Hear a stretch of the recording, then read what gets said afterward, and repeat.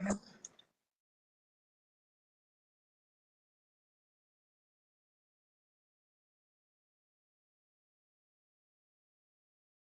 to call this meeting to order. Is that?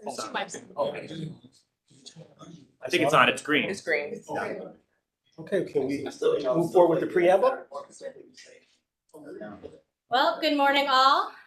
Happy March. It's great to see you. It's great to see a packed room of people excited about our city's policies and where our city's headed and here to comment and be involved democratically. I'm going to read the preamble and the procedures and then we'll proceed with our agenda. So, in compliance with notification requirements of Ohio's open meeting law and section 101.021 of the codified ordinances of Cleveland, Ohio, 1976, notice of this meeting has been publicly posted. All boards and commissions under the purview of the City Planning Department conducts its meetings according to Robert's Rules of Order. Actions during the meeting will be taken by voice vote. Recusals from any vote due to a conflict of interest should be stated for the record prior to the taking of any vote. In order to ensure that everyone participating in the meeting has the opportunity to be heard, we ask that you use the raise hand feature before asking a question or making a comment. The raise hand feature can be found in the participants panel on the desktop and mobile version and activated by clicking the hand icon. Please wait for the chair or facilitator to recognize you and be sure to unmute and announce yourself before you speak. When finished speaking, please lower your hand by clicking on the raised hand icon and mute your microphone. We will also be utilizing the chat feature to communicate with participants. The chat feature can be activated by clicking the chat button located on the bottom of the WebEx screen. Instructions are at the bottom. Call-in users can unmute by using *6. All meeting activity is being recorded via the WebEx platform. These proceedings are also being live streamed via YouTube. All requests to speak on a particular matter submitted through proper channels have been considered. We've also received emails from those who have provided written comment on a particular matter. Proper channels for comments are listed below. Communication with members of this body must follow proper channels for consideration. Any comments received by the Wednesday deadline are collected by city planning staff and disseminated to commission members prior to any scheduled meeting. Next. A little bit about the meeting rules and procedures if you are new to the Planning Commission. So the chair will call each agenda item, and then each applicant will be invited to proceed through their presentation. Each presentation should be completed prior to questions and comments from the commission in order to facilitate a smooth presentation. Once the presentation has concluded, the chair will ask planning staff to summarize any design review committee recommendations, if it's a design review case, and any public comments received. The deadline for public comments is noon on the Wednesday prior to any regularly scheduled planning meeting and will be read into the record. Any comments received by the deadline are distributed to commission members prior to the meeting through Dropbox. Staff will also identify any members of the public present and scheduled to speak.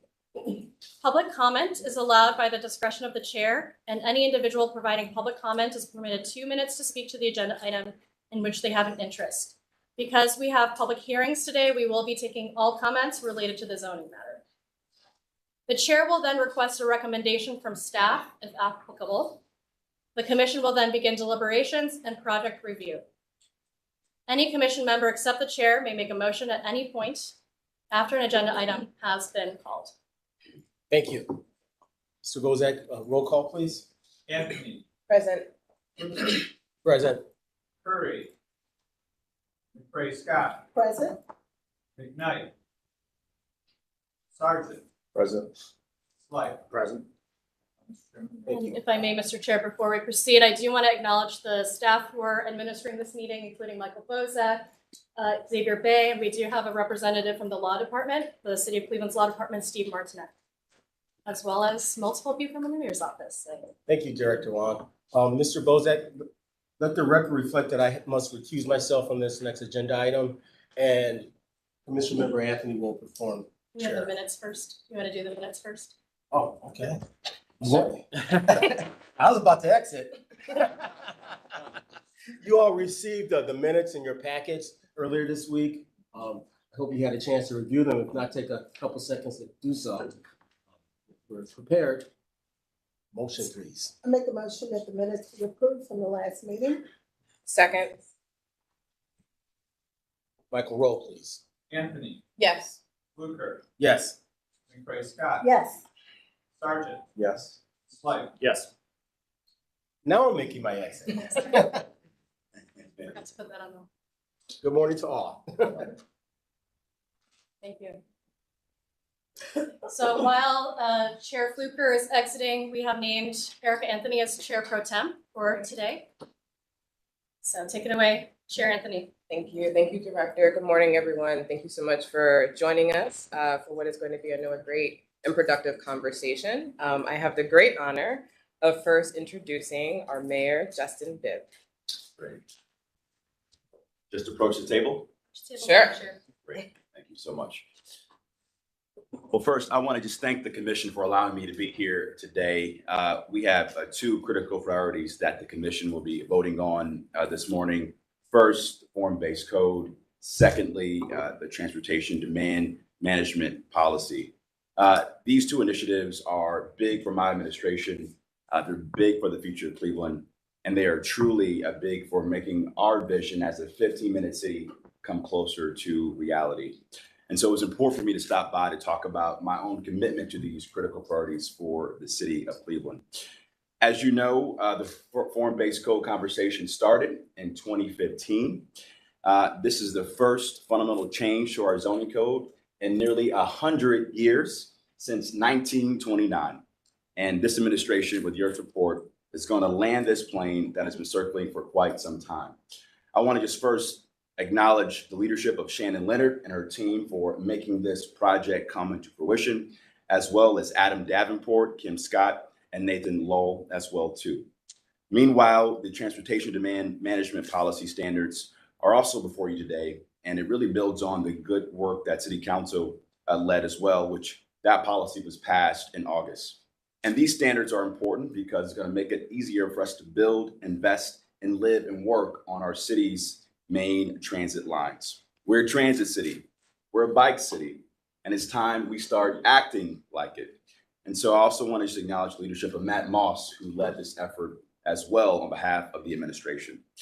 And so I want to just spend a few moments talking about why I'm excited about these two critical initiatives. I think these two policies are going to make it easy for us to be a city that truly builds in a more inclusive and equitable way. These two policies also support small business development. They support housing growth, and they also support more equitable, inclusive economic development in all of our neighborhoods. And finally, I think it will go a long way in bringing our neighborhoods closer together as well too. And we've seen these policies work across the country, from Buffalo, Cincinnati, the list goes on. And I'm really excited for Cleveland to also be a national model of best practice when it comes to 21st century urban planning. So again, I'm excited about these two initiatives. I'm excited to bring my vision of having a city that truly prioritizes people over cars come closer to reality. And I think we're all going to be excited to see how these new policies shapes the future of our city for the next generation. And so I look forward to the continued work ahead. And I want to just thank the commission for your continued and thoughtful and visionary leadership. Thanks so much. Thank you, Mayor. Am I allowed to stay for a little bit? You can stay. You may. And Madam Chair, if I may, if we could go back to the prior slide and read the agenda item for the, Sure. to call for the agenda item. Thank you, Director. So today what is before us, first up, is zoning map and text amendments. We're looking at an unnamed ordinance 2024. There are a number of wards that are impacted by this particular amendment. Ward 4, Councilmember Gray. Ward 5, Councilmember Starr. Ward 6, Councilmember Griffin. Ward 7, Councilmember House Jones. Ward 15, Councilmember Spencer. Form-based code, final map approval, and final text amendments. Am I turning over to you first or to Shannon? I would like to make just a few brief comments before we begin and Shannon goes through the technical presentation. Thank you, Mayor, for your support and all that you stated today. And I believe that equity inclusion is going to be a common theme throughout, whether directly or indirectly through these policy changes. One of the things I wanted to demonstrate is our current zoning code. This is a packet of our current zoning code, very well loved. But I would compare it to doing calculus with a word problem. It is really hard to use. It is 92 years old and it's very difficult and is actually favors those who know how to use the system and know what they're doing. This is the new form-based code. Diagrammatic, it's visual, it's colorful. Much of it is simplified into smaller text, less about paragraphs, more about diagrams and photos. And we really believe that in order to democratize planning, zoning, which is highly technical, highly legal, needs to be well understood by all. We rank 93rd out of 100 as a city in terms of private investment. We fall short with our peer counties when it comes to housing construction and housing supply, which puts a lot of undue pressure on our current neighborhoods, our existing housing stock, our current units. That is an issue that we seek to address. We also know that zoning is quite restrictive, which Shannon will go into a lot of detail. We really want to seek different kinds of housing, missing middle housing that blends well with our neighborhoods and provides different kinds of housing opportunities all across all ages, all backgrounds, all economic situations. So for us, we really believe this effort aligns with many key planning studies done regionally and locally over the years.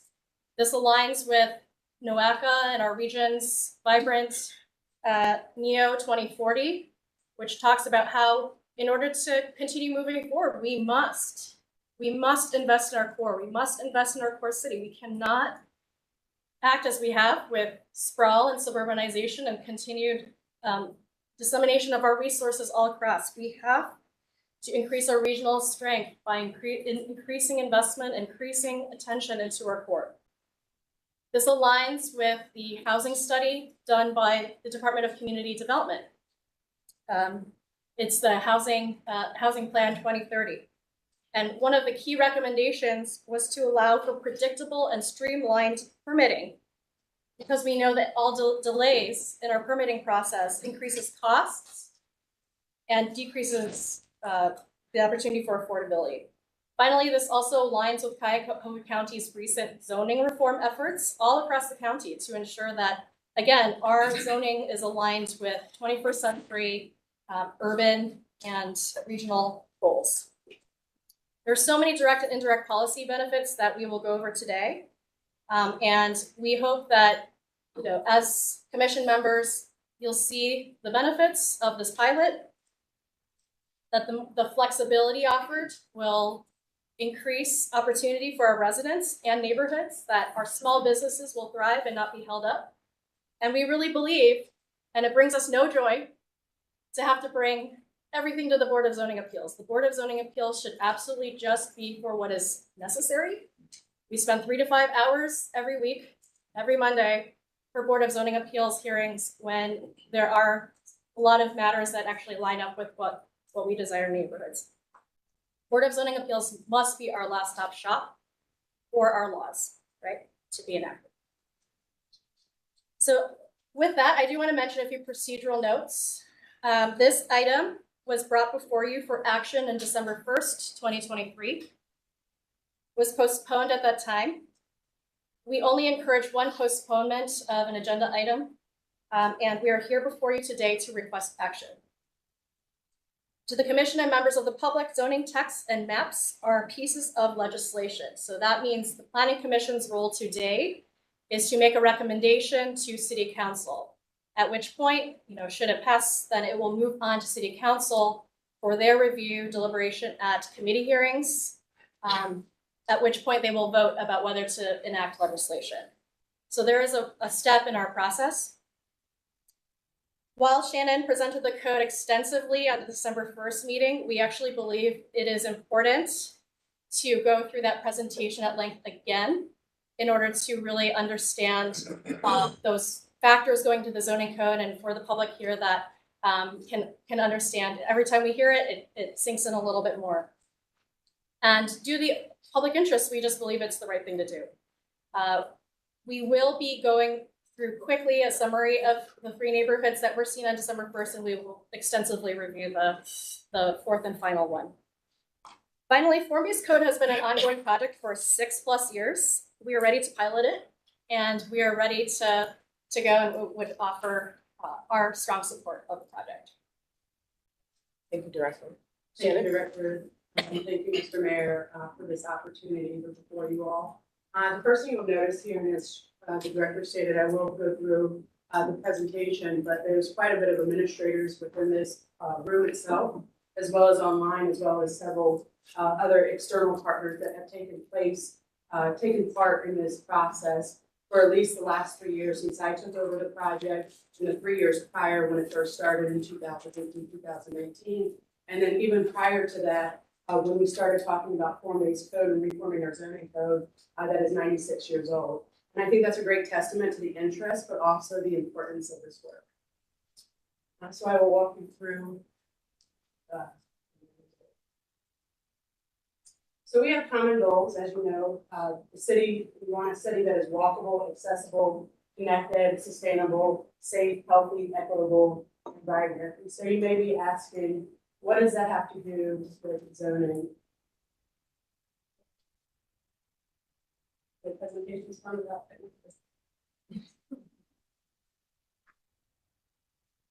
Saber, can you help run it? Oh, Should be good.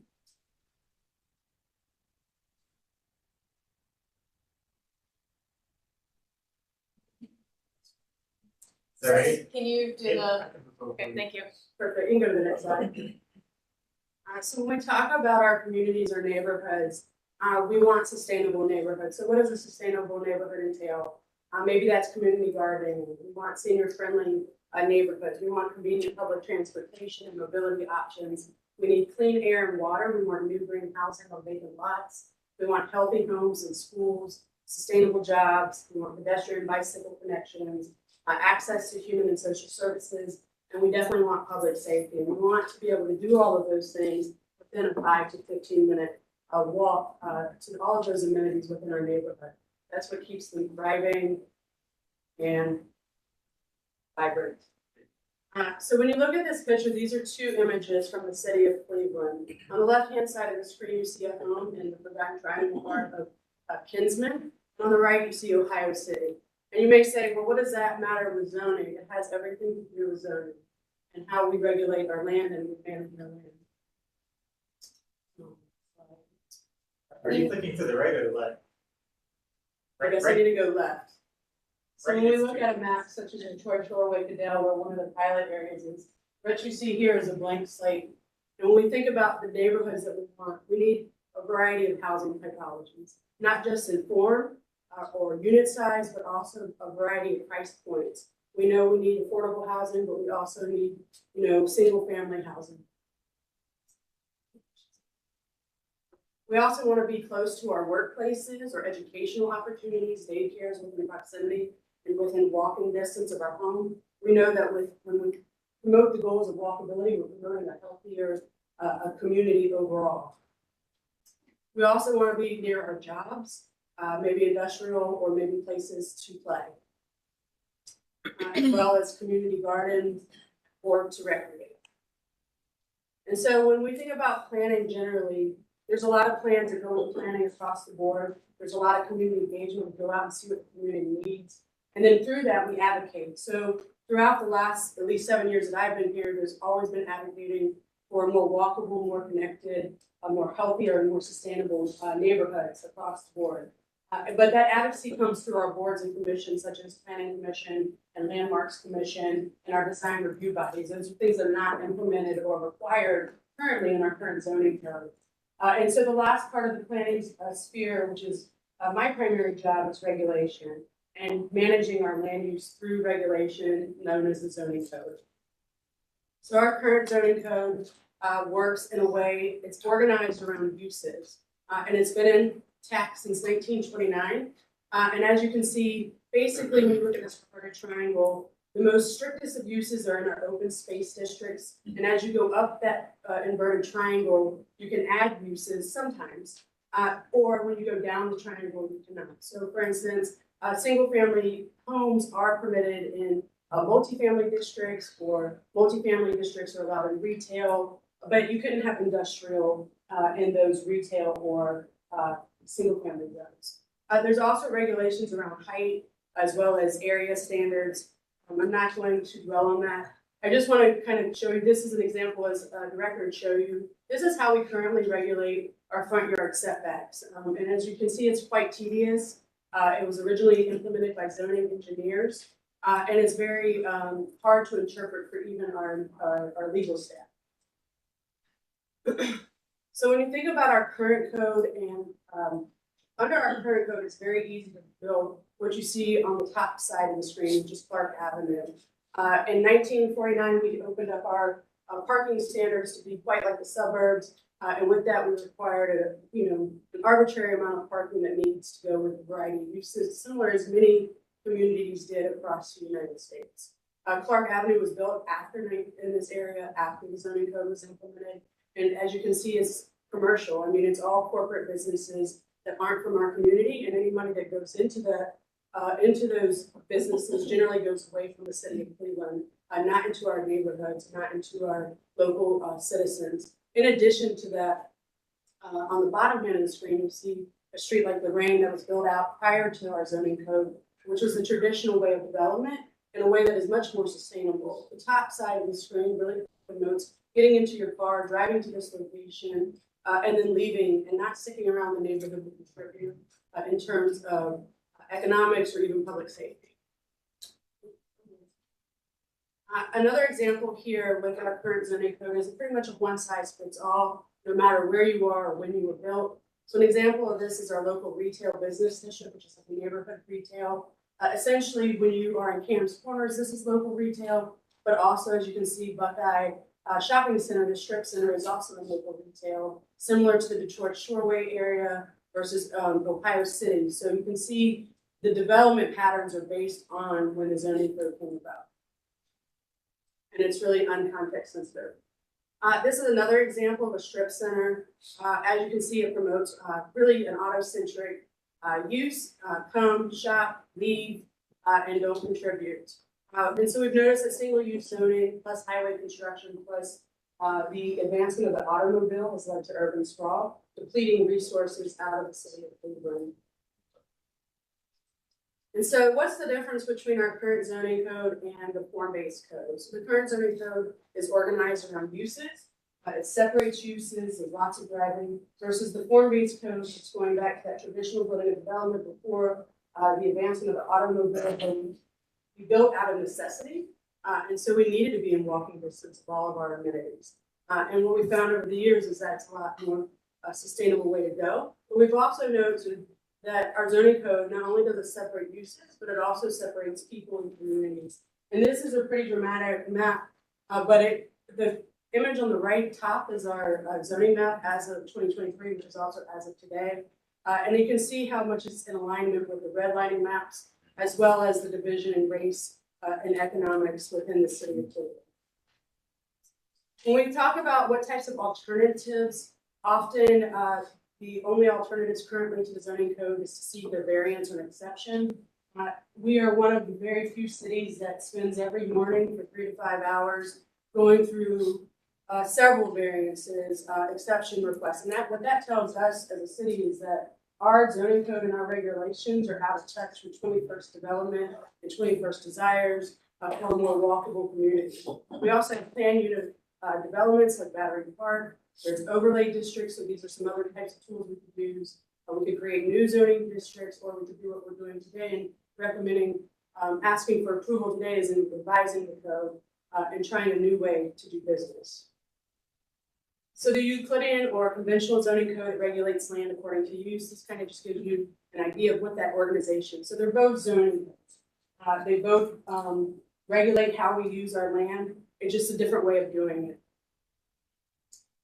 So what is a form-based code? So a form-based code still regulates the land, but it regulates more so around those planning and design principles that we have currently been advocating for in the last however many years since the 80s, since designers were started. And really making sure that we have context-sensitive new development or infill development, and looking at height, citing where does that building sit on the sidewalk or to the property line? What does that form? Do we have glazing or transparency? That allows for more windows and doors, but that also allows putting eyes on the street. And putting eyes on the street means people are more safe because people feel safer to not only walk down the street, but also to shop at businesses. And then it still regulates for use. We're gonna make sure that we're regulating for compatible uses, but that's not gonna be the driving organizational factor of the code itself. And so what were the steps to implementation of this project? Again, speaking to the collaboration that this project has taken, not only internally, but externally as well. There's been 26 interdepartmental and internal reviews. A variety of people, many of the people in this room that work here at City Hall have read, if not all, some parts of the code. There's been 16 external reviews, so people that actually work in the development world, whether that's a community development corporation, an architect, a developer that specializes in the projects that we're regulating here. We really wanted to make sure that what was being proposed through ourselves and the consultant made sense and was actually buildable and doable. We received a lot of feedback, we consolidated those comments, and then we had a formal law review through our consultant attorney, Mr. Todd Hunt, who's also here today in our law department. And then in terms of the last couple of years, on May 29th, we did a public draft release on our website. On June 9th, we held a zoning workshop with the American Institute of Architects, ULI, several attorneys throughout the city, as well as the American Planning Association, and that was open to residents after the event. There was also a public feedback collected throughout all of this time, even up until as early as earlier this week. We also had community meetings with the Huff neighborhood as well as the Detroit Shoreway Cadell neighborhoods throughout the fall of 2023 to go back out and re-engage the community. Obviously, this project started pre-COVID. Then we had a worldwide pandemic, we had some changes, and so we needed to go back out in the community and talk to them. And then we also talked to the community as well. And then we had another community meeting with the Detroit Shoreway Cadell area back in February. We've had formal legal reviews, and then here we are today. So that public engagement process, I'm not going to walk all the way through it, but essentially we started this process with our consultant code studio that has done form-based codes all across the United States and even in some places here in Ohio. So Northeast Ohio, Akron adopted a form-based code for their Merriman Valley. And then you also had Pequot down in Dayton that's used the consultant, and they actually chose a consultant after we did. We just have taken a little bit longer. This process is a little bit more tedious. And so we had a Detroit Shoreway Visioning charrette week. Our staff, as well as the consultant, went out and biked and walked the neighborhoods, and Mr. Adam Davenport can discuss that a little bit more if there's questions. And then from fall 2019 to early 2020, we had meetings with Burtonville Carr and Fairfax for the Opportunity Corridor maps that there's been planning for the last several years. And so then obviously COVID, and then we had community meetings over time. So as we move to the new code, when did we start this? We really want to introduce principles and concepts to the form-based code. So we want an easy to read format, clearly defines expectations for new development, and creating a transparent and predictable administrative process. Throughout the years, there's been a variety of events that have happened, whether that is an update to our zoning code, like the urban form overlay in our mixed-use corridors, or the best practices and zoning symposium in 2015, and then there's been little updates over time. So the form-based code, the three primary objectives is to have residents-centered neighborhoods. We want simplicity and accessibility, and then we also want efficiency at City Hall. So now I'm going to shift away from the why and how we got here and talk about the actual document itself and how that fits in and what we're regulating for in terms of the text. And so this is just an example of some of the images from the code itself. This will fit in under, currently our zoning code is under Part 3B Land Use Code Zoning Code. It's chapters 325 to 359. This will slide up under Entitled 7A, known as Cleveland's Neighborhood Form-Based Code. When we talk about the introductory provisions, the first thing you'll see in the code is just listing out all of the various zoning districts and these areas that you'll see when I show you the regulatory maps. The other thing that you'll see in every zoning district, what it starts off with is the first page We'll give you the name of the district and a brief overview of the intent of the district. It's highly pictorial, give you an idea of like, this is Urban Flex, this is what you can expect.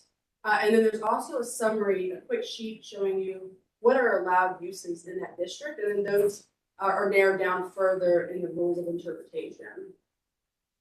What you'll also see here is throughout these districts, these are the regulations for this site, for this district. So for the House 4, which allows up to 4 units, these are the site requirements. So what are those dimensions, area requirements, and then you have the building requirements. So what's the massing, what's the height, what's the build to line, how many windows, doors, things of that nature. And then the next section goes into general applicability. This is great for administrators across the city of Cleveland. Basically, you can open up and say, what do we need in an application to adjudicate this application? So if it's new construction, you need to include all of these things. But if it's just a change of use, you might just need to show us your amenity space or your transition space and things of that nature. And so we'll go through these. I'll try to go through these pretty quickly because I know you all saw these on December 1st. But I'll also go through a few of the updates that have occurred since the last time we met. We met with the Urban Forestry Commission. We met with the Department of Office of Sustainability. We met with the Mayor's Office of Capital Projects, Construction and Engineering, and they had proposed a few edits. And so I just want to walk you through those since they're different than the last time. And so basically the rules of interpretation starting 2.2.1 or 3002.2.1 is the general provision. So one of the major differences with this code that allows a lot of flexibility that our current code doesn't have is the fact that we're regulating around sites. And a site can be a lot or it can be several lots within that site. The next thing we regulate for is the really looking at where the primary street boundary line. This gives us a lot more flexibility as how we adjudicate these projects to make sure that any type of mixed use or commercial project has as least amount of impact on the residential side streets. The next thing is site width. That's really looking at how wide the site is that you're building on. And so, for instance, if you have front access with a driveway, your site width needs to be at least, I think it says 35 or 25 feet.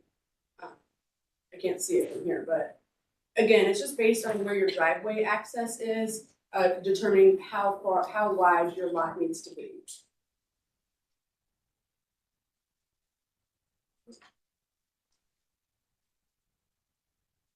Again, this is also if you have rear access, what that width of your lot needs to be. The next thing we regulate for is amenity. This is something we've been advocating for that's not required in our current zoning code for any type of developments that come through the city. What it's saying on more of the more commercial projects is that you're going to need to have at least 10% amenity space, whether that's amenity space for your tenants or for public. That is regulated in this code, and that's something that the Planning Commission and Landmarks Commission has generally advocated for across the board. The other thing that we'll talk about is streetscape. This is where the biggest changes have come since I last saw you all.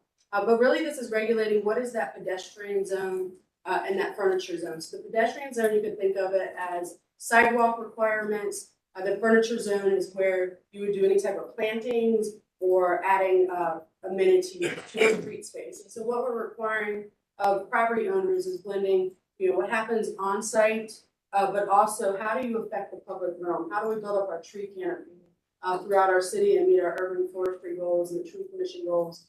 We have Jennifer Kipp online. She can kind of walk you all through some of those modifications that we made at the end of this presentation. But the Urban Forestry Commission did vote on the changes that the various departments asked for, and they passed it. And so we implemented them. The only thing that we cannot implement from those meetings was if you don't have enough space on your lot to add a tree, we can't require you to basically dig into a fund or go put a tree somewhere else. The next part is treescape. Again, this talks about the tree canopy. The other thing we did was we removed the pedestrian zone and the furniture zone for our H3, H4, and neighborhood districts. And that's really because the general sidewalk in these districts is generally 3 to 4 feet. And there was a lot of concern that by doing that, we would preclude people from being able to add to the tree canopy within a 4 foot width. In addition to that, it also, requiring that public pedestrian easement that you can with commercial users. It's really hard to do that on our residential side streets when people's lots are short as is. The next thing is setbacks. This is really talking about similar as we currently do today. So what's considered front yard setbacks today will be the primary setbacks here. Side yard setbacks, side street yard setbacks, things of that nature. And again, you measure those for the right of way. The next thing that our current code doesn't have, and actually does in reverse, has something called transitions. And what this is saying is where you have commercial buildings or mixed use buildings or higher intensity buildings or heights next to a smaller residential neighborhood, which most of our streets have that along the major corridors, we're going to require a 10 to 15 foot ground story buffer with intense screening. But anything that's over 2.5 stories or 24 feet is going to have to step back towards that commercial corridor. So right now you get a height bonus if you step back towards the property in the rear view. In this case, we're saying push that height up towards the commercial corridor so that the residential neighbors can have more privacy and feel more comfortable, and it's not such a drastic change. The other thing we regulate for is street build out. How much of your building has to be on that property that's built to the front to create those walkable neighborhoods. The next thing is massing. So that's really looking at the scale of your building. So what does that look like? You have a front porch. What's the height? How tall is it? Things of that nature. Story height is the actual, in our current code, we regulate from 35 feet up to 900 feet. In this code, we're regulating stories. So generally going from 2.5 up to 7 stories. And then the next is windows and doors. And this really speaks to the transparency that I was referencing earlier in terms of making sure this is another advocacy item otherwise seen in our urban form overlay districts, in our pedestrian retail overlay districts, really making sure that these shop front windows have transparency onto the streets so that people feel safe walking, but also shopping at your business.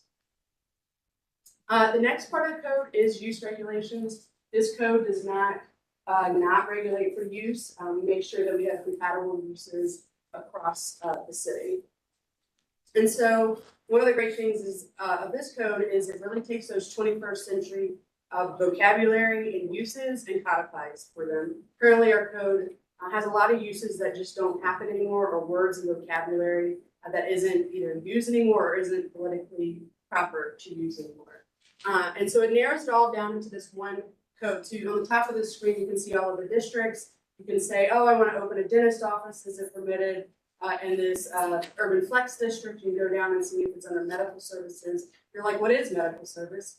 You can check in the additional use standards. It kind of goes into that. The other thing that we edited here was the urban agriculture. What you can see on the screen is what was proposed. After talking to our food systems partners as well as Office of Sustainability, they really wanted us to modify the urban agriculture standards, and we modified those things. I shared them with Ms. Morgan Taggart and Zainab Pixler to bring to the table. And so we adopted most of the things that they requested. Some of those things require bigger conversations, such as like composting on site, but we're eager to work with them in the future to address those items. And then the next section is development standards, and this is really around parking, access, driveways, landscaping, screening, fences, things of those nature that you still have to regulate for. This code currently doesn't require any type of minimum parking standards, but it does regulate for where you can park on site and how that parking should be screened. This does fit in with the transit demand management that Mr. Mock will be presenting to you today. Any projects over 5,000 square feet will still have to fit into that, that are within those high frequency areas will have to abide by that program that you all adopted in August. The landscaping and screening standards, those also have been modified based on the Urban Tree Commission's request, as well as Office of Sustainability, and we made those edits that I can walk you through if you'd like, or allow Jennifer to kind of talk about them. And then the last thing is outdoor site lighting or landscaping and screening. It kind of goes into this a little bit further.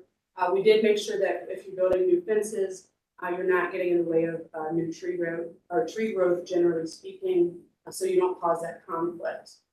And then last but not least is the outdoor site lighting. And this is similar to our current code where we just require, please don't bleed out into your neighbors, and it gets a little bit more specific. The last section of the code besides definitions is the administration and how this code is different than our existing code. The administration of this code is going to start with a pre-application conference with the zoning administrator. City planning becomes the de facto zoning administrator, but that's not too different than where the city is going in terms of trying to streamline the zoning process throughout the city.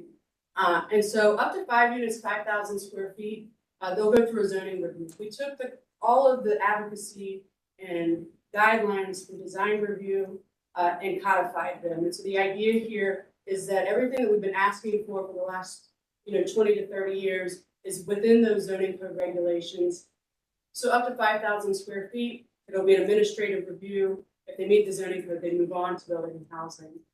For 6+ units to 5,000 square feet and up, what you'll see is all projects will go through a pre-application conference, and then they'll go to what's known as the technical review committee. The last time I was here, we called that the administrative review committee. We've updated it to be technical review committee to be more precise about what is happening here.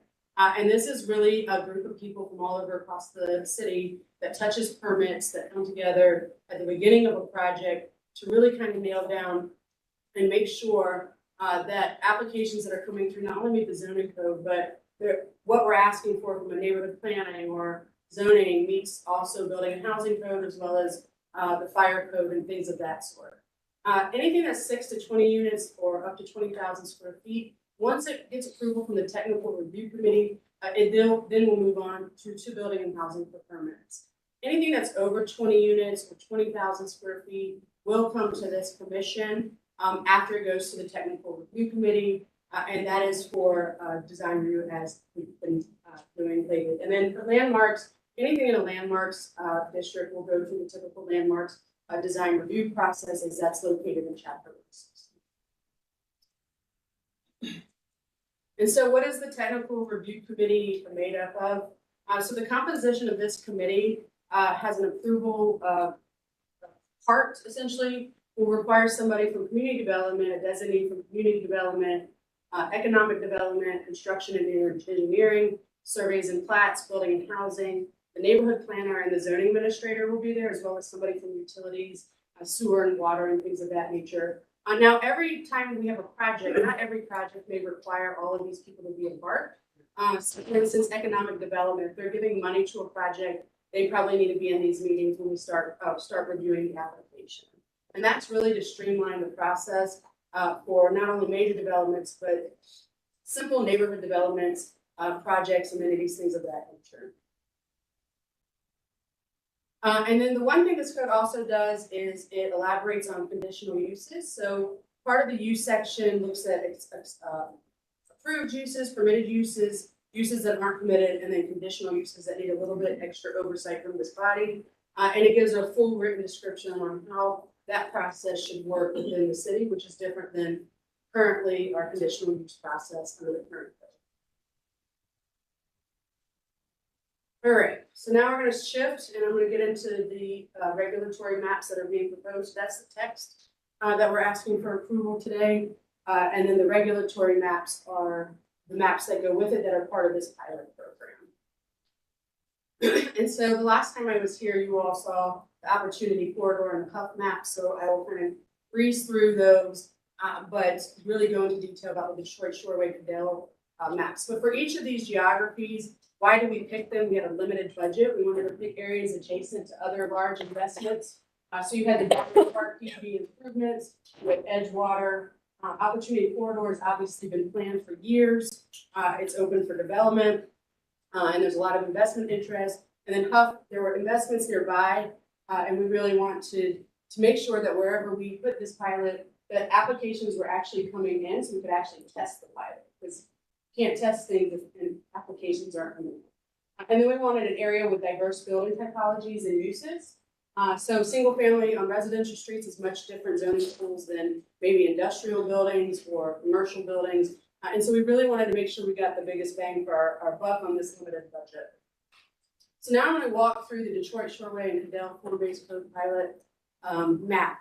And there's been some edits since we've met with many community members based on their request that made sense, that was within the context of the street. Obviously, in 2019, when we started this project, there was a lot more vacancy and not as much development, so times have changed a bit. But I'll walk through those changes with you all in the audience. Perhaps.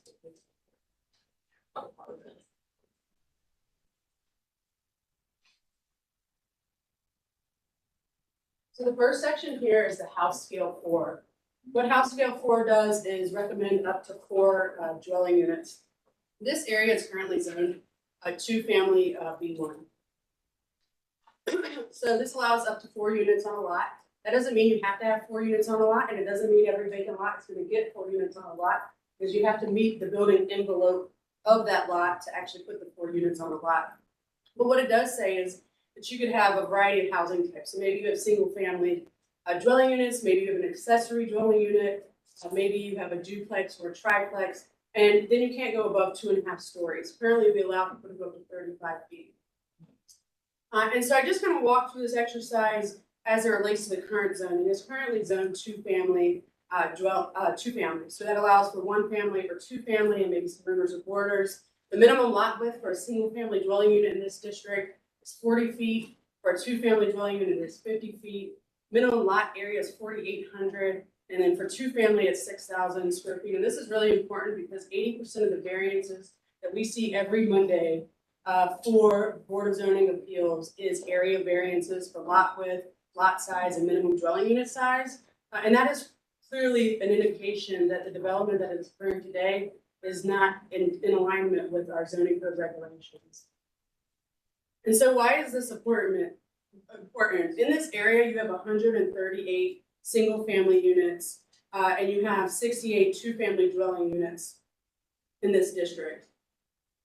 And so within this district, we know for a fact that 100% of the 2-family dwelling units in this area are 100% do not meet the minimum lot width, and that a little bit under 20% for single-family dwelling units do not meet the minimum lot width. And then when we talk about minimum lot area, which is the bulk of the variances that we see, we know that 88% of 2-family dwelling units do not meet the minimum lot area requirements of our zoning code, and over half of single-family dwelling units don't meet minimum lot area requirements.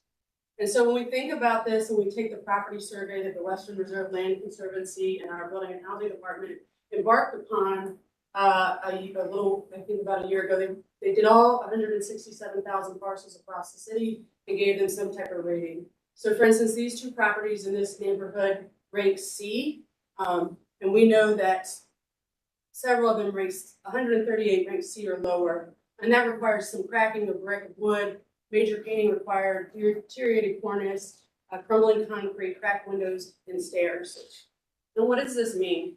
So what this means is that we have a non-conforming clause in our code that says anything that is more than 50% is destroyed by acts of God or whatever cause can't be rebuilt. And so we know for a fact that if we need variances or we already have non-conforming lots, generally sometimes people won't be able to get traditional mortgaging, financing, or it really promotes cash transfers across the board, which reduces the traditional home investments in our neighborhoods. And then others may find difficulty insuring the home. So how can the form-based code help in this area? Where this will be adopted, all existing lots on record, whether they're non-conforming today or not, will become legal. It will respect both the existing and desired development patterns within the city. It promotes adaptive reuse and rehabilitation. It reduces non-conformities across the board, which supports home-based business, effective infill standards. It streamlines the regulatory process. It expands access to home ownership by permitting accessory dwelling units, cottage courts, a variety of housing typologies at different price points. And it doesn't regulate that minimum lot size that we require under our current code unless you have driveway access, the maximum gross floor area, the minimum lot width, or the minimum dwelling unit size, which allows for a much more variety of housing typologies. So what does House 4 look like? It doesn't, like I said, it's not going to be 4 units on every lot. They would have to meet the setback requirements of that code, of that section. But these are some of the options of what House 4 could look like. And again, to do any of these items, you would have to fit within that building envelope of the code itself. And so maybe you're an extra unit in a home that looks like a traditional home on the street. Maybe you're 2 duplexes, or you have up and downs or things of that nature. The next section is the neighborhood 2.5. What 2.5 here represents is the stories permitted. So what we're allowing here is up to 8 units, at 2.5 stories.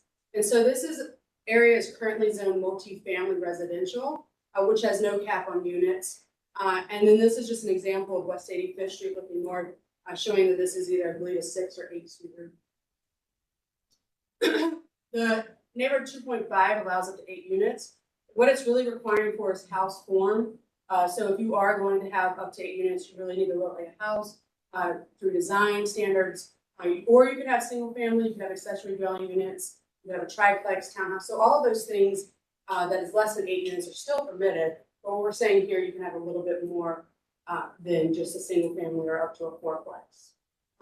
Cottage court, this is a type of product that we really don't see in the city of Cleveland, and that's because our current zoning code simply doesn't allow it. It makes it way too expensive to build.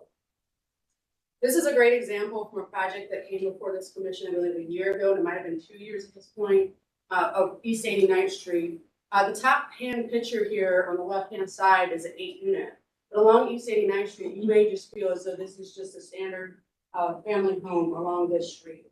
Or in the bottom picture is a 3 unit. Again, showing you how 8 units or 3 units through the design and the requirements of the zoning code under the form-based code can provide a variety of housing types. And again, this is just showing you how that fits in within that street. East 89th has historically had very large homes on it. And so the 8 unit fits in well here, and you really don't even realize from the street that maybe there's 8 units in that home. The next is a neighborhood flex. So again, this allows for up to 8 units, but it allows for up to 3 stories. And these are along Detroit, north and south here, where it's currently zoned in some areas, either industry or local retail or general retail. And then up at the corner, where the bridge is at Desmond and Lake, that is the existing context. Neighborhood flex allows for 8 units, but also allows for very small scale retail within your neighborhood districts. And so maybe that's a small ice cream shop like you see over off a bridge, or maybe it's McNamara's Bar, and upstairs they have a residence. Another example of what that might look like here is making sure that you have urban buildings pulled up to the street with activated facades. Again, really emphasizing those windows and entrances and making sure that we put the parking to the rear to make sure that we don't have any type of conflicts with pedestrians. The next section is Urban Flex 3. Urban Flex 3 is your neighborhood retail. Where you see this in blue, it's currently zoned general industry, semi-industry, residence industry, general retail, local retail, multifamily. When we were doing the charrette process, a lot of people found that vacancies provide opportunity for higher intensity development along Detroit and some places of Lake. It perceived some of these areas as dangerous areas because of the vacancy, and then the orchard was underutilized. And so we really wanted to make sure that this type of development here, this urban buildings pulled up to the street, again, that activated facades and the parking to the rear, and allows a variety of residential, commercial, mixed use. And it does require shop front on the first floor. And so an example of that would be here along Detroit, where you have the shop fronts on the bottom and you have residential above. Maybe those shop fronts are, local business or service, social service available for the neighborhood. And then this allows only up to 3 stories in this district, number 5. Funny. The next section is the urban node 5, and this is really for these nodes, these high intensity node sections at the corner of Lake and Detroit. And you say, well, where did you get 5? The urban node 5 section is for the mixed use shop front. So really for more mixed use intense buildings, we want the shop front again. Pulling it up to the street, we're activating not only the private realm, but also the public realm. I really want substantial windows, higher ground stories for elevated environment, and we're proposing 5-story stores. And that 5 stories comes from the original context of the street as well as some of the existing buildings. And so this is just showing you some history here at this intersection of what used to be here. And so this is what's currently here. You all may be very familiar with the Burger King site at the corner, as well as one of the most dangerous intersections in the city of Cleveland. And so what this form-based code does, and under the regulations of it, it says, hey, any new infill development that goes here, the Burger King is currently non-conforming with our existing zoning. It'll continue to be non-conforming, but if they were to redevelop it, this is something that it could look like that the city could partner with the property owner to make sure that we have the proper amenity and plaza space, as well as the proper streetscape to really enhance this area of the neighborhood. And this is just a rendering that the consultant worked on with our city department, as well as our partners, to see what this area could really look like in the future under these regulations. This area also has that transition we discussed before. This is required again wherever you have a lower intensity next to a higher intensity. The next section is industrial flex. This is an area of light industry mixed with variety of uses. So it preserves existing industrial. It allows residential, makerspace, arts, and employment activity. Buildings reinforce the industrial character and history of the area. Currently, in some of these areas where it's zoned semi-industry, it's immediately adjacent to general industry, which if there's any residential in that area, it's non-conforming. Also, currently, the height districts here run from 35 feet up to 115 feet, and we're saying let's bring that down to 3 stories to 7 stories. So this is the existing context. As you can see, there's plenty of existing industry, but there's also some legacy industry. And so the area, when we did the charrette, really found that they wanted to maintain some of that industrial activity as needed. People want to be close to their jobs. They want to live close to their jobs. We want to preserve existing industrial character. We want to create pedestrian and bike connectivity throughout the site, extend the street network through the site, and design for mixed and flexible use for the future, but also create maybe potential makers or arts district in here. And so this is just giving you some examples of the properties that were here in 2019 and what they look like today. And so really to kind of narrow down the height, the existing height here is quite high. It's 115 feet, which actually can go up to 175 feet, 60 feet, and 35 feet. And what we're proposing is to go down to 7 stories, 5 stories, and 3 stories, and that's really to be in context with the surrounding single family, 2-family, and 3-family residential neighbors. And so this is showing what, if you were to build this out, what that connectivity could look like if you expanded the street network through the site, making it available for the neighborhood. And some exist images of what this could be in the future, or what types of buildings would be developed under the code. And so what you have here is the existing versus the proposed. The existing is a mix of 2-family, multifamily, local retail, general retail, and our most heaviest industrial districts versus what we're moving to here under the form-based code. Now, this is the Huff neighborhood form-based code. There's several districts here that were also in the Detroit Shoreway map that I just showed you, so I'm not going to go through those on repeat for fear of boring you all. But the Huff neighborhood form-based code, we reviewed background documents, existing plans similar as we did with Detroit Shoreway Cadell. We defined the pilot area, we assessed the existing positions, we visioned through hands-on workshop, which actually ended up going online due to COVID-19. And there was a freedom zone performance done by a group here locally in the neighborhood to really show a performance of redlining and how zoning and how those two interact. It was really great. It's on YouTube if you want to see it. And then there was a week-long charrette with those folks as well as the rest of the community. And then there was a create character maps and make regulations around it. There was also an online Huff interactive map that occurred. We asked people to go in, tell us what they enjoyed about their neighborhood, what they wanted to see through the neighborhood. It was a real robust discussion online. And then there was a visioning process. From that, we took and developed character areas, which are now the zoning districts that are being proposed. The current zoning here is mostly multifamily and 2-family, as well as some industrial and very minimal commercial. And this is really important because when we go back to talk about from the very beginning of this presentation, when I talk about quality of life, and we wonder why do we not have a dentist office, or why can't we go to the bank, or why can't we go get coffee? Zoning plays a part in what you can do where. And so in most of this area along Cuff, there is no even neighborhood retail permitted currently. So that investment is driven away. This area also focuses on infill housing. We're proposing here the house 4 scale that you saw previously, as well as the neighborhood 2.5 scale. And I'm not going to go through this, but this is just giving you an idea. We're really looking for a variety of housing types at a variety of housing points. We know that that's more sustainable, that allows for aging in place, multi-generational housing. Maybe your college kid comes home and they can't afford rent, but maybe they can live in your accessory dwelling unit for a little while. So these are all the various housing types that are allowed under up to 8 units. The next section is multifamily C3. This is your generic multifamily. It's called community 3. 3 represents the stories. How many stories can you have here? And so we're proposing community 3 across pretty much south of Chester. South of Huff before you hit Chester. The current zoning here is mostly multifamily. Again, this allows up for units, as many units as you can fit within that building envelope. We want to make sure those urban buildings are pulled up to the street with activated facades. Again, windows and entrances are key here. This is what we advocate for under planning commission. And we're really just trying to regulate for that to make sure that our streets are safer and our neighborhoods are more safe. The next is community flex 4 that allows for up to 4 stories. And so as you can see past 73rd, north of Chester, that is a zone here.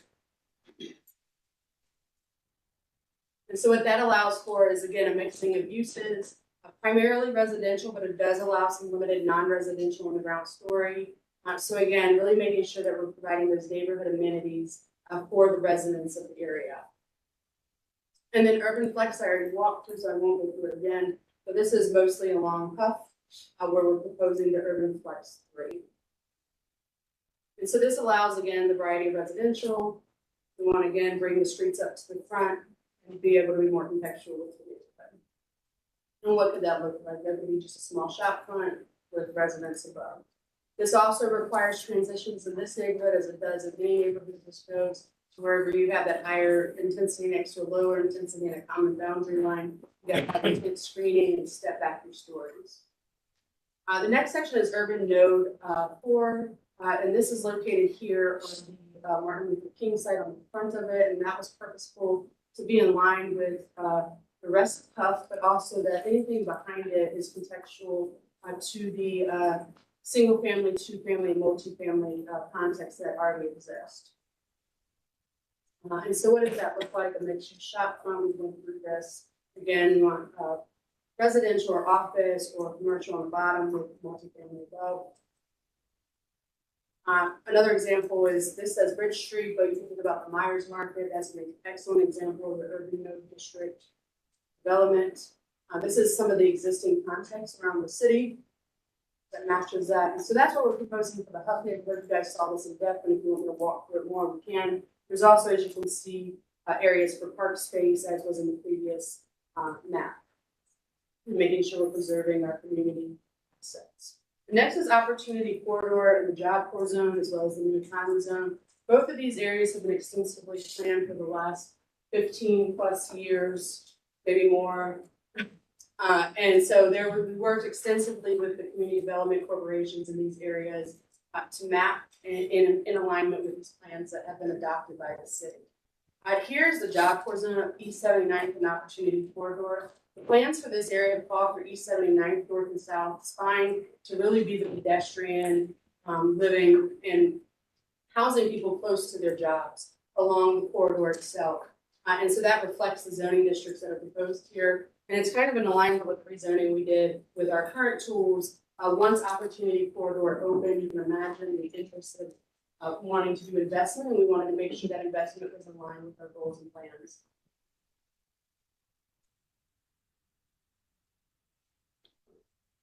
Again, we're along that corridor is the urban node or the urban flex districts. And then along the corridor itself is it's called Urban Innovation Campus. And that's for that more suburban look with high low-tech manufacturing, distribution, light industrial research and development. There is no residential permitted here because the idea was really drive the residential, and the shopping experience to East 79th, Yeah, please. and leave along the corridor. Leave along the corridor to be, really our job creation zone. So that's the job core zone that we're proposing. The next is the new economy zone. Again, I'm not gonna go through every district. But it says, urban, the only district that you haven't seen here, in this map is the urban innovation 4 zone. And again, this is allowing for, this, follows the map of, the CDC as well as, the council president in terms of really wanting more of an urban campus office district, biotech, maybe high-tech, pharmaceutical, residential, and upper story. So really making sure that, you know, we are not conflicting those types of light industrial and to-go uses, or more modern industrial uses with our residential. And again, we're pulling those urban buildings up to the street, activating the facades, putting the parking to the rear, and the height here maximum is 4 stories. So that circles out all 4 maps that we're proposing and asking for you to adopt today. I just want to walk through a couple questions that we've been getting continuously over the last 3 years. What does this mean for my neighborhood or expedited development and affordable housing? So our current code allows for 1 family, 2 family, and multiple families. What we see is single family development, 2 family development, as many units as you can build on your multi-family lot that fits within or go seek variances. And what we're saying is we want a variety of housing types and housing points, price points. So this allows for a more gentle density increase if we go into our more single family districts. It addresses minimum lot size and lot width, etc. And so what does this mean for my neighborhood and affordable housing? It promotes a variety of housing types, so that missing middle that is so critical in our neighborhoods that we need. It encourages that gentle density that we discussed that we don't really see because it's pretty much impossible to do under our current code. It allows for predictability and transparency. The whole entire purpose is to do the visioning at the front end so the neighborhood knows what's coming, codify for what people want and what people already have. And then that way, when the project comes through, everybody knows what's coming. And it's not a murky experience for everybody involved, or that ends up at board of zoning appeals where, you know, a lot of variance happen, maybe people don't want that to happen, et cetera. And so we're really codifying for those things. There's no dwelling unit minimum size, and then it allows for the aging in place, the multi-generational housing, in-law suites, as well as accessory dwelling units. And then, so why should my residents or our community want this? Again, it's an intense community vision engagement process that happens first, and then we turn that into regulation. So you have the advocacy, the engagement, the planning, and then we regulate for it. That's the process. It really promotes equity in all areas of the city by allowing for a variety of housing types, as well as providing proximity to our businesses, as well as our jobs and our amenities, where can we work and play and live. It promotes healthy city of health. It allows citizen participation in the decision-making process.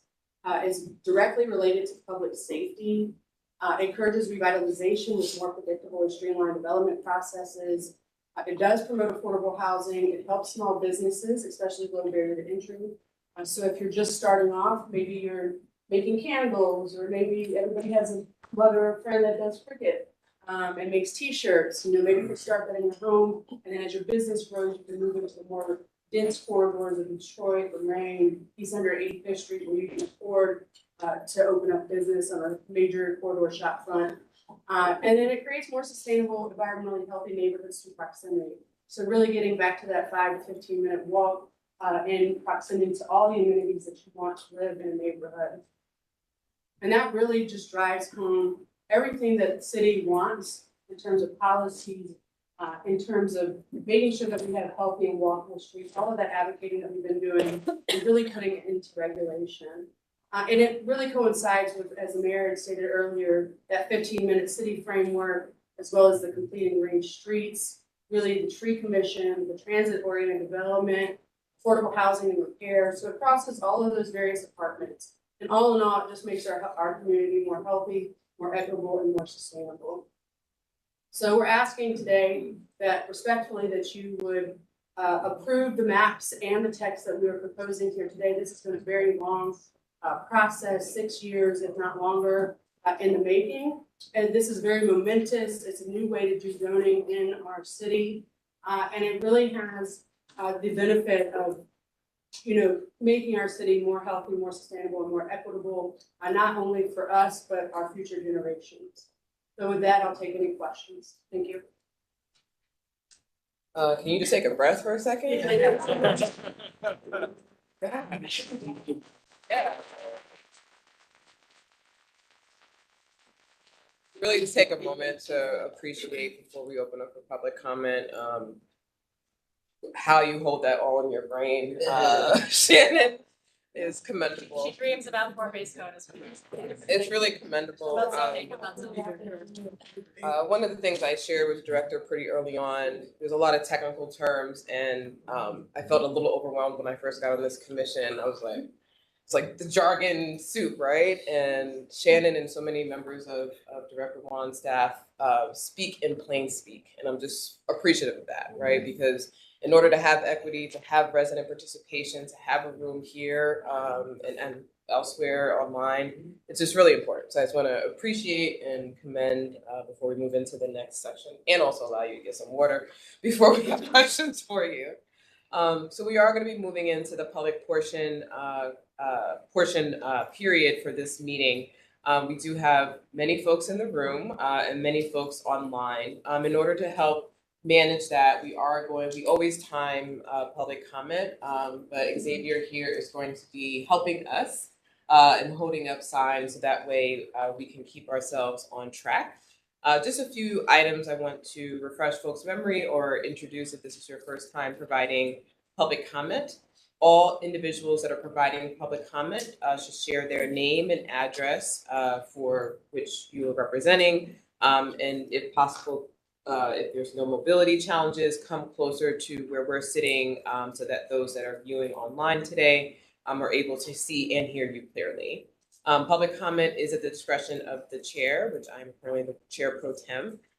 Request to keep comments focus on the zoning proposal and maps.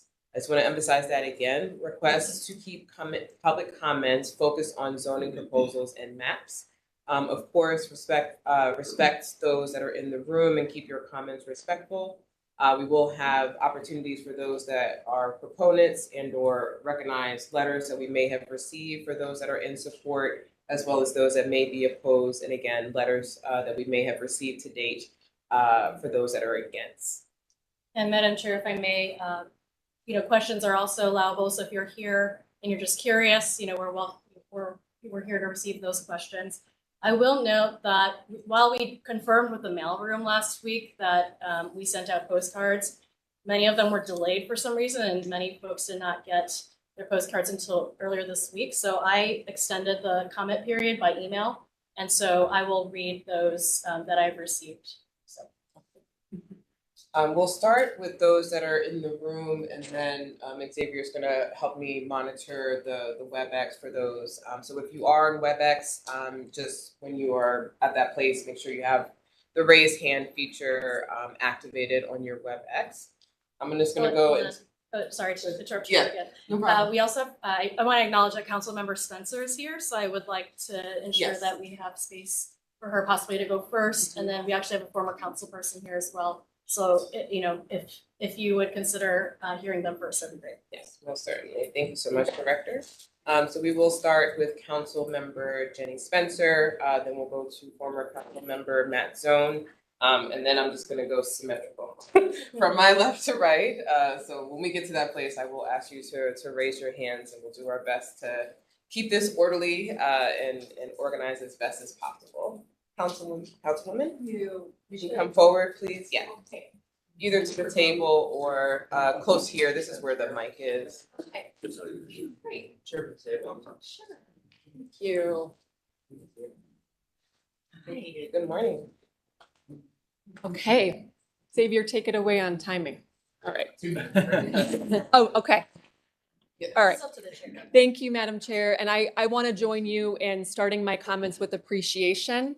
I would like to take a moment to thank planning staff who really increased their engagement in my ward over the past several months. After questions emerged last year whether residents and stakeholders had been given sufficient opportunity to engage with this process, planning mailed hundreds of postcards and flyered businesses in advance of a community meeting that they hosted on February 7th. So I'd like to thank planning staff for that. Unfortunately, as the director noted, hundreds of postcards were also mailed for today's Planning Commission meeting. And although they were postmarked last Friday, my residents did not receive them until Wednesday, which is 2 days ago and gives less than 48 hours notice for this meeting. So we don't find ourselves in an ideal situation, because I think most of us would agree that less than 2 days notice for a public meeting held on a Friday morning at City Hall is insufficient for most people. I'd also like to highlight that the updated text of the form-based code was not posted publicly for review prior to this meeting, unless I'm mistaken. The code is not just a map change, but a lengthy document. It does have images as well. Again, there are some process challenges here as this commission is being asked to vote on revised language that residents in the pilot area have not yet been able to review. I would especially like to thank my residents for their engagement. I can count on Ward 15 residents to ask insightful questions and to show up. One poignant question that my residents have raised, and I do want to bring it forward here, I will confess there was a time last year when I was considering asking Cadell not to be included in the code. And that is because there are real displacement pressures being experienced in the Cadell neighborhood. And although the code does aspire to increase density, which could contribute to affordability, for example, by adding accessory dwelling units, which I support, at the same time, it seeks to streamline development, and it does remove certain parts of public process, which could shine a light on Cadell saying, come develop here. And I think residents do have very genuine concerns about that. People in my neighborhoods are actively being displaced due to rising rents and increasing property taxes. So there's a real and legitimate concern that an overheated market could accelerate the pace of that displacement and attract speculators and investors who are in fact speculators. I'm almost done. Another key point is that I believe planning should clearly define what success means and looks like for these pilot areas. How will we know if it's been successful and when it's successful? How will this be evaluated? One suggestion my residents made that I thought was very interesting was whether the commission would consider establishing a citizen advisory board to monitor outcomes over time. I look forward to hearing the commission's feedback today, and I will be working closely with Development, Planning, and Sustainability Chair Anthony Hairston as this moves towards council committee. I also look forward to further exploration of key points, including administration of this code. Thank you very much. Thank you, Councilwoman. Thank you. Shannon, did you want to respond to some of the comments and questions? Can we take questions? Well, I was just thinking for the council members, Okay, and then there'll be a lot of information to retain. You want me to respond? Yes, please. Thank you, Councilwoman Spencer. I appreciate your comments and the comments of your community. Excuse me, I'm sorry, I'm losing my voice. First and foremost, we have, this project started, like I said, 6 years ago. It was a taxpayer-funded project approved by council at the time, and that council approval was repeated 3 times as we extended the contract over the course of the project. About 275,000 public dollars have gone into the project. It has not been always perfect in terms of engagement, but there were several changes. Obviously, we had a worldwide pandemic. We had staff changes, we had administration changes. But I think that when we talk about this project, overall and overwhelmingly in terms of zoning across the board, public engagement, in my 7 years here at the city, for this specific project has gone above and beyond any other project or any other rezoning or any other text amendment ever.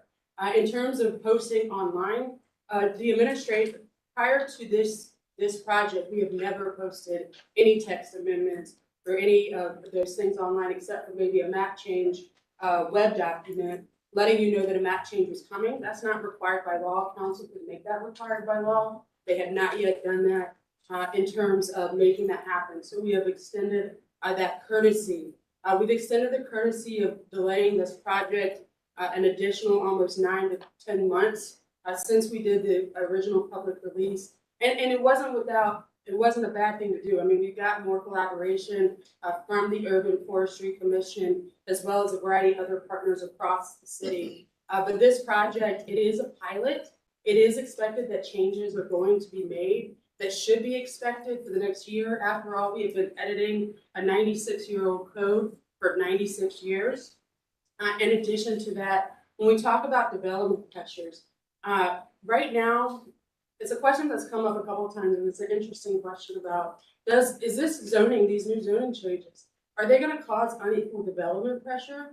Is that gonna be different than the unequal development pressure that already exists across our city? When we add urban form overlay districts, we don't suddenly get a rash of investment, the zoning in and of itself isn't going to be the driving force of development pressure. Cadell and the Detroit Shoreway area has a significant investment pressure because of the Battery Park, the investment into Edgewater. You have one of the greatest assets in the entire city of Cleveland as it relates to recreation and play. So people wanting to live in your neighborhood is going to happen, and the city can work with, zoning as a regulatory form, but it has to work with the various other departments of community development and the mayor's office of capital projects and economic development to ensure that, the displacement and gentrification does not occur, as well as with the county in terms as it relates to all the tax challenges that come with investment and development. In addition to that, it's the code that we currently have there is what's making the process murky. It's what makes it unpredictable and unexpected. We have gone through 6 years of really prepping the communities and making sure that they understand what's coming and understanding this is what could come. If tomorrow somebody proposes a 14-story building here, it's not going to happen because we're saying only 7 stories. So I think that's something really important to understand that the process is murky already. We're trying to clean that up and be more transparent.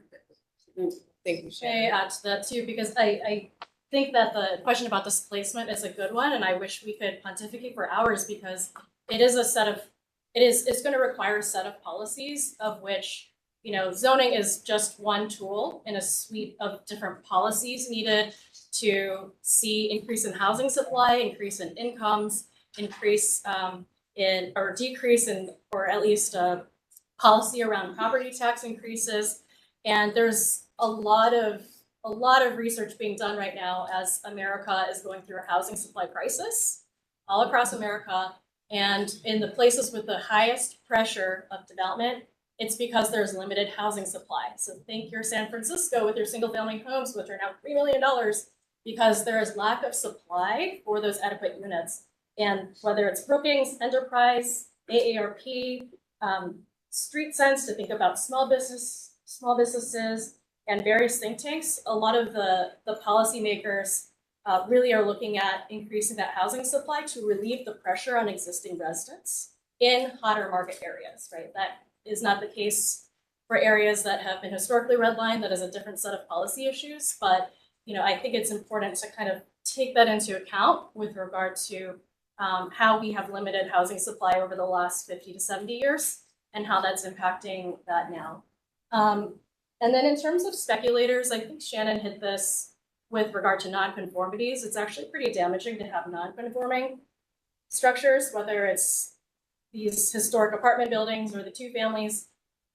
Shannon talked a lot about how if you cannot get your zoning verification or even like your zoning approved, it is harder to get insured or harder to get refinanced. It's difficult on people who have existing homes or live in existing homes, and even for property owners to reinvest. So I want to hit that point hard because we have nonconformities over so much of our city. Chief Building Official Tom Vanover could speak to that as well, as he is going into many of these structures. And I think we're doing a disservice to our residents if we continue with nonconformities. That makes it easier for speculators who have cash to come in and again, variety of factors.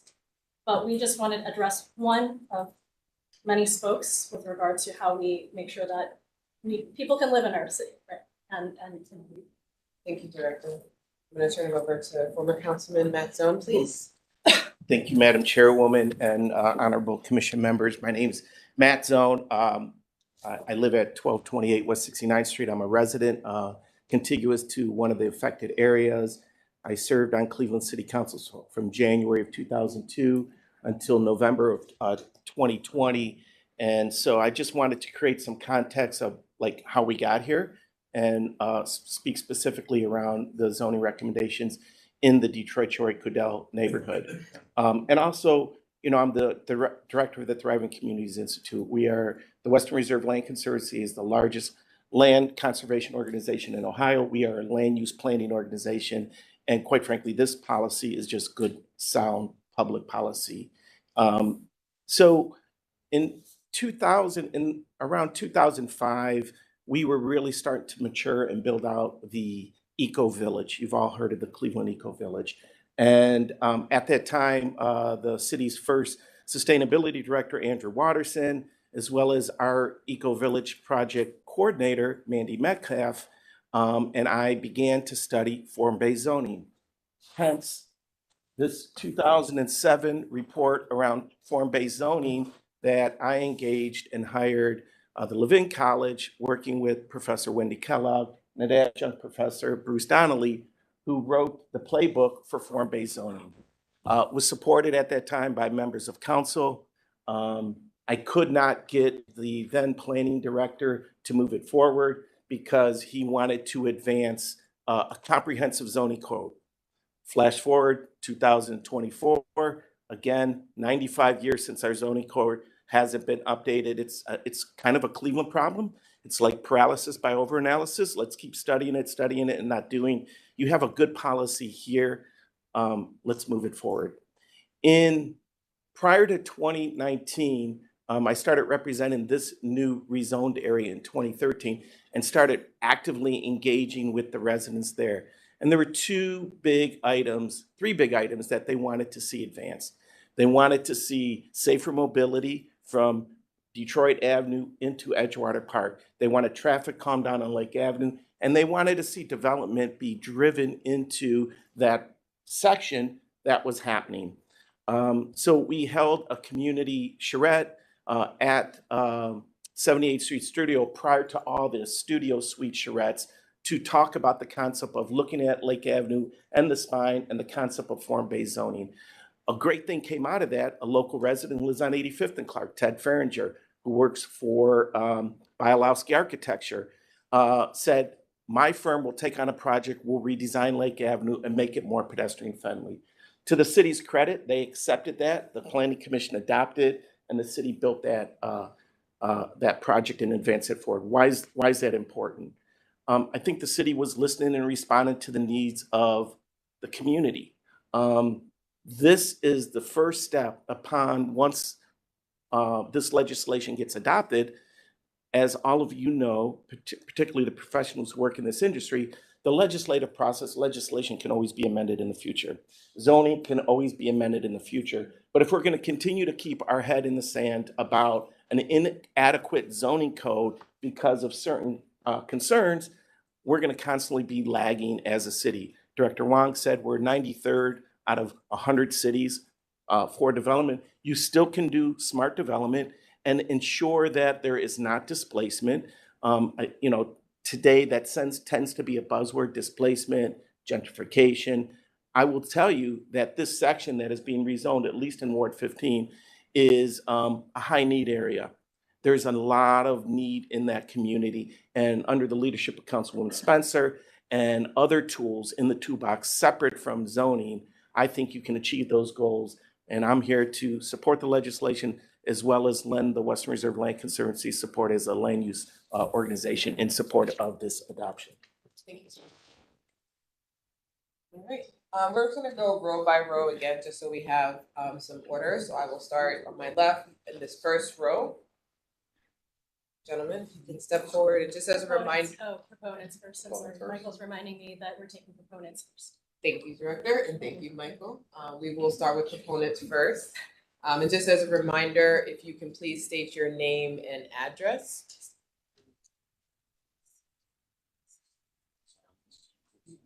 Hello, I'm Tom Vanover. I am the Chief Building Official for the City of Cleveland's Building Department. And I just wanted to provide a little bit of context from our side of things. One, I applaud the fact that there's 4 pilot areas. All too often in government, we pass regulations that are all encompassing without having that test to get all the bugs out. So it's extremely encouraging that this is the 4 pilot areas. One of the things that's most encouraging from a building and housing permitting aspect is the predictability of what one can build. In 1929, when our zoning code was began, and it's had some changes over time. I think if we can all just think about what the country and the planet looked like in 1929, there's a lot of things that happened right there. Very shortly after, there was a Great Depression, and then we were in the middle between 2 great wars, and we've had multiple changes to the country since then. Then we went through the 70s and 80s when everybody, when the urban sprawl really happened. And what we deal with is we are a country of laws. Everybody knows that. And we have this body of rules that is the zoning code, except for none of the rules actually apply. Because, and it's extensive document from signs to uses to setbacks. But when everything that existed before doesn't comply once the code is passed, everything that comes before my office has to go through this process of whether it be going through a design review committee or committees, possibly also a landmarks committee, and then it goes to the planning commission here and works with the communities and all the community development organizations to get to a place where they decide, yeah, this is good, this is gonna work. And then we do a zoning code review and say, all of that stuff that you talked about, it doesn't matter because it doesn't comply with the zoning code. And it never can. So you've already talked to 7 people so that you can talk to 9 people, so that you can sit before 8 people, and then go before a board of another 6 people. And as long as all of those people are with you, are on your side, so to speak, then it works. But if there's people, if there's dissent in all of that, and that's a lot of folks, then moving forward is difficult. So what we find is that the number of projects that we can't even begin the building code review, understanding that once you do all of that, then the state of Ohio has 35 codes and standards that are roughly 700 pages each that you have to comply with in order to build that thing. So you have to go to the Board of Zoning Appeals, and then there's a couple meetings there. What this does from our perspective is limits what's happening inside, because the market, we found the market really kind of, and the people and the needs of the people have a tendency to think, what you need in your community. Form-based zoning and what's proposed says we're mostly concerned about what the outside block looks like. We want things to be uniform. We want uniform access. We want this. Right now, what we deal with is the number of variances for houses that didn't comply. The minute they signed the zoning ordinance, 100,000 houses didn't comply. Sorry, we're just gonna need to wrap up in about 30, 60 seconds. Thank you. That's okay. So, and then the uses, where with the code that as it's written, it's very use centric.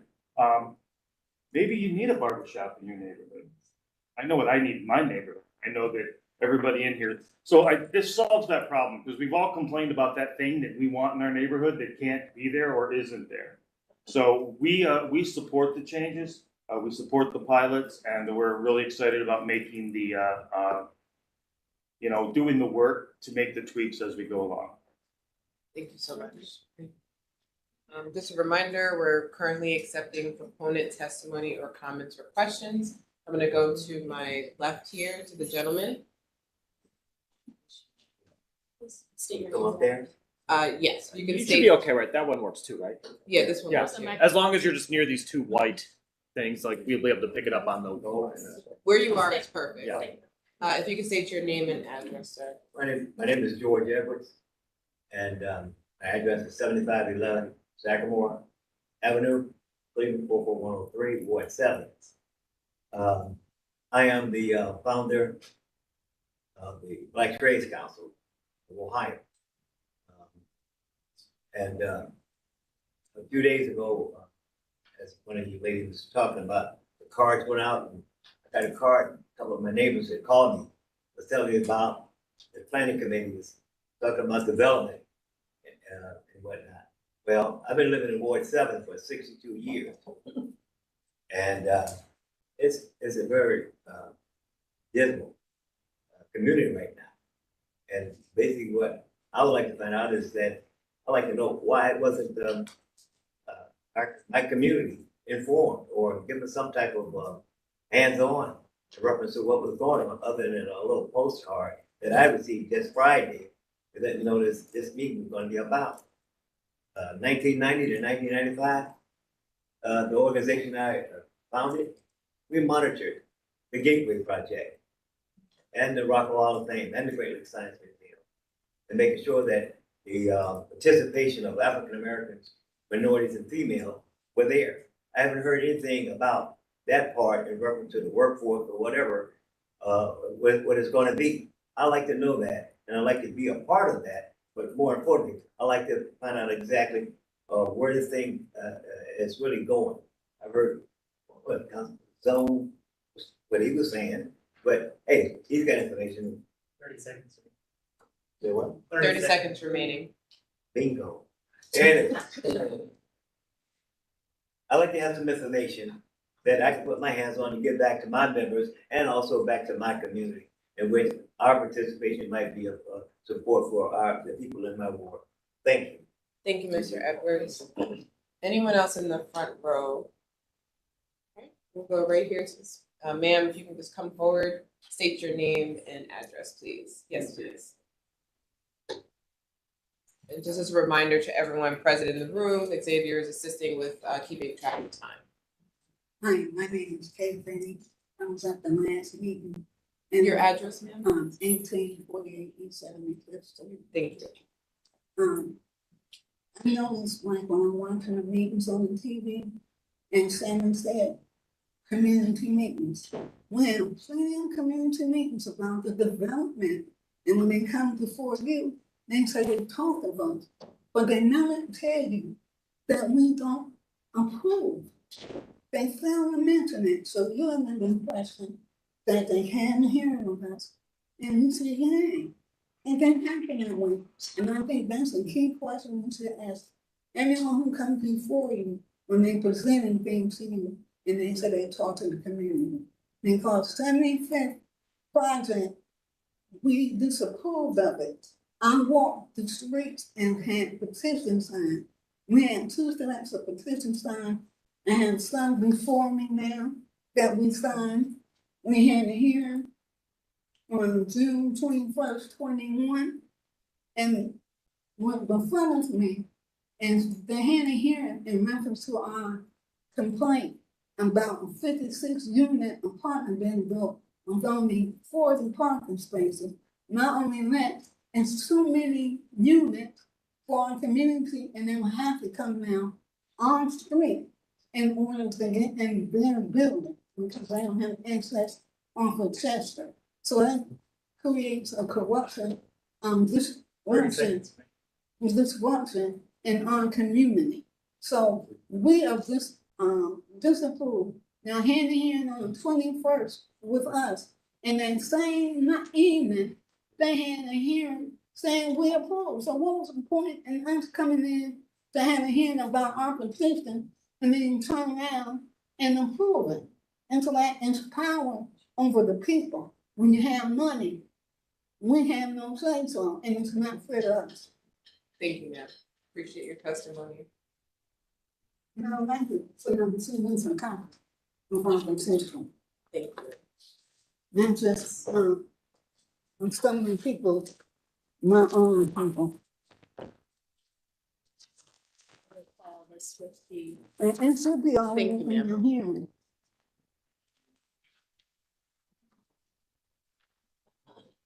This is a sign. Thank you. So, Thank you so much, ma'am. Anyone else in the second row? Yes, sir. Thank you so much, ma'am. Can I stand here or do you You want me may. to sit? All right. I don't want to put my back to Shannon, who is the star of the show today. Good morning. My name is Alex Pesta. My office practices out of 12205 Washington Boulevard. I am a planning, I do city planning work. I'm also a registered architect, and I want to co-sign that the current zoning code does not work. It is a broken, almost 100-year-old document. Mr. It's Pesta, Chief I'm Vanover. sorry. Apologies, for those that are here present, we do need everyone to be quiet, so that we can have proper attention to the person that's speaking. Thank you. Used to it, thank you. To Chief Vanover, the current zoning code does not work. In our work, we do a lot of work on the east side of Cleveland. Almost every single project and initiative that we work on requires a handful of variances. And all we're trying to do is build up parts of Cleveland that have historically seen disinvestment.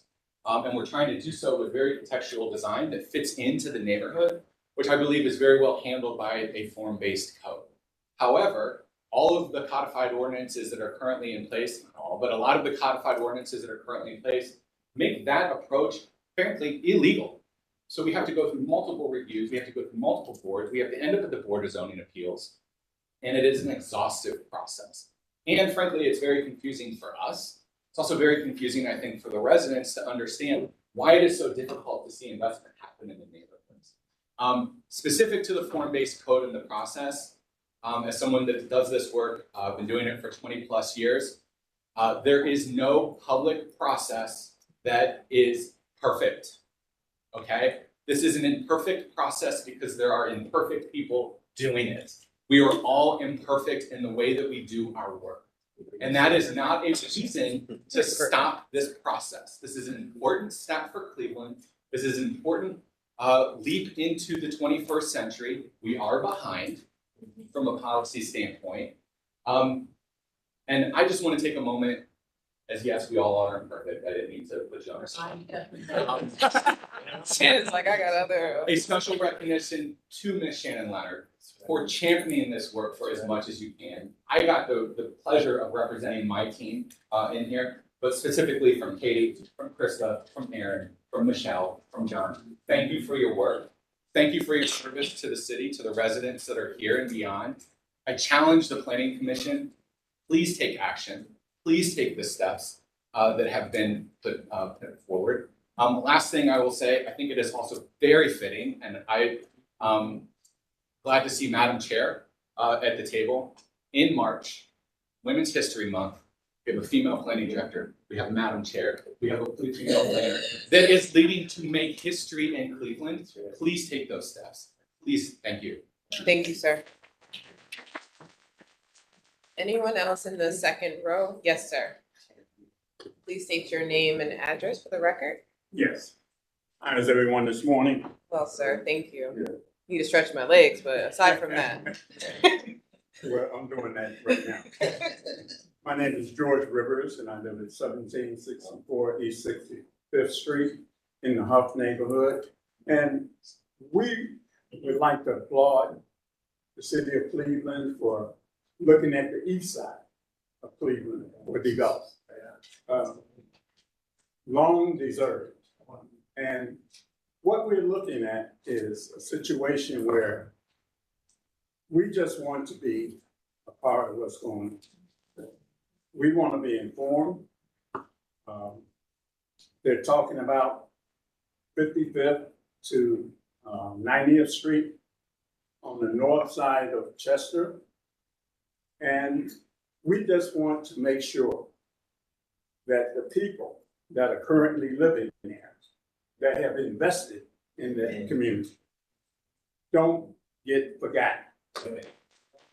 That we are a part of what's going on, and we will enjoy progress with everyone else. Thank you. Amen. Thank you, sir. Next gentleman, yes, please. I know, gotta stretch those legs, been sitting for a while, sir. Take your time, take your time. To Madam Chairman, to distinguished Madam Suzanne, Remember your name and address, please. Harry E. Cook III. I live at 1756 East 65th Street, Cleveland, Ohio, 44103. I have a printout here for each one of you all. If you can call me, I'll pass it. Yeah, we can pass them down. Yeah. I don't know, I think I have enough, I'm not sure. The reason why we came today, a lot of this in here is what we gave you the first time when we came down. Got a letter to the director, to Bertha Beautiful. And as a matter of fact, we have a petition of over 35 or 40 people that have signed. All we're asking, and we're pleading and begging, that you would, between Huff and Chester, between 63rd and 65th, that you would reconsider. Because when we moved back into the Huff area, Fannie Lewis, who was our councilman then, she wanted homes in this area between 63rd, 65th, between Huff and Chester. She wanted homes there. And we would rather have market value homes being built in that area. Of course, you see here what I gave you. We got over 35 people that had signed the petition. That if you would just consider a little mustard seed of not touching this area, because we've been there since '98, and this is our last dreams before we go up. And we would just love to have to keep that area residential, because I know a lot of folks that, matter of fact, the one house is worth $385,000. The other house is worth $350,000.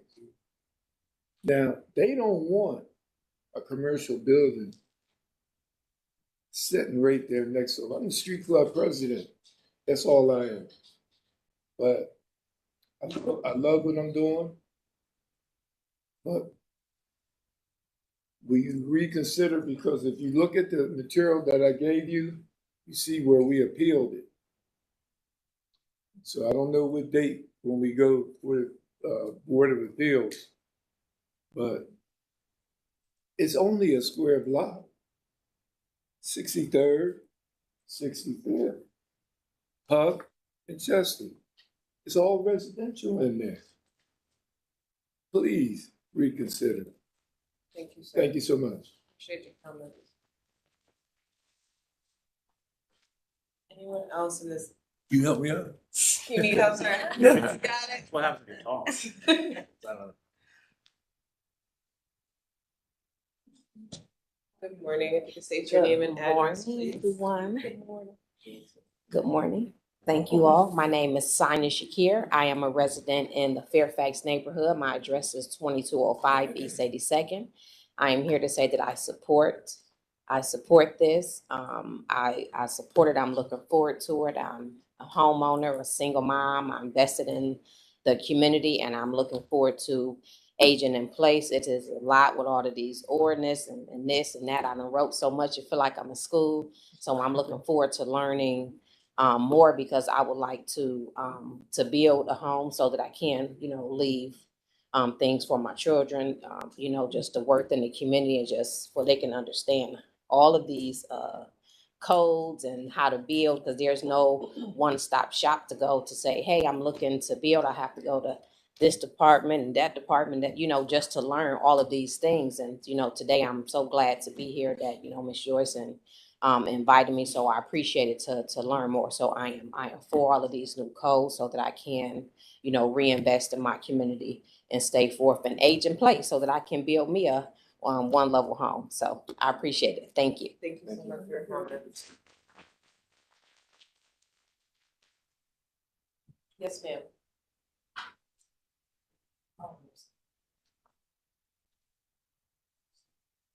Hello. Good morning. My name is Vicki Williams. I live on East 75th Street, which is the north side of Chester in the Huff neighborhood. I've been there for 30 years. I want you to know that I support about 50% of this project. I do want change. I do want to be able to go to restaurants and coffee shops in my neighborhood. However, I do not want large apartment buildings. I do not want it where investors come in and they build large structures and there's no parking and it affects the neighborhood. Too congested, large population. I do not think Huff area needs that. We need more single family homes, homes like the one gentleman said, market rate. There was a lot of investment in Huff. The house diagonally behind me is $700,000. I live in a $250,000 home. I do not want apartment next to me. So I support change when it comes to businesses, but keep the homes where it's single family. Thank you. Do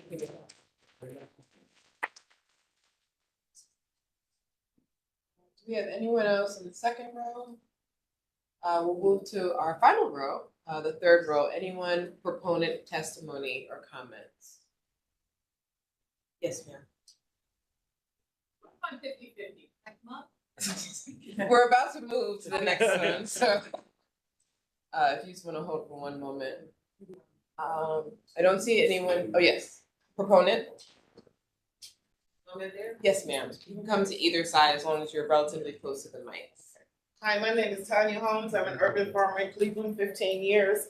And I'm glad this is happening. We need change. But as an urban farmer, there's some things that we ask for. We're hoping we get it. Because one thing about urban farmers in Cleveland, we also help our summer youth kids through the summer, keep them safe, teach them how to grow food, and all of that entails. We also clean up some of these empty lots that's not getting taken care of by the city. We have the kids clean up some of these empty lots, keep them busy when they don't have work at the spots. So just keep that in mind. Urban farming is important in Cleveland. Thank you, ma'am. Amen. Matchmaking. It's still morning time, right? It is still. Good morning, everyone. So Khalid Hawthorne with Famicos Foundation, 1325 Ansel Road. Famicos Foundation supports this change in the code. As mentioned before, the existing code doesn't work well for anybody. Residents, developers, anybody. This just creates from the beginning, it's a challenging process. What this code represents is balance. So what you have now is you have this, but trying to get to is this right here. There will still be feedback. There will still be feedback from the community. You still get your feedback here at the Planning Commission for projects, but hopefully that project will be very much closer to something palatable.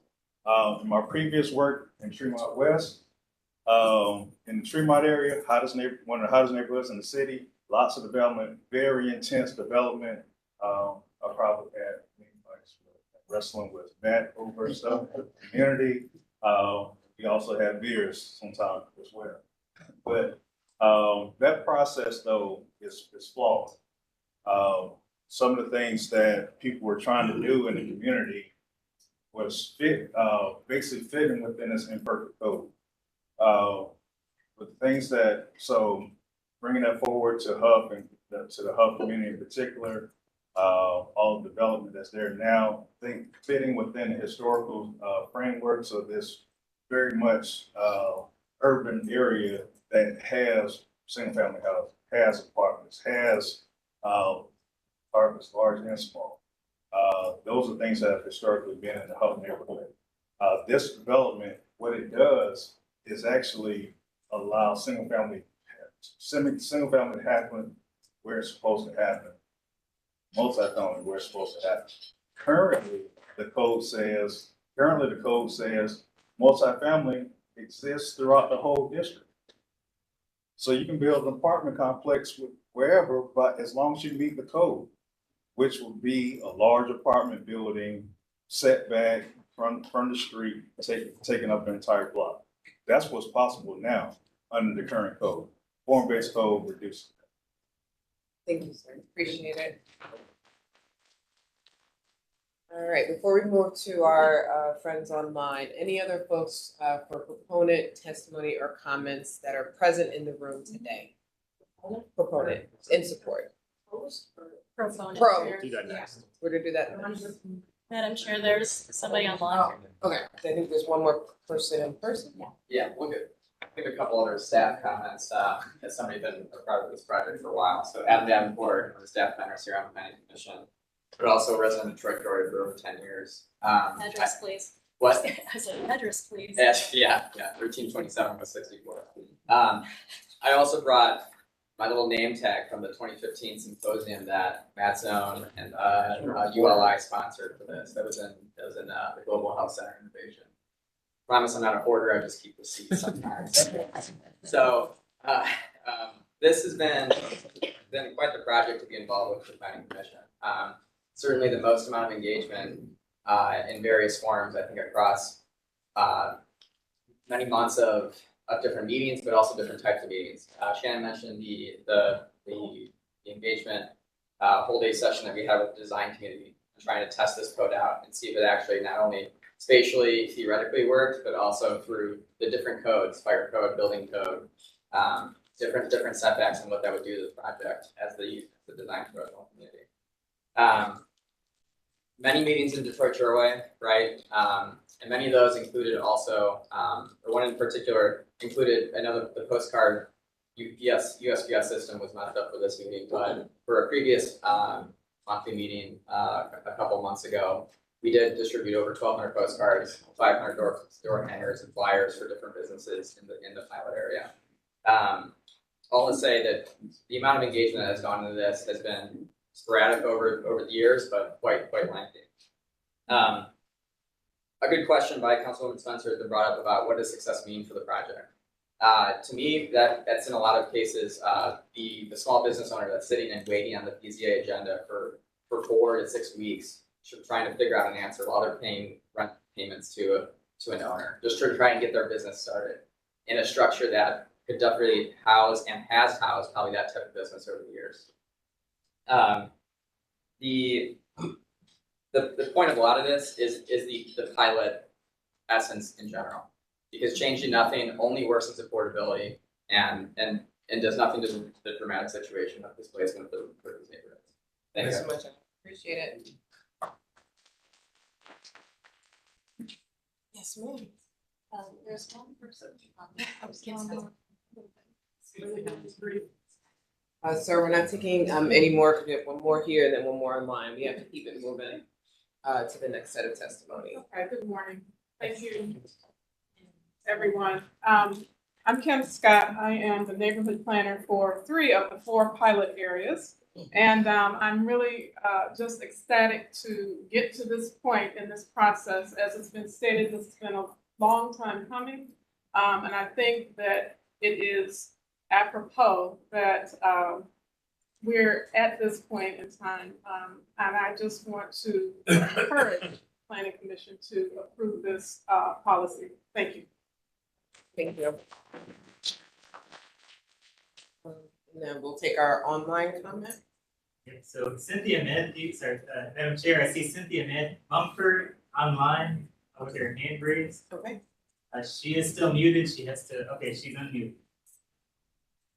Ma'am, we're ready for you when you're able to provide testimony or comments. Hello, my name is Cynthia Mumford. Can you hear me? Yes, ma'am. Okay, my address is 1889 East 75th Street. I'm here as the Block Club president over between 79th and 71st in Chester on the north side, heading east to 79th, and then over to Huff.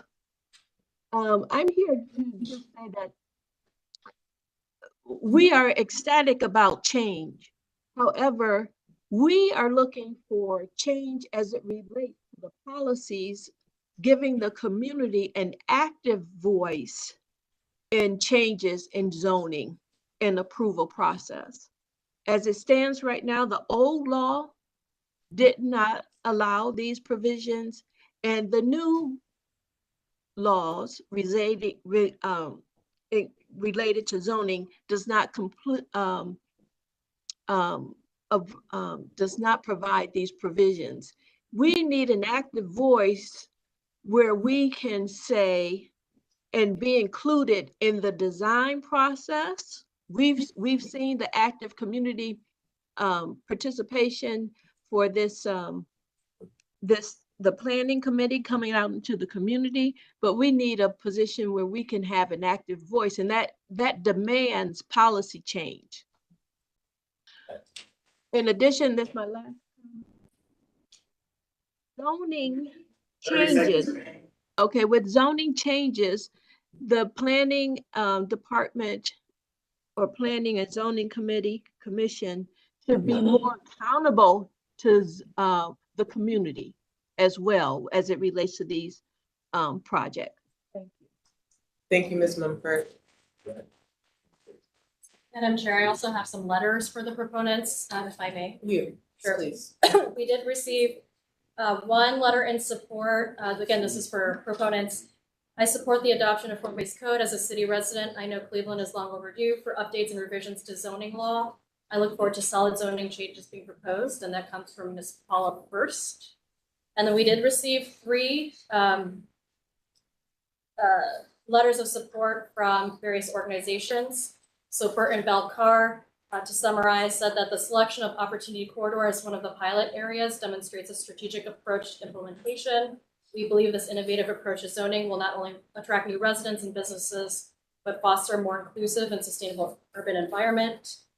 Fairfax Development Corporation says that the current zoning code will hinder blossoming growth that's happening in Fairfax and not encourage it. So form-based code preserves neighborhood character as the community grows and legalizes non-conforming residential uses, allowing residents or property owners to finance or enter their homes. And then for Midtown, this letter of support and agreement regarding the ordinance. Okay, we will now move to receive opponent testimony and or comments. Again, we'll start with those that are present in the room, and then we will move to our guests that are joining us via the WebEx. So I'll just do the same thing. Anyone in the first row here to provide opponent testimony or comments? Sir, we're gonna start with those that have not provided testimony yet today. And pending we have time, we'll come back to you.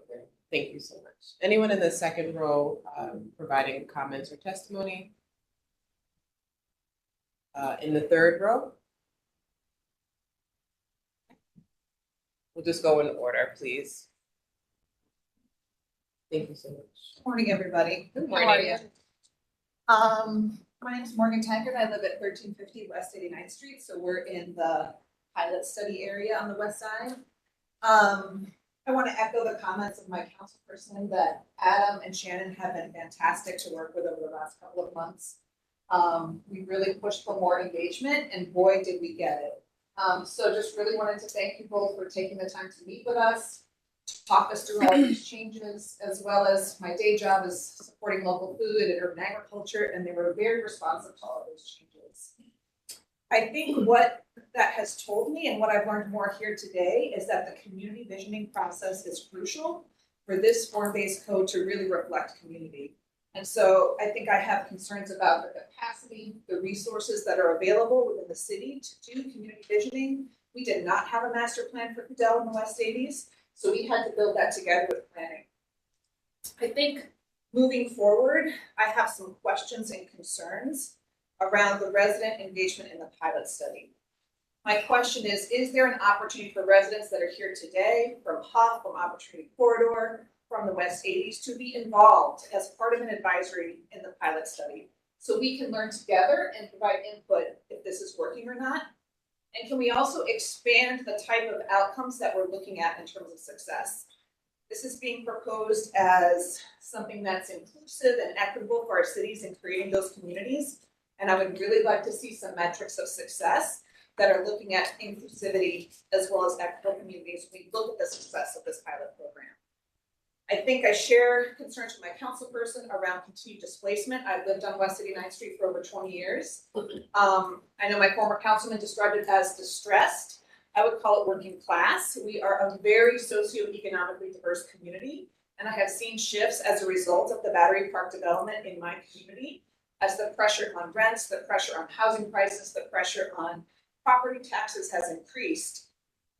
I'm curious, and you mentioned this, Chairwoman to the director, opportunities to look at policies, resources, strategies to mitigate the displacement that form-based code may unintendedly impact in our community. And so I'm wondering, can we include those as part of this pilot to really learn together that this isn't tipping our community one way or another, but we're stabilizing it for everyone who is there now and everyone who would like to join us in those communities. So all this to say, I said I was 50-50. I think, believe in the spirit of what the form-based code can do. I echo some of my colleagues from across town in Huff that I would really like to see more resident engagement in this process, because I think it can benefit all of us, but it's gonna take community engagement and community visioning together with the city to really make this community what we want it to be. So thank you both. Thank you, committee. Thank you so much.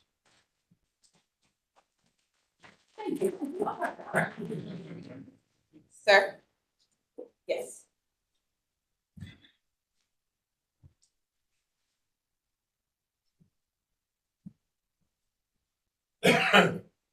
Morning, everyone. I'm Mike Armstrong from one of your pilot neighborhoods, Edgewater Park. I live at 1286 West 89th Street. We first learned about this project back in 2019. There was a neighborhood workshop held at 6 p.m. on a weeknight for neighborhood residents and anyone else in the community to share. Again, this was in the fall of 2019. And out of that, they said that neighborhood residents were in favor of an H4 in my neighborhood, just based on that. So that had already been decided. And so they said, we promise there'll be more community engagement, feedback from you in the future. So 2023, we learned about the draft and the proposal and the meetings that were to be held for developers and architects to go over the code. We're reading in the paper that this will all get passed in the fall. So we had to really fight to get some input and be able to have something to say regarding what is going to impact my neighborhood. I'm not coming here today to say, oh, I'm against it, but I have major concerns about the implementation process. I'd also like to add that just last week, we were hearing about this coming before the Planning Commission, just this week, today. And then here I have this card with a postmark on it last Friday. That doesn't mean it was mailed out Friday. It could have gone out on Monday. So people couldn't come. So this just builds more distrust in the community about this process. So I know time's getting short, so let me just wrap this up and say that,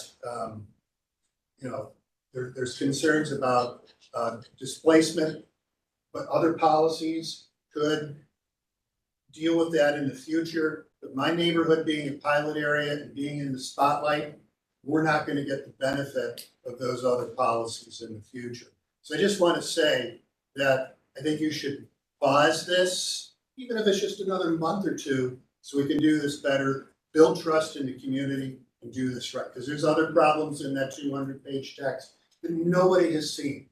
We haven't seen it. And it's time to release that to the community. Thank you. Thank you, sir. Yes, ma'am.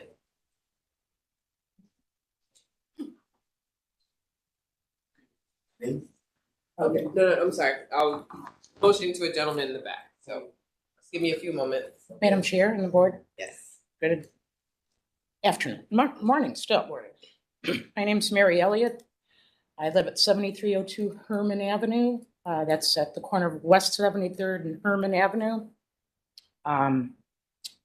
I've lived in that residence since 1997, been a Clevelander since I was 19 years old, and an owner of my own home since I was 23. So I've lived in this community a very long time. Not my first time in this room, not my first time opposing what's going on in my city.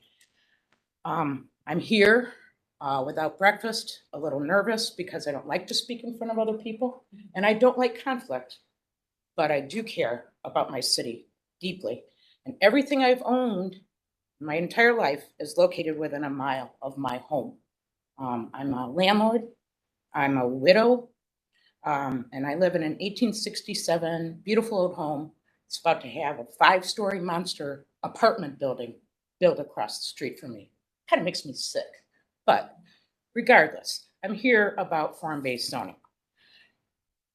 The presentation talks about walkable, sustainable, nice and comforting kind of words, warm and fuzzy. Walkable, not so much.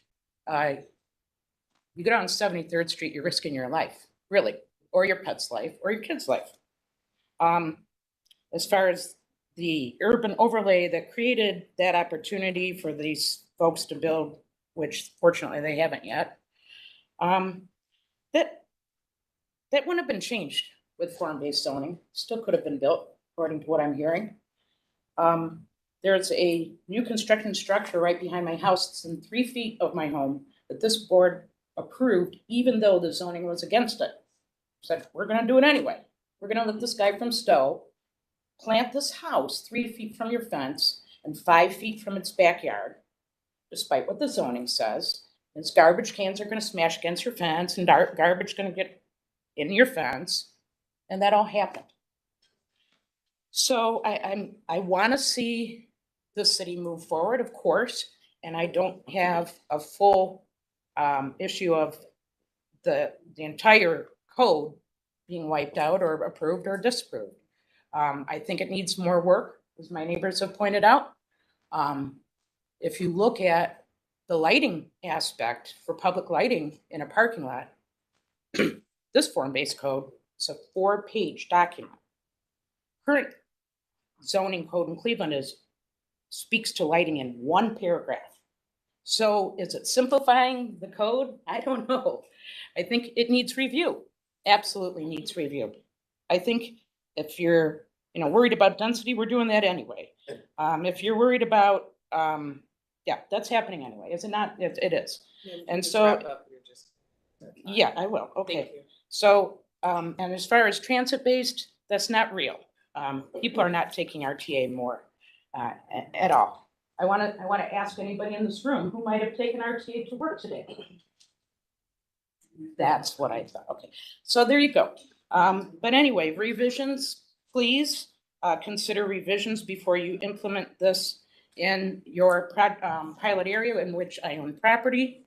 I hope you consider all of that. And as it relates to sustainability and residents first, think about the owner occupants, the ones that are paying the taxes. That's why we're in this room. Right, George? Right. Thank you very much. Thank you, ma'am. Anyone else? Yes, sir, in the back.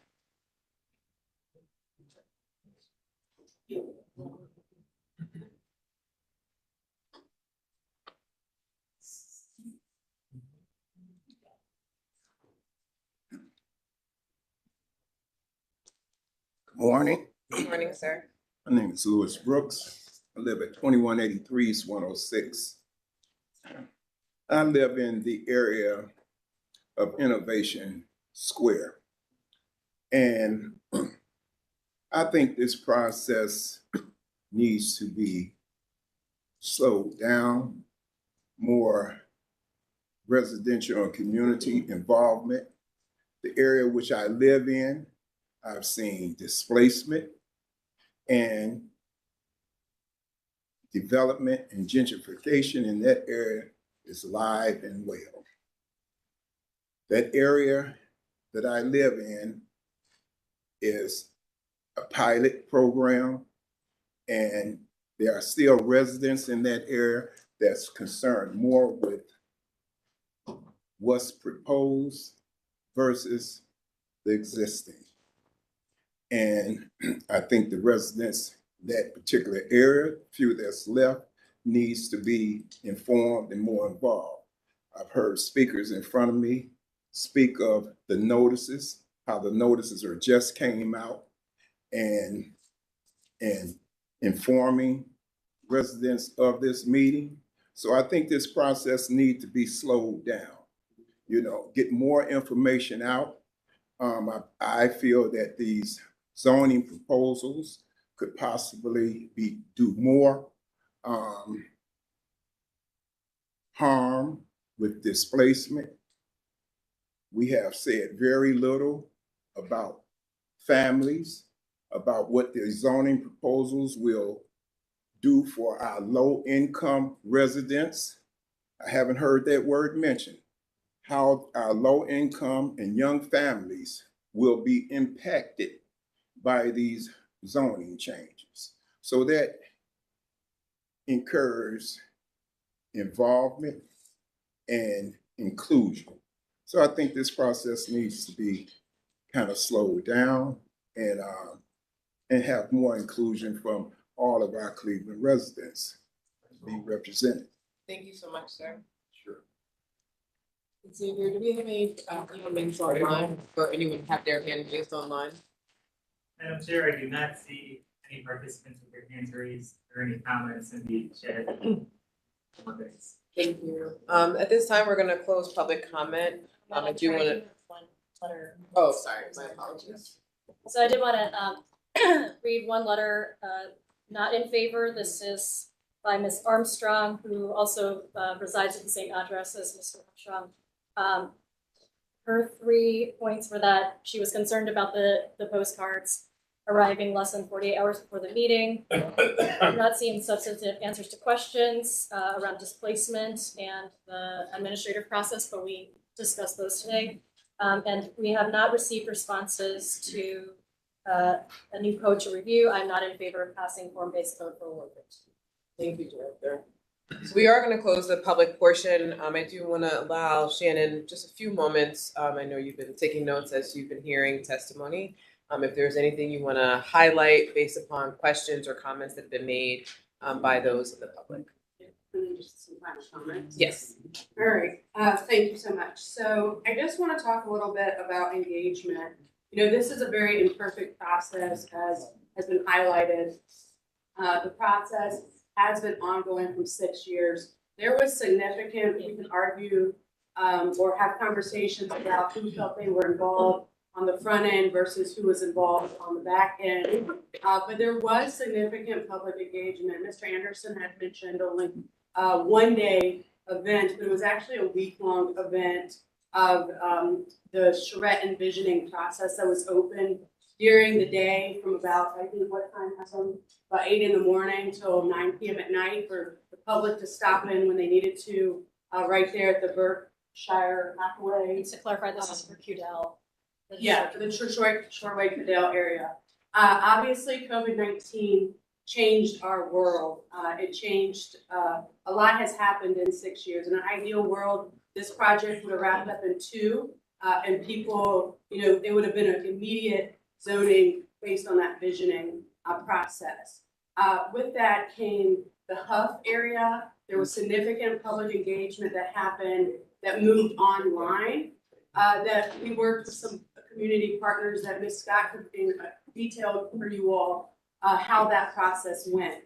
And then we also went to a new day in Huff. We re-engaged, as Mr. Anderson said, we reappeared in 2023, if you will, if you want to call it a reappearance. I think in terms of the engagement, you know, part of the democratic planning public process are these meetings that we are here at today. It's a planning commission meeting and 3 subsequent council committee hearings. Those are required by law, by the council, by our legislative ordinances.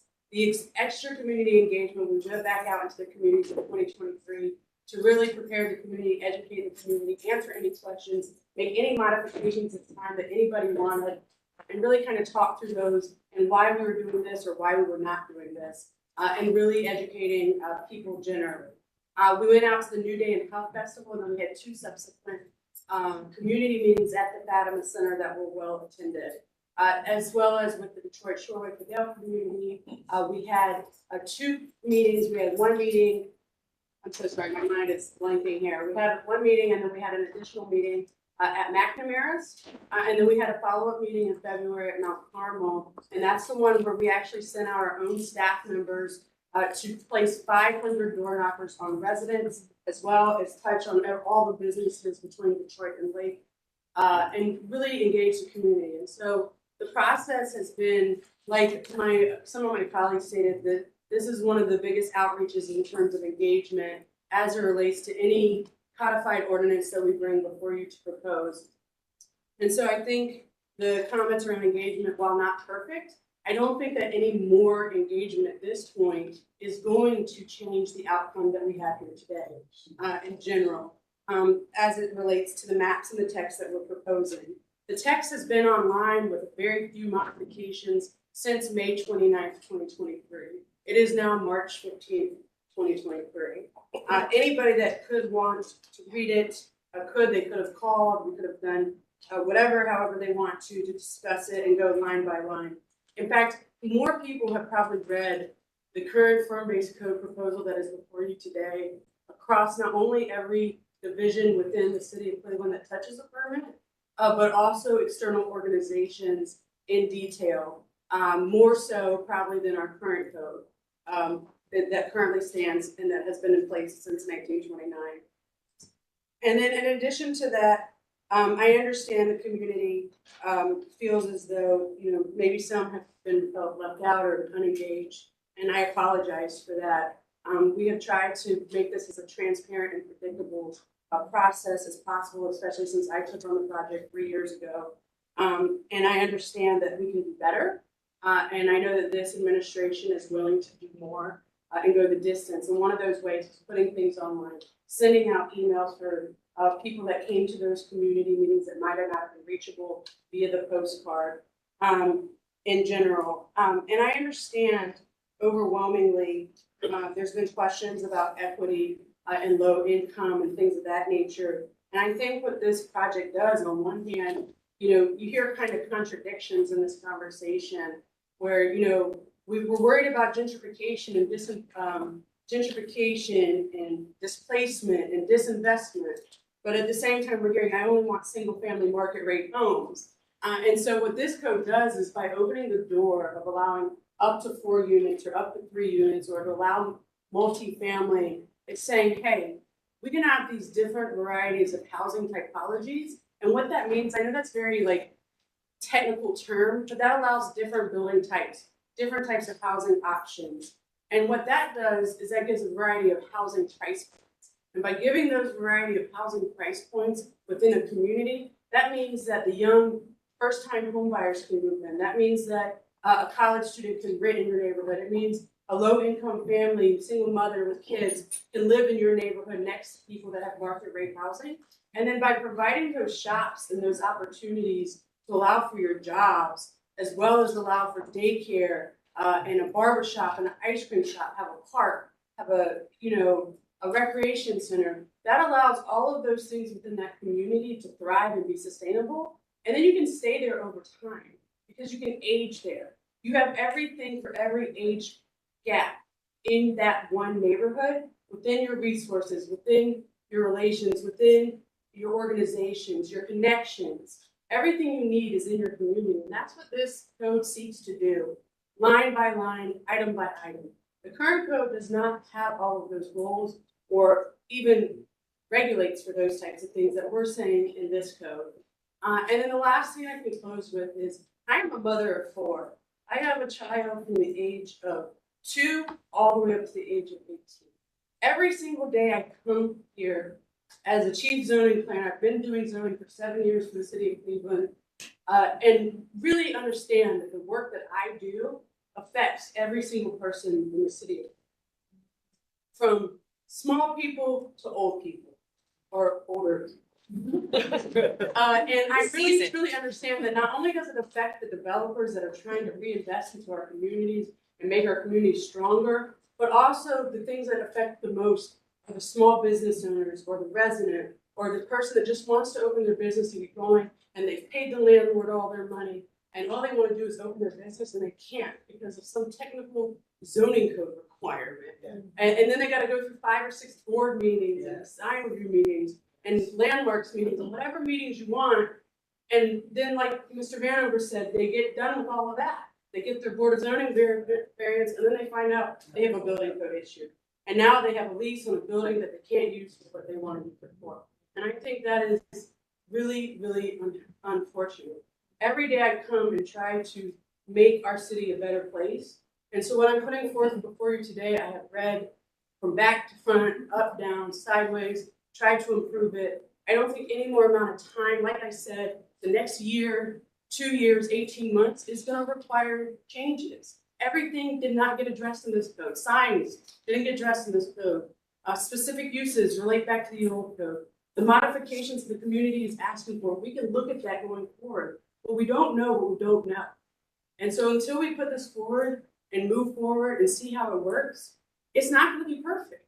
It's not, but I can tell you, it is a code for the 21st century, for 21st century development, and for all people across the city, whether you're white, black, Asian, every income class. Is much better than what we currently do. So with that, I respectfully ask that you approve what's being presented to you. Thank you, Shannon.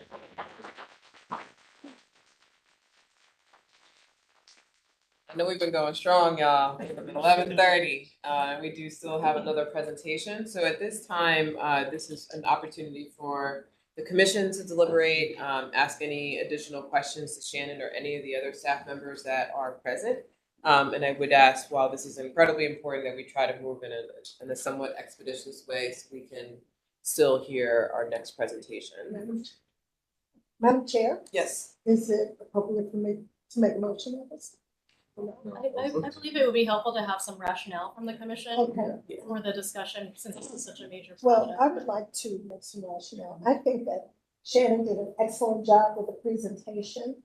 And absolutely, this is much better than what we've had in the past.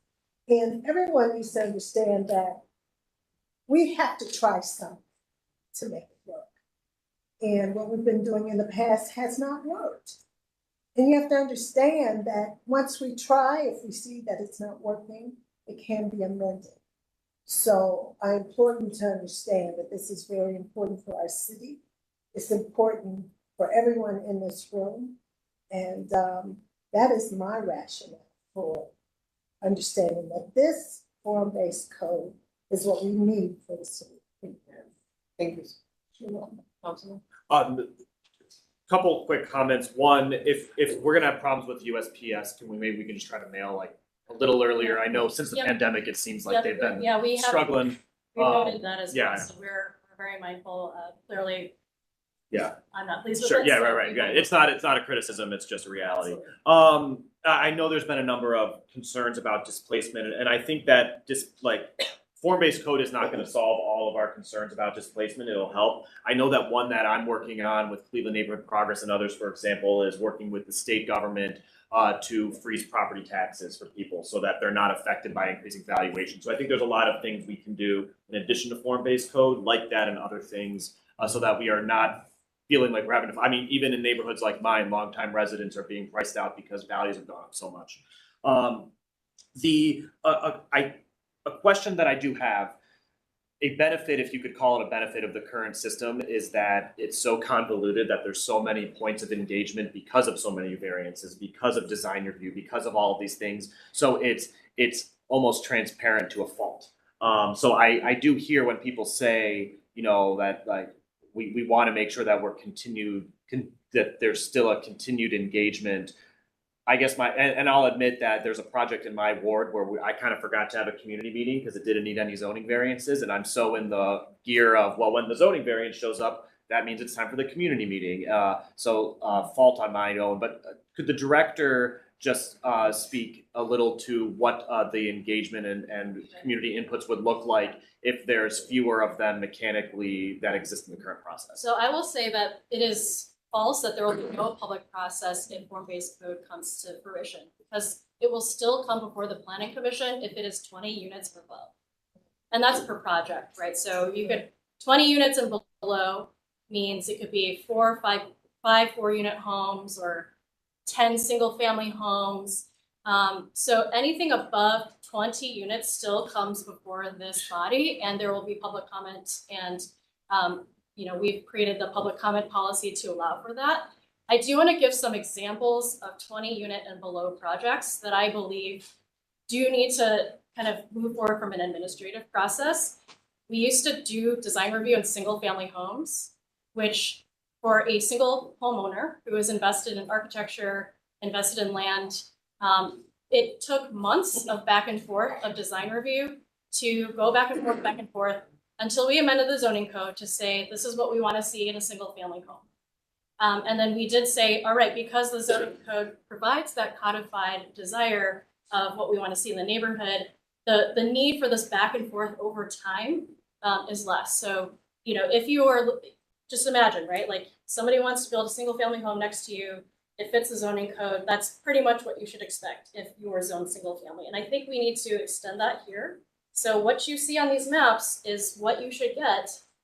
And if it doesn't fit, if it's larger than what is proposed, it does need a variance. So I think we just need to have in our minds that it is a mindset shift where we're actually going to follow the laws that exist in our books, unless there is an exception. A true, real Chief Vanover talked about how basically none of our laws kind of work, and so then everything then has to go through multiple boards.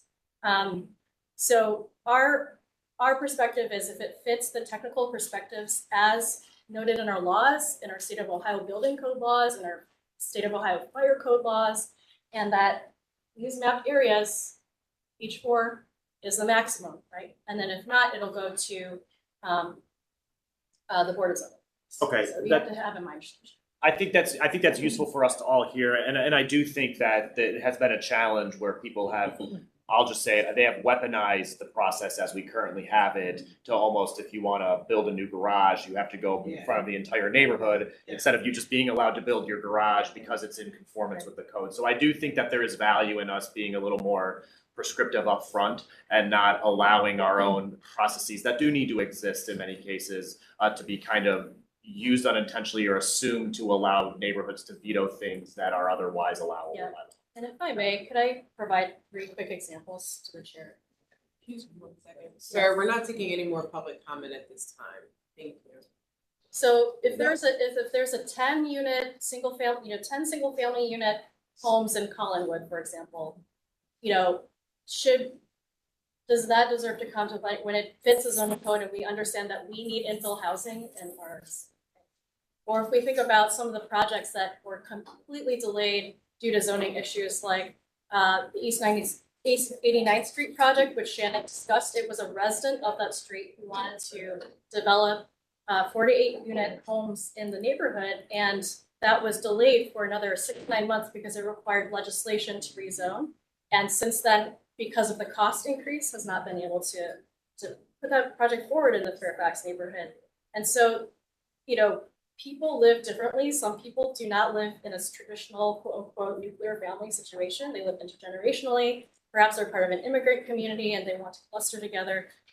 Projects that like the West 56th Street project by Building Hope allow for that kind of mix of different types. And those are the types of things we should be thinking about when we think about this. I know we're short on time. I will be interested in understanding more for my own edification, kind of the variance process, because for those listening now, Shannon very well went through, you can do this in this district, but it's a one-way street. But if you want a variance, say, to build a retail in a multifamily, you can get a variance for that because it's close enough, but you can't get maybe a variance for a heavy industry use in a residential zone because they're so far apart. So I think in understanding kind of that new matrix, it'll be useful for council especially to understand what variances are allowable and what variances aren't allowable to kind of help people understand that if people are going to be asking for an exception from this new code, this is the extent of the exception they can ask for. And that it's not that they can build a 48 story tower in your backyard, that's too much of a deviation. Yeah, so through the chair to the councilman. So the law department and the legal team would like to see, be able to have, if you need a variance, it's a property right to go seek a variance from the Board of Zoning Appeals in terms of what that means and what that looks like. So, yeah, so we do have H4 districts, and we're saying you could build a single family up to 4 units on a site. But you still have to fit within that building envelope. So maybe you need to go get a variance for a setback issue. Generally speaking, in terms of when we pass new legislation through the entire council process, we don't generally, as a city planning team, our neighborhood planners generally support variances that contradict new rules and regulations. For instance, front-loaded garage. That comes to us more times than I can probably count in the first 50% of the lot. It's generally not supported because it goes against the policies and desires to have a more walkable neighborhood and put eyes on the street, right? But that doesn't mean that a homeowner or a property owner can't go and seek a variance, because that is the next step after variances is court. And so we have to give people their due process, but that doesn't mean that we would support it. I'll stop because I can. And then one last thing real quick, you still wouldn't be able to, so if you look at the chart of uses, you wouldn't have we just don't permit like manufacturing in, you know, a H3, H4 district. So we still are regulating for that compatible use situation. So I'm in favor of the zoning change, but I just wanted to add a little additional context. I think while we sit here as commission members, some of us are actually also residents of the city. So I live in the Detroit Shoreway Cadell pilot area on 73rd in Detroit, in Jenny Spencer's ward. And I just want to, again, contextualize maybe that potentially I'm a member of the city of Cleveland that we'd like to see moving forward in terms of new members of the city of Cleveland. So I don't own a car. I travel by RTA or bike to majority of places I go. I walk within our community. And just kind of coloring that, you know, the speculation is already here. While I would like to remain in Cleveland, it's generally unaffordable right now to seek home ownership in the neighborhood that I would like to live. So to kind of conflate the issue that, you know, a form-based code is going to kind of exacerbate a problem that we already have, that's already exacerbated. I mean, you know, as a 30-year-old gentleman who has friends who want to kind of see the same kind of thing, we already got outcompeted by cash bidders from 2021 to the point that we're seeing right now. Mortgage rates are just dropping below 7%. So these things are already happening, right? And I think what we're trying to put forth is a way that we can combat these things by providing a variety of housing. And to the director's point and to Shannon's point, more housing typology, more units helps drop prices just based on competition, right? You know, despite Cleveland, again, saying that we're affordable, rents, I think across the city rose 16%. We need competition to drop rents across the entire city. And I think when we talk about affordability, it's not just in the cost of what you're paying in rent, it's all the things that go into your life, right? So like the cost of owning a car on average is $12,000 a year. If someone could bank that money because they could walk or ride RTA or bike to all their major points of establishment or where they need to go, then that also makes their life more affordable, not just where they're paying their rent. So I think, again, you know, the position of council or the position of the commission is to talk about this thing comprehensively, and that's what the form-based code is trying to do. And I think I just want to close, to addition to what Councilman Slife said, you know, my organization, Cleveland Neighborhood Progress, is also looking at, again, at the combined methods in which we can talk about this thing comprehensively. Again, looking at tax reform policies that will help existing homeowners. Again, this is one tool in a large toolbox that, again, you have to congratulate the or commend the administration for looking at in order to make life for all Clevelanders. I just have a couple of quick comments. Shannon, early in the presentation when you were presenting, you talked about this administrative team that is made up of multiple departments throughout the city. I think just quickly go back there. I may have misheard, so I just want to clarify something. My question is that when you were presenting on that slide, was that exclusively in-house departments within the city, or is there a resident component to that? Yeah, so that's a good question. So it's the technical review committee. It's not unlike any other, there's a lot of jurisdictions that have a technical review committee. It is in-house. And so it's really aiming at bringing, you know, historically here in the city of Cleveland, at no fault of, I don't think really, I don't even know where it goes, but there's been a lot of siloing, right? Like, I don't think, it wasn't until like 2 years ago that I knew that like a permit had to go all the way to the water department, but there was no direct contact in the water department of the person that needs to connect the water. They just give you a phone number, just another staff member gives a phone number to the main line, and then I just get this like, welcome to the water department, you know? And so, I think that really speaks to the fact that like this code and the two administrations combined are really trying to streamline the process of who touches a permit. Mr. Vanover couldn't speak more, you know, there's this like black hole of building and housing and city planning, but maybe it's also a black hole like the water department and the fire department. And so what we're saying is, hey, when at the start of these projects, we know that they're gonna take some significant investment or resources, let's bring everybody to the table, have everybody on the same page. We can review the plans in real time together in a permitting system that's appropriate. And get these applications moving. And that's not just for the beauty of, you know, the developers that have the agency and the capacity to do it. I mean, we're talking about, you know, some of the investments into the east side of Cleveland that are brand new minority developers. There's an emphasis on promoting those, you know, or others that may not have the capital to go through all of these city processes. This allows that reinvestment to happen in our, some of our most distressed areas of the city. And I think that's really important in terms of how we streamline the processes across the board. Thank you. Just two quick comments. I think related to that recommendation would be some type of public facing like update, you know, because it is a new process, you know, not getting into the weeds, but just any sort of themes or sort of like big picture items that are coming up in conversation. I think in the spirit of equity and transparency, that would be helpful. And then I know it's come up in some of the comments today, you know, just about what does that continued and sustained community engagement look like?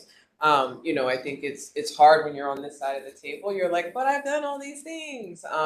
All I can offer as someone that also does community-based type work is, you know, we want to continue to create this inclusive space. And so, you know, what I often recommend is, you know, asking for specificity, right? And I think just keeping that dialogue open with members of our community, just to say, we want more resident engagement. We need more specificity. What about the resident engagement that we've done maybe has not been as equitable in your mind, or, you know, ways that we can improve? And we're not gonna be able to meet the needs of every single person and every single nook and cranny. But I think just keeping that dialogue open is something I would recommend. And then, you know, not for purposes of presenting the motion today, but I think it would be helpful to just better understand what some of those metrics of success are, like as we're thinking through at least this initial pilot, and then what flexibility may or may not be permitted based upon what is initially laid out. And again, I'd imagine that a fair amount of feedback will come through this technical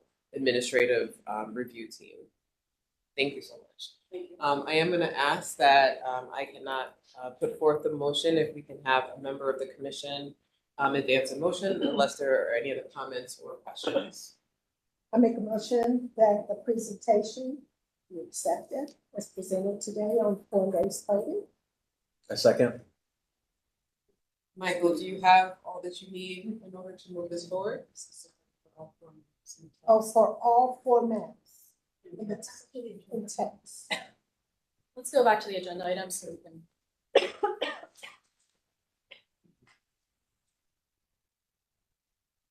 It's the final map approval and final text. Okay, so for Ward 4, 5, 6, and 7, 15, form-based final map approval and final text amendments. Second. Michael, can you call the roll? Anthony, Yes. Craig Scott, Yes. Sergeant, Yes. Slide. Yes. Carries.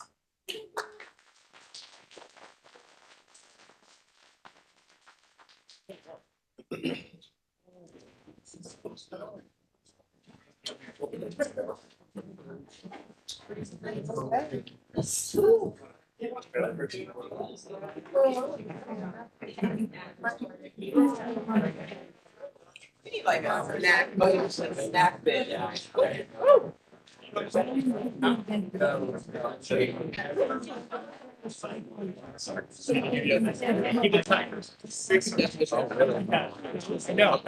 let them know.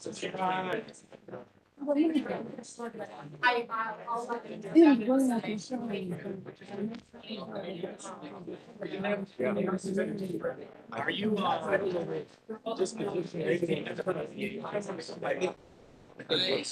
What we try to make clear is that there's gonna be continuing, like, this is the first. From an administrative perspective, if you have additional commentary.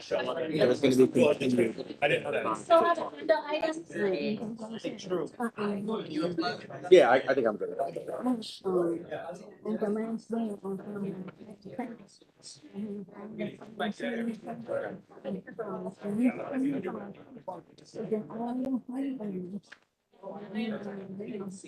the last day It's the votable item. This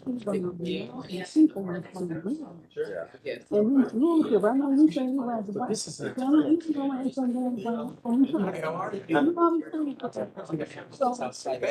know.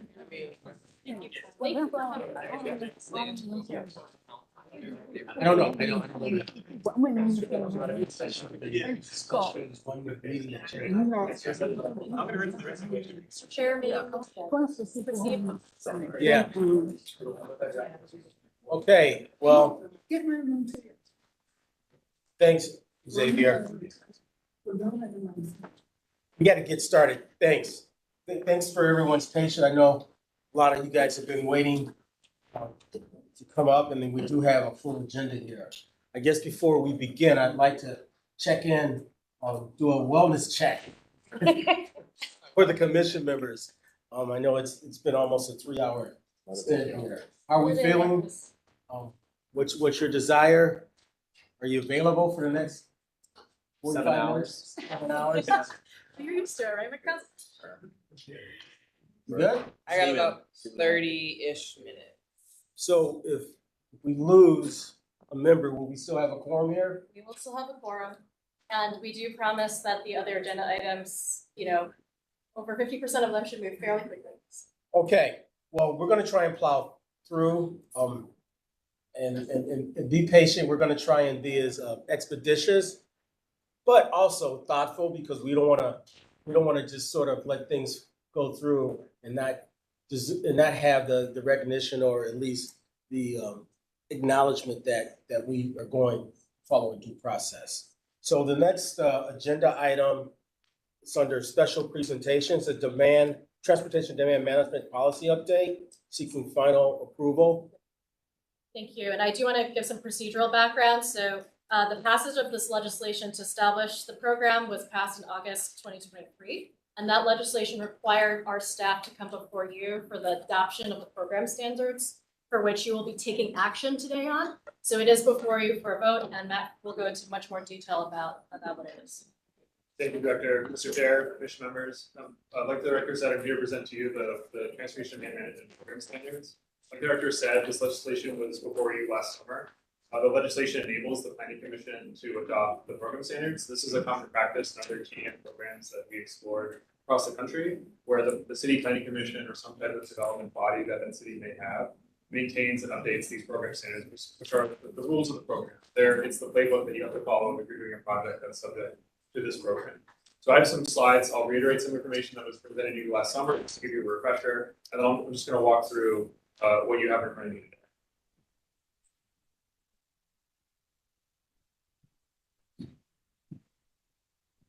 So getting into the program standards, I have a brief agenda here. Again, this is I'll have an overview of TDM, the TDM tiers, the TDM strategy menu, the process, how someone applies and how the plans are registered, and then what enforcement looks like. Much of this was presented to you again last summer. We've been able to refine this into an actionable and implementable program. I wanted to share these main definitions. There's a full set of definitions in the ordinance and in the packets you have today. But these are some of the key ones that I wanted to highlight, not just for you all, but also for the public.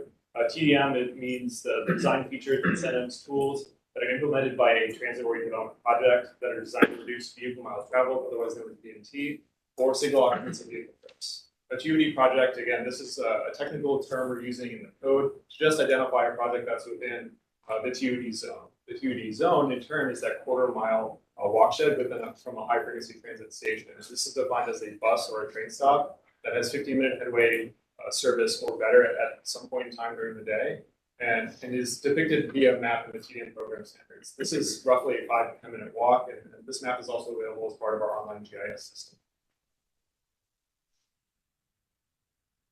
Again, here's that map. There's also a copy of this in the packet, and like I said, this is available on our GIS system. The blue area represents that TUD zone, that quarter-mile watershed, and the red lines represent the RTA's high-frequency transit network, includes both bus and rail.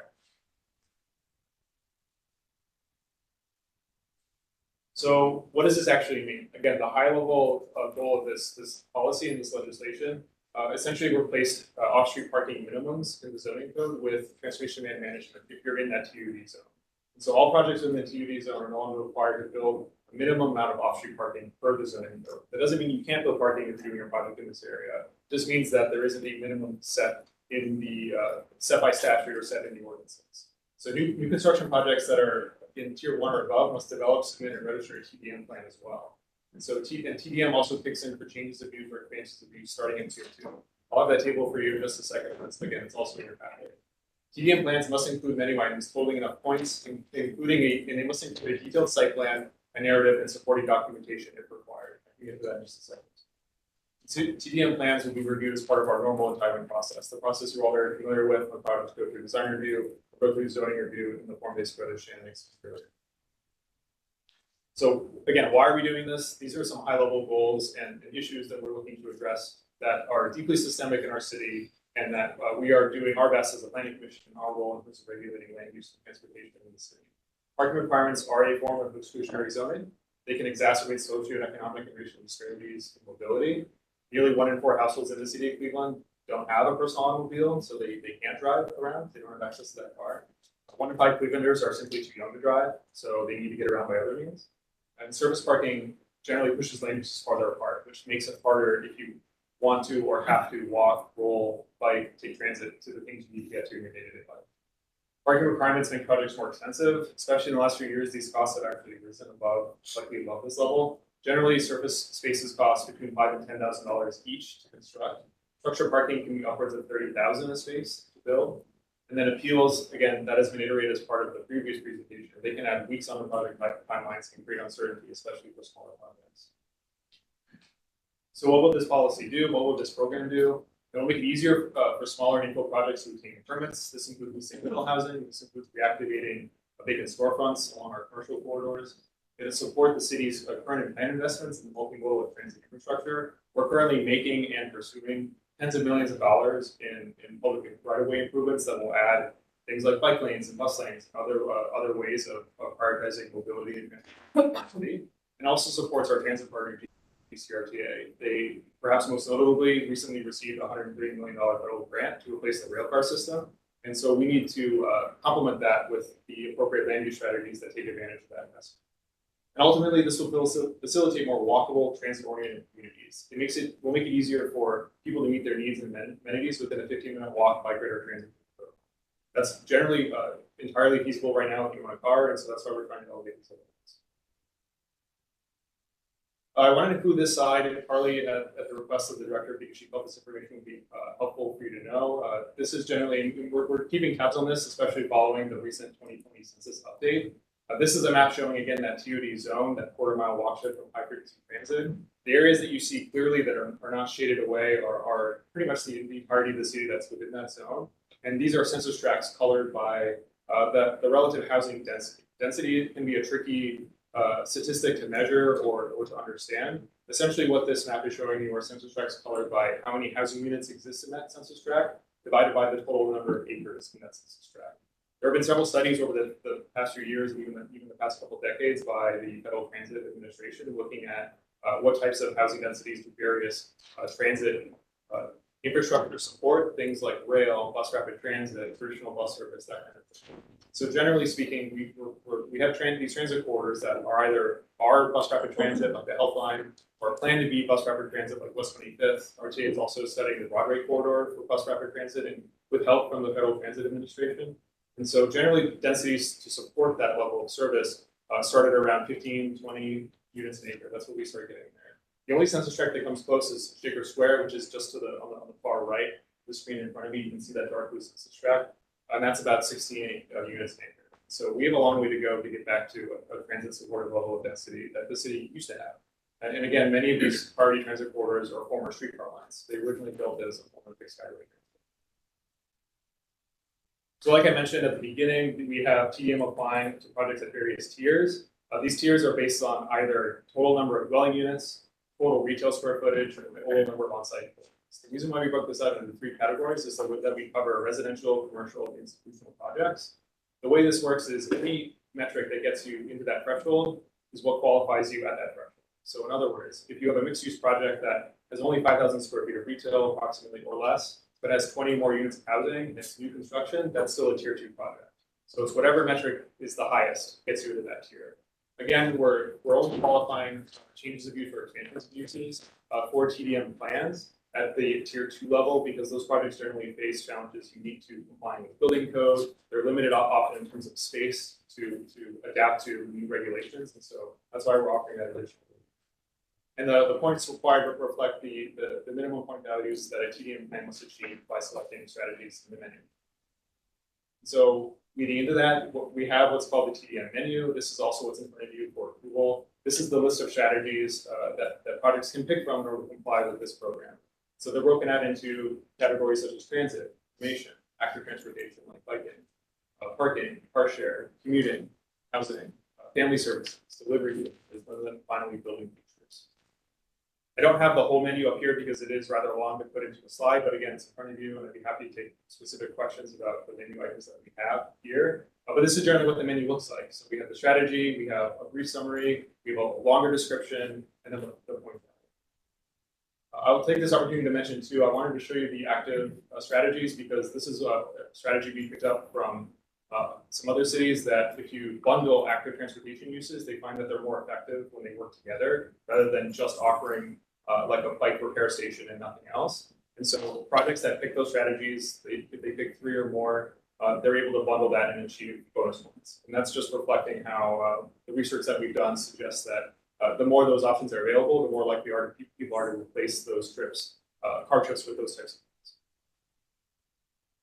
So this timeline, this process diagram shows you generally the steps you go through. It's very similar to our current entitlement process. All we're adding onto this is saying that, okay, if your project is in that TUD zone, it's at a tier 1 or above, or tier 2 if it's changed use or expansion. You submit your permit the same way you normally do. You contact the City Planning Commission, hopefully in advance, especially if you're doing a new project. We want to hear from you earlier rather than later, and we can advise you of this. But this is part of the permit application. And so similarly to how projects are sent to us by Building and Housing, if it's in the design review district or landmark district, that permit application will get forwarded to us. We review the TDM plan just like we do the entitlement review. Again, in the form-based code process, we are also doing the zoning review, so that'll happen simultaneously. Our goal is that plan, and we provide this information with sufficient notice and sufficient opportunity for people to connect with and develop their plans in advance of submitting. If not, staff are available to walk them through just like we do already with development projects, advise them on what strategies might be best, how they can best approach this project, how they can comply with it. And then they generally proceed through their the existing entitlement processes that we have now. That plan, in terms of the one new aspect of this is that that plan is part of our permit approval of the project. Many of these measures can't be fully evaluated until they're implemented, especially if they're physical improvements to the building or the space around it. And so that's why we're requiring registration of these plans through licenses and assessments. So once a project is complete or nearing construction, similarly to how applicants have to, depending on their project, get licenses for things like health, food service, we ask that they submit a license application online through Acela. And that plan itself that we reviewed at the beginning is forwarded back to city planning. We double check that everything in there is what we approved when the project was being entitled, and then the registration is issued. Like we discussed previously, this hasn't changed since the legislation was written back in August, but we're anticipating And the policy in this program, these program standards today is that registrations are valid for 1 year, the first 3 years. And then if a project maintains good standing, they're buying the transit passes they said they would buy, they're providing perhaps the bike repair incentives that they said they would provide, that registration is then eligible for 3 years. We're also preparing through some of the ArcGIS and Align tools that we have, a website that will be a companion site to the city's current website that's just specific for TDM. So this will mainly be a tool for applicants, developers, property owners, businesses to understand if this applies to them and allow them to research how they might implement it. But it'll also allow us to provide information to the public. We also want to track projects that come through and are subject to TDM and map them so people can see not only where they're going, but what strategies they're implementing. This is just a screenshot from my website. We're waiting on your approval to finalize these documents. We can get them online there, and we'd be happy to return or share that link with you for your review. So just to reiterate what I said about enforcement, TDM plans must be registered with the Division of Licenses and Assessments at the end of or immediately following construction. And again, we anticipate and are working towards this taking place through Acela. Registration will cost $150. This is very similar to the zoning fees that we have or preliminary review fees we have for building and housing. And like I said, it's required annually for the first 3 years, then every 3 years assuming good standing. So that means that they're compliant with the things that they said they would do. The same TDM plan provided during the permit review is again what we review and double check when plans are registered. The last thing I'll mention too, it's not on the previous slide, but through the legislation, penalty or failing to register or failing to comply with their plan carries a civil fine of $1,000. That's all I have for you. Thank you. Thank you. Thank you. Guess I'll start off and I'll entertain any comments from the commission. And I'm trying to understand this. I read through all the pre-read stuff and I get a little overwhelmed when I have like a lot of charts and a lot of things that one has to rifle through. And I just sort of liken it to me, from my personal experience, having to do my taxes.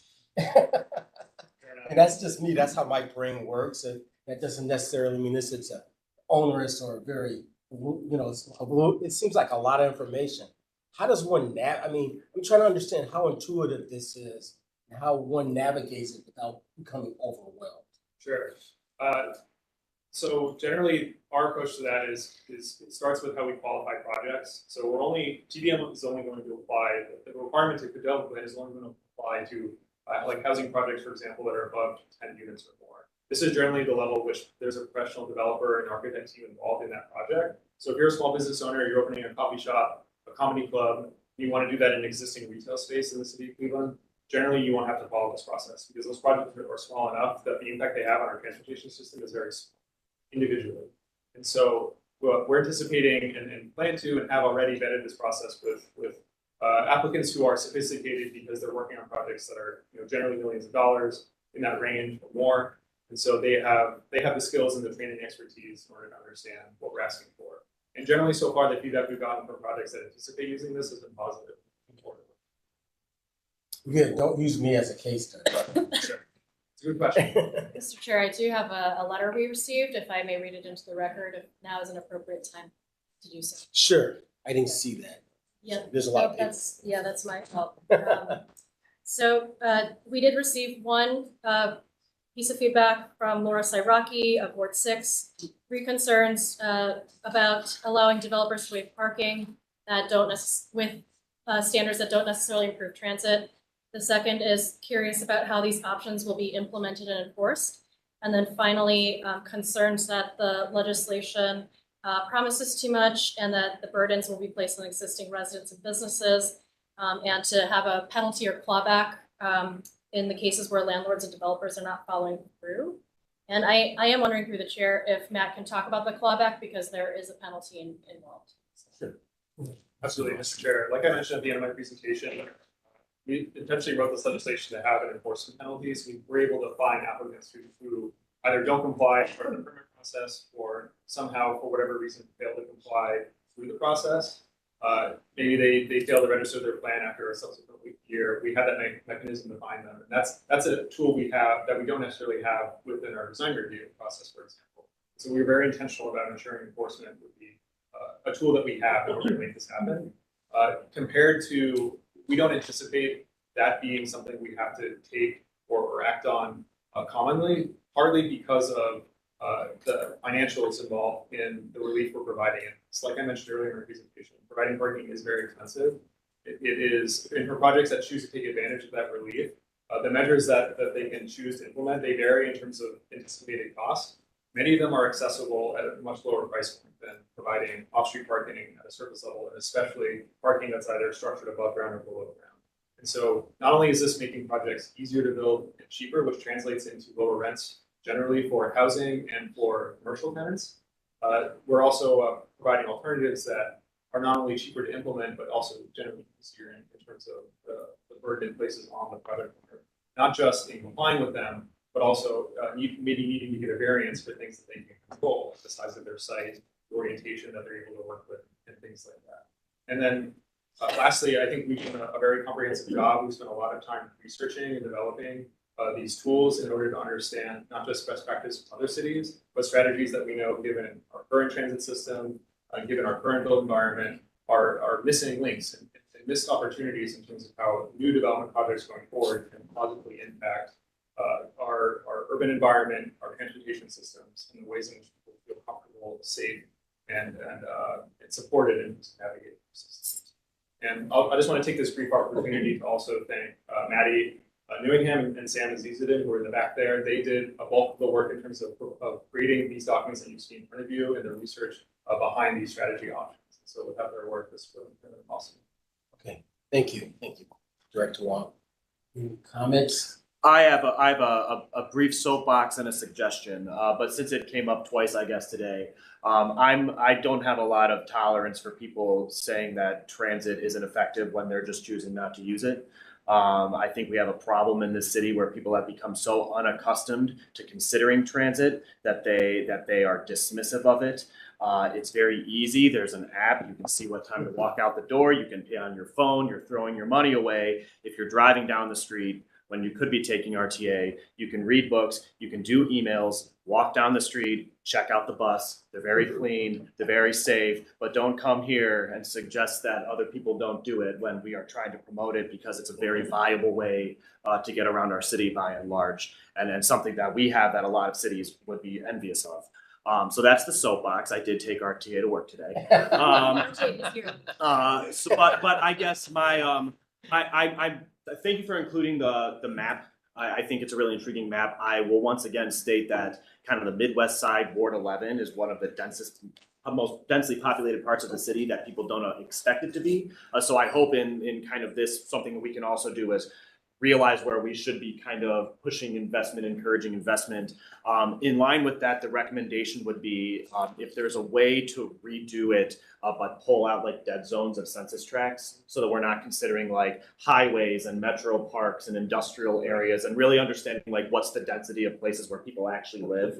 And perhaps those green areas, there's a couple more around there, and we can recognize that those are like, can be included or like a secondary phase of, transit-oriented development. So that's it. Yeah, Mr. Chair, if I may just briefly comment on that. We've done this similar analysis in terms of housing unit density at the census block level as well. Okay. So it's a less commonly used geography because it is very small, but I'd be happy to provide that information. Yeah, that'd be good, because I know like my census tract includes like the marginal road and I-90 and the other marginal road. So if you exclude that out, it's much more dense than it would just look on that initial pass. And then also like the Rock River Valley is, makes it look a little more sparse than it actually is. So it's just a point to consider, so. Right. I would like to, first of all, thank staff for putting this together. This is actually really intriguing, in my opinion. I think, considering we just heard a pretty long deliberation concerning form-based code, new tool in the toolbox. We have the transit demand management study before us, new tool in the toolbox. My concern is, quite frankly, how integrated this approach is going to be as we move forward. Now that we have a couple things that we can actually rely on to actually improve the quality of life in the city. So I hopefully as we move through this process, we make sure that these things are actually integrated and communicated together. And so that things don't fall through the cracks. Because oftentimes what happens, we come up with great ideas and they're not integrated. So that would be my comments and actually recommendations to this administration and staff. Any more comments, Mr. Members? No. No. I will move approval of the transportation demand management policy update. Second. Thank you. Michael, roll please. Anthony, Yes. Booker, Yes. Craig Scott, Yes. Sergeant, Yes. Slide. Yes. Thank you. Great job. All right, next on the agenda, under conditional use permit, a pedestrian retail overlay, parcel number 008-10-005-3121 West 25th Street. We have planner, is it Xavier, are you presenting? I'm gonna do it so we can get directly. We said 2 minutes. We're gonna try. Okay, Shannon, you're on the clock. It's nothing against Xavier, it would be his first conditional use, so we figured with the best interest of time, we'll just keep this moving. So this is for a new residence at 3121 West 25th Street. This is one of the quirks of our current code. We do have a pedestrian retail overlay here along West 25th Street, which states that, again, for a variety of reasons, it was one of the tools that we used to move more when we had the opportunity, well before my time, I think it came out in 2012, to kind of address the walkability. It was one of the first overlays that went in to address the walkability. The proposal here is to use the old utility building along West 25th next to Peekaboo as a home residence, as well as like a live work situation. As you can see here, this building is a utility building. It's the brick building off to the right along West 25th Street. And then to the left, the Peekaboo Club. This is the unit. It was an old utility building. Mr. Martin is proposing to use it as a residence, as well as, I believe he said he was a little bit of an artist.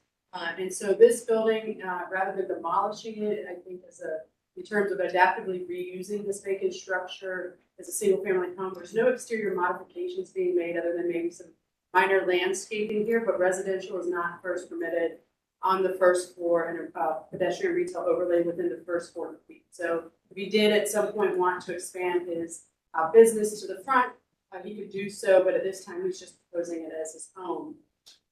This is just giving you the layout on the floor plan. So the conditional use here, the first thing he needs is a driveway across a public sidewalk. It is existing for one or both conditions. Basically, the size, shape, or layout of the subject property does not permit placement of parking. In other words, this is an interior lot, so the driveway is the only place it can go, or that without being able to use it, the property may retain vacancy. Again, these are the residential. I kind of spoke at length of this. One or more of the following: the subject building space was designed specifically for the type of use proposed. Obviously, it was not. But the denial of an application for conditional use will result in long-term vacancy. We know it's been a vacant building. And the proposed use is needed in the immediate area. Can we ever say no to housing if we can find it? And then the building with an interior side yard has more than 4 feet. Obviously, the driveway is the 4 feet that you're seeing here. And essentially, the subject building will be occupied by residential units, which requires that greater side yard. And so those are the 3 items that you're looking at: the driveway across the a public sidewalk, residential on the first floor in the first 40 feet, and then the building with an interior side yard. And again, this is the location, the utility building now being converted over into a residential use. I will move approval based on it being an existing condition. A second. And I think Mr. Martin is here, just in case you guys want. Cool project. There he is. Oh, sorry. We're not trying to cut you out of the process. Tired of me. There is, to the chair, there is a building on, I think it's on 85th Street, that used to be an old utility building between Chester and up, that's residential, so that's really cool. So we had a motion and a second with the 3 conditions outlined by Shannon. Roll call, please. Anthony, Yes. Booker, Yes. Craig Scott, Yes. Sergeant, Yes. Slide. Yes. Thank you. Good luck, sir. Good luck. Thank you very much. Thank you. Sorry I had to sit through all that. That's great. The You're next, all set, it'll go through. the next item on the docket falls under lot consolidation and splits for permanent parcel number 00708021021 2108 West 32nd Street. I believe we have Mr. Horton from Horton Harper Architects here to explain this applicant's process. That's correct. Hi, good morning. Hello. Go ahead, man. Okay, here we go. I'm here with our client, Michael Bedonia, to discuss a potential project on West 33rd Place and West 32nd Street. As you can see, this is kind of a general overview of the neighborhood, but we can stay on this slide. Mr. Bedonia owns the parcel at 2108 West 32nd Street, which currently has a home in the front that he owns and rents out. There's a parcel, a large amount of vacant land in the back of the parcel, and he's interested in splitting the parcel similar to a property adjacent to this property, and building a single family home for himself on the parcel. And we wanted to present this idea in front of the Planning Commission before we move forward with any formal plans. So as you can see, some of the context of the street, we have a series of single family homes and duplexes. This is a view from the alley. You can see in the center image that is where the proposed single family home would be located. You can see there are some structures pretty close to the property line along West 33rd Place. Next slide.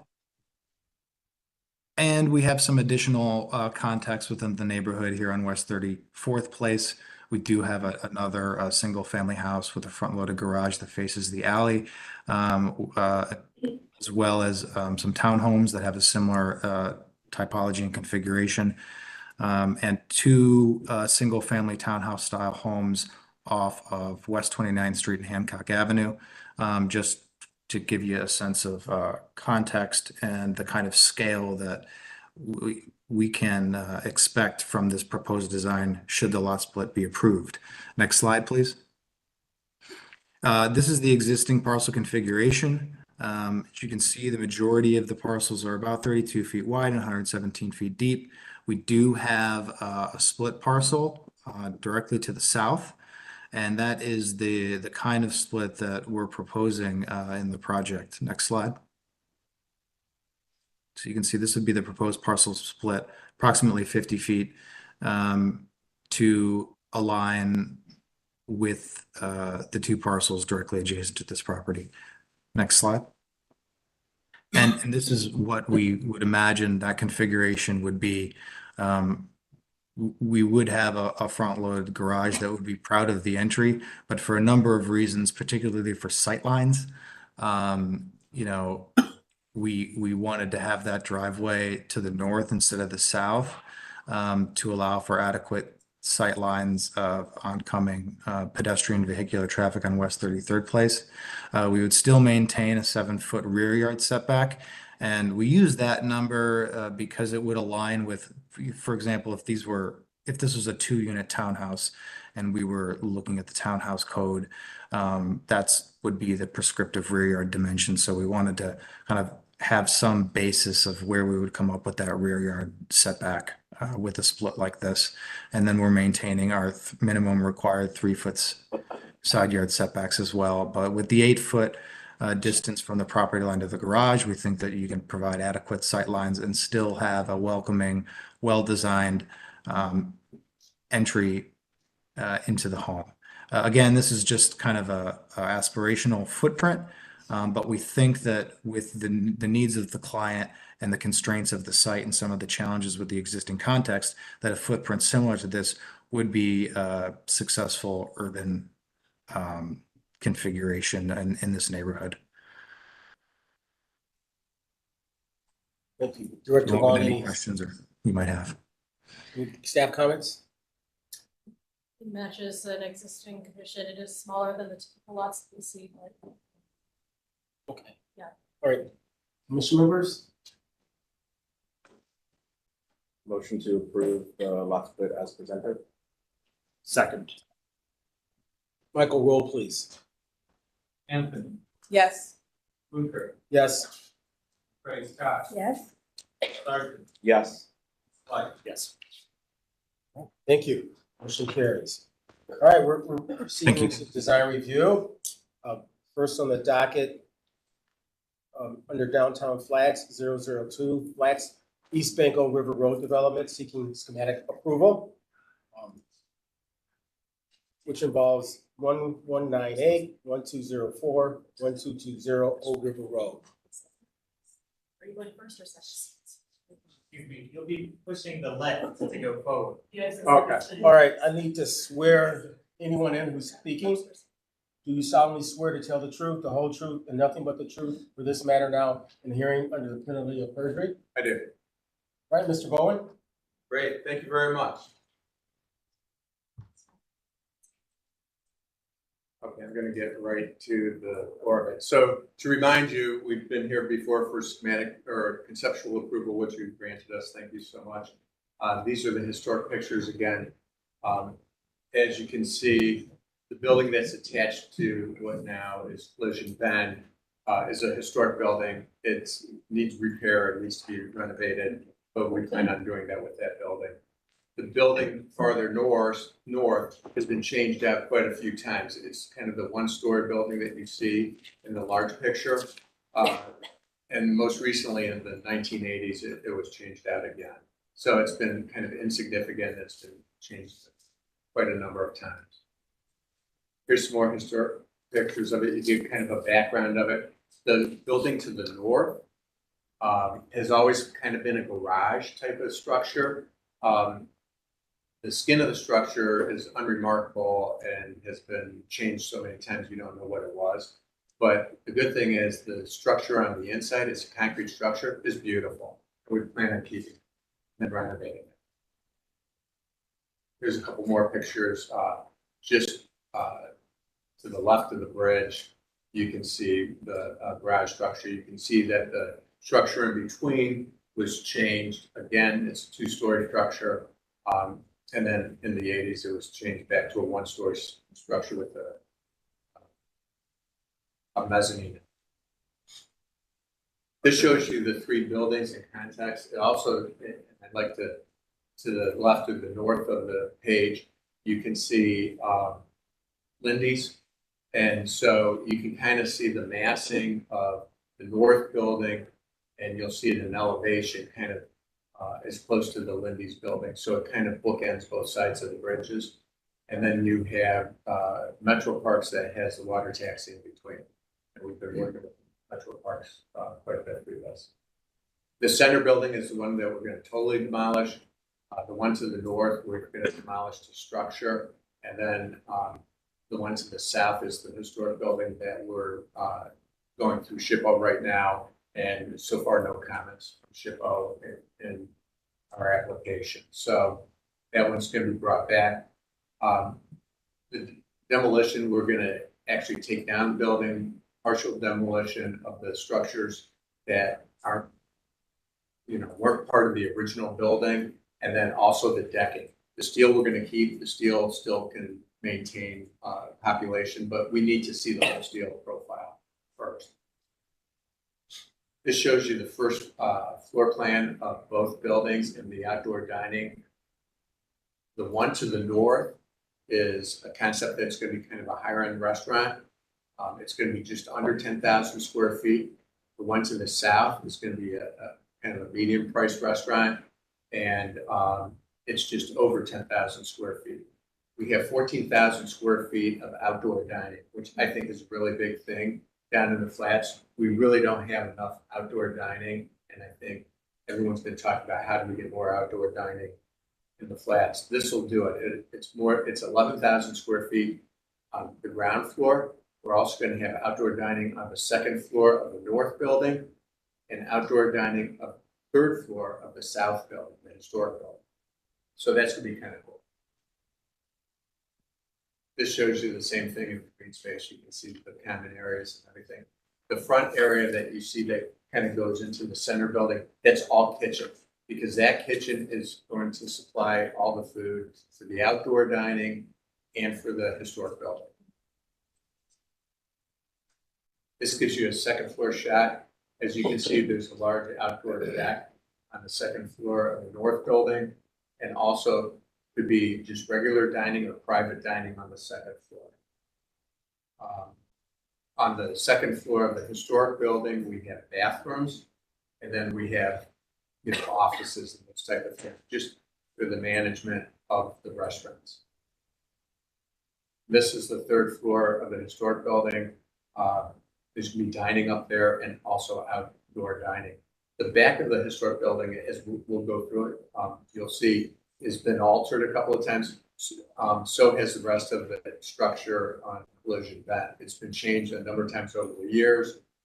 We're bringing it back. We're gonna dollhouse it. We talked about that the last time. We have a little more details on it because we want people coming down the river or on the west bank of the flats to actually be able to see the historic parts of the building, which are in the inside of the building and on the front of the building. So we kind of like that idea because of two means of egress, which it doesn't have now. We're gonna, it won't be transparent where the stairwell is, but we'll show you what that looks like. And that's kind of the bright line break between this building and what's happening at Collision Vent. And we've been working with people from Collision Vent quite a bit. As a matter of fact, on the outdoor patio, they want us to kind of talk and work with them on their outdoor dining. We're also talking to them because they need to repaint their building. And as we do it, we don't want something that is the same, and they don't want something that's the same, but works together well in paint color. This one shows you the outdoor furniture. We told you before that Denise, who's part of the design team and one of Bobby's partners, he actually fabricates all the furniture. So this is all custom made, specialized furniture for dining. He also fabricates quite a few other things. The railings that you'll see in here, we have a mock-up. Ultimately, we're going to do a mock-up for everything so you guys can go down to the flats and actually see it. But we have a mock-up of the railing. He fabricates all of it. The door that goes into the river garden is going to be fabricated by him. So it's going to be kind of one of a kind of this stuff. This shows you the second floor. And this talks about, we're going to have a lot of plantings as part of this. So the plantings that are on this sheet is actually for texture and look and color. It's not what the planting list is. What we do have is a planting list now that we're going to put in the final approval application. And so the actual plantings were held out from the design reviews, and we expected it to, because not all of these are kind of local. We wanted the look first, and then we worked with the landscape architect to come up with the exact plantings. This talks about the material. The north building is Corten steel and metal panel. We kept the exposed metal structure on the outside. We think, and you see it in the renderings, that works well with the bridge. It really adds to the change from the new part of the flats to the historic parts of the flats. And we think that's really, really important. We also look at what happens with the center building, which is now basically a wall. We've kept the rhythm of the blasters from the historic building and moved that rhythm through the center building. But what we did, because there was a question about transparency on the front door, which we didn't like the idea of transparency on the front door. What we did is the egress doors, we're going to make them Corten steel. We're going to have perforation in them that kind of works well with the external steel of the north building. And it's perforated so you can see through it. So what it'll do is, as you're walking down the street, if they're not open, if they're open, you're going to look right through the front door. If they're not open, you can kind of peek inside and see what's happening on the inside, which is really kind of cool. This is the rear elevation. side elevation. I'm gonna go through these pretty quick. This shows you the outdoor dining. This was held out because we're working right now, and Dan will talk more about this. But we're kind of pushing this. We want to meet once a week. We've met quite a few times about what the street needs to be. We know this street works in a series with West 10th Street, West 9th Street, and the streets that come down. Because what happens now is everyone comes down the same street, it gets bogged down, police shuts everything off, they start towing cars, and it's a mess. So making this street work in collaboration with the other streets is of paramount importance. And so we're gonna start setting those meetings up for once a week. So this was kept out of the approval process because we don't know if we're changing the curve. The one thing we found out during the meetings, Samsel mentioned to us that the duck bank for putting wires underground instead of getting rid of the telephone poles is already in the street. It was put in 1998. So it seems like we have a jump start to burying these wires, and we should really look at that. So this gets to back to the model we did. So this is all modeled. So this is to scale, and it's correct. This is the north building. We've articulated this a little better. We're obviously through schematic design into design development. As you can see, this is the transition to the rest of the street, now to the historic part of the street. We've done with lighting the same thing that we've done with the external steel. We've lit it up. We pay homage to the bridge, kind of the shadowing of the bridge and the bridge structure. And that's all Corten steel and metal and glass. And perforated up on the top, you can see the perforated Corten steel. Now you're kind of looking back towards the historic building. We have the center building, now the center wall. You can start seeing the rhythm starting to break into the historic building. And this is from the historic building, looking back, and you can see again the rhythm coming back into the lower River Garden wall. This gives you a feel for what happens from a pedestrian standpoint. You know, the questions oftentimes was, you know, how would the pedestrian feel? We're trying to open this up a little more. We have an interest in removing the kind of streetlights that are there now and doing something more of the day. And so we're going to work through that with Dan and engineering. So that's, we have the inspiration shots for, you know, the pedestrian right of way. This gives you a look, looking at the Mandrake or the north building back towards the modern part of the flats. Okay, so this is the center building, the River Garden. You can start seeing the perforation of the Corten steel doors. You can start seeing the light behind it. You can see the center swing door. It'll be open as long as they're open. So for lunch and dinner, you'll see that. This is an overall view. Besides just having outdoor dining on the ground floor, we thought it was important to bring it up into different elevations. So you see the very large outdoor dining on the north building, the smaller outdoor dining on the south building. This gives you a really nice shot of dollhousing the historic part of the building. We've taken that Corten steel thought process and cladded the stairwell with it. So now you can see that bright line between the two different buildings, Collision Bend and what's going on in Bobby's project. You can also see how we dollhoused it and the transparency of looking into the building. We think that's really important. And also by the shadowing, and this is solar correct. We model this, we look at the solar path. You can see, you know, the shadows of the bridge onto the wall, and it's the same kind of inference that you see on the north building, and we find that very exciting. This is inside the River Garden. You can see to the left some of the outdoor dining, but also where people can come up to a window and pick up their food, where servers bring them out for The center torches you see there would be real flames, but it's high enough up that child will touch it. And then these fabricate systems too.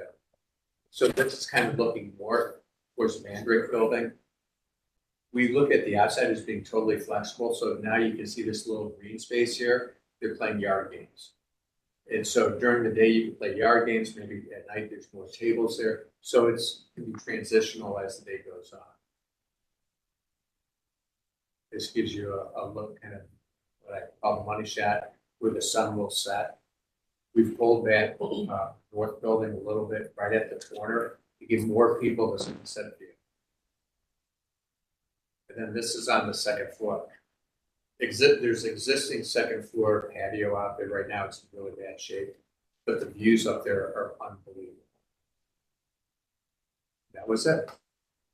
Oh, and I know Sean's here too to talk about working with the park. You know, there was a lot of discussion about public access. One, this is open to the public, the restaurants are, but you know, how does someone start from the north and kind of make it down to the south? And the Metro Parks came up with an idea that's actually in the water. We think it's really kind of cool. And then there's these connections that come to the restaurants. And so we've been working with them on that and trying to work both the east side and the west side, the road side and improve that, and the water side and improve that. So some of the things we're looking at is how do we keep the pleasure vessels moving around the river? How do we keep, obviously, commerce moving down the river?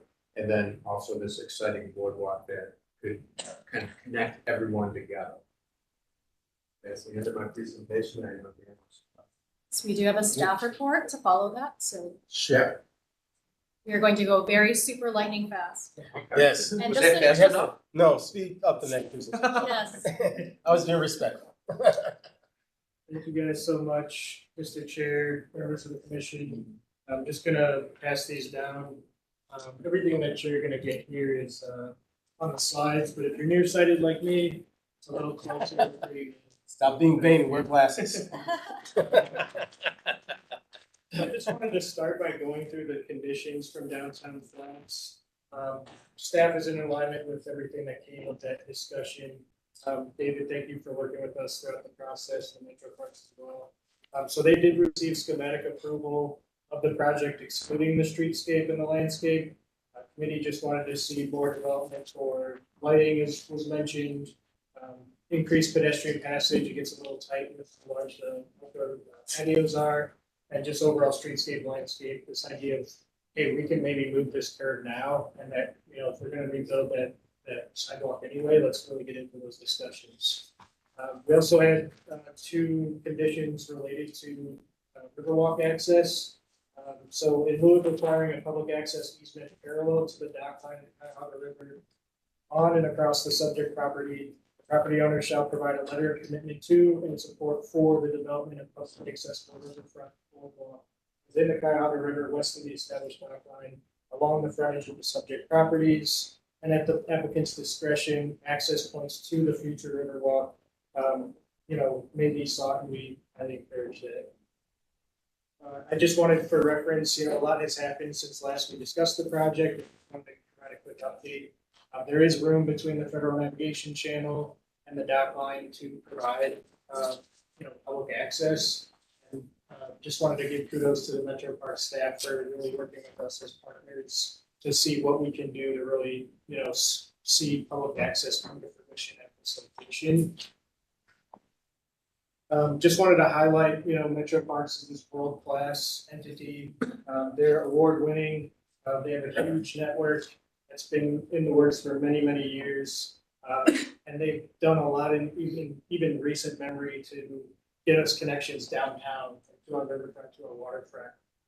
These efforts have, you know, just in downtown have been at least 15 years. The network as a whole is 100 years. It's been long-term planning to get us to this point.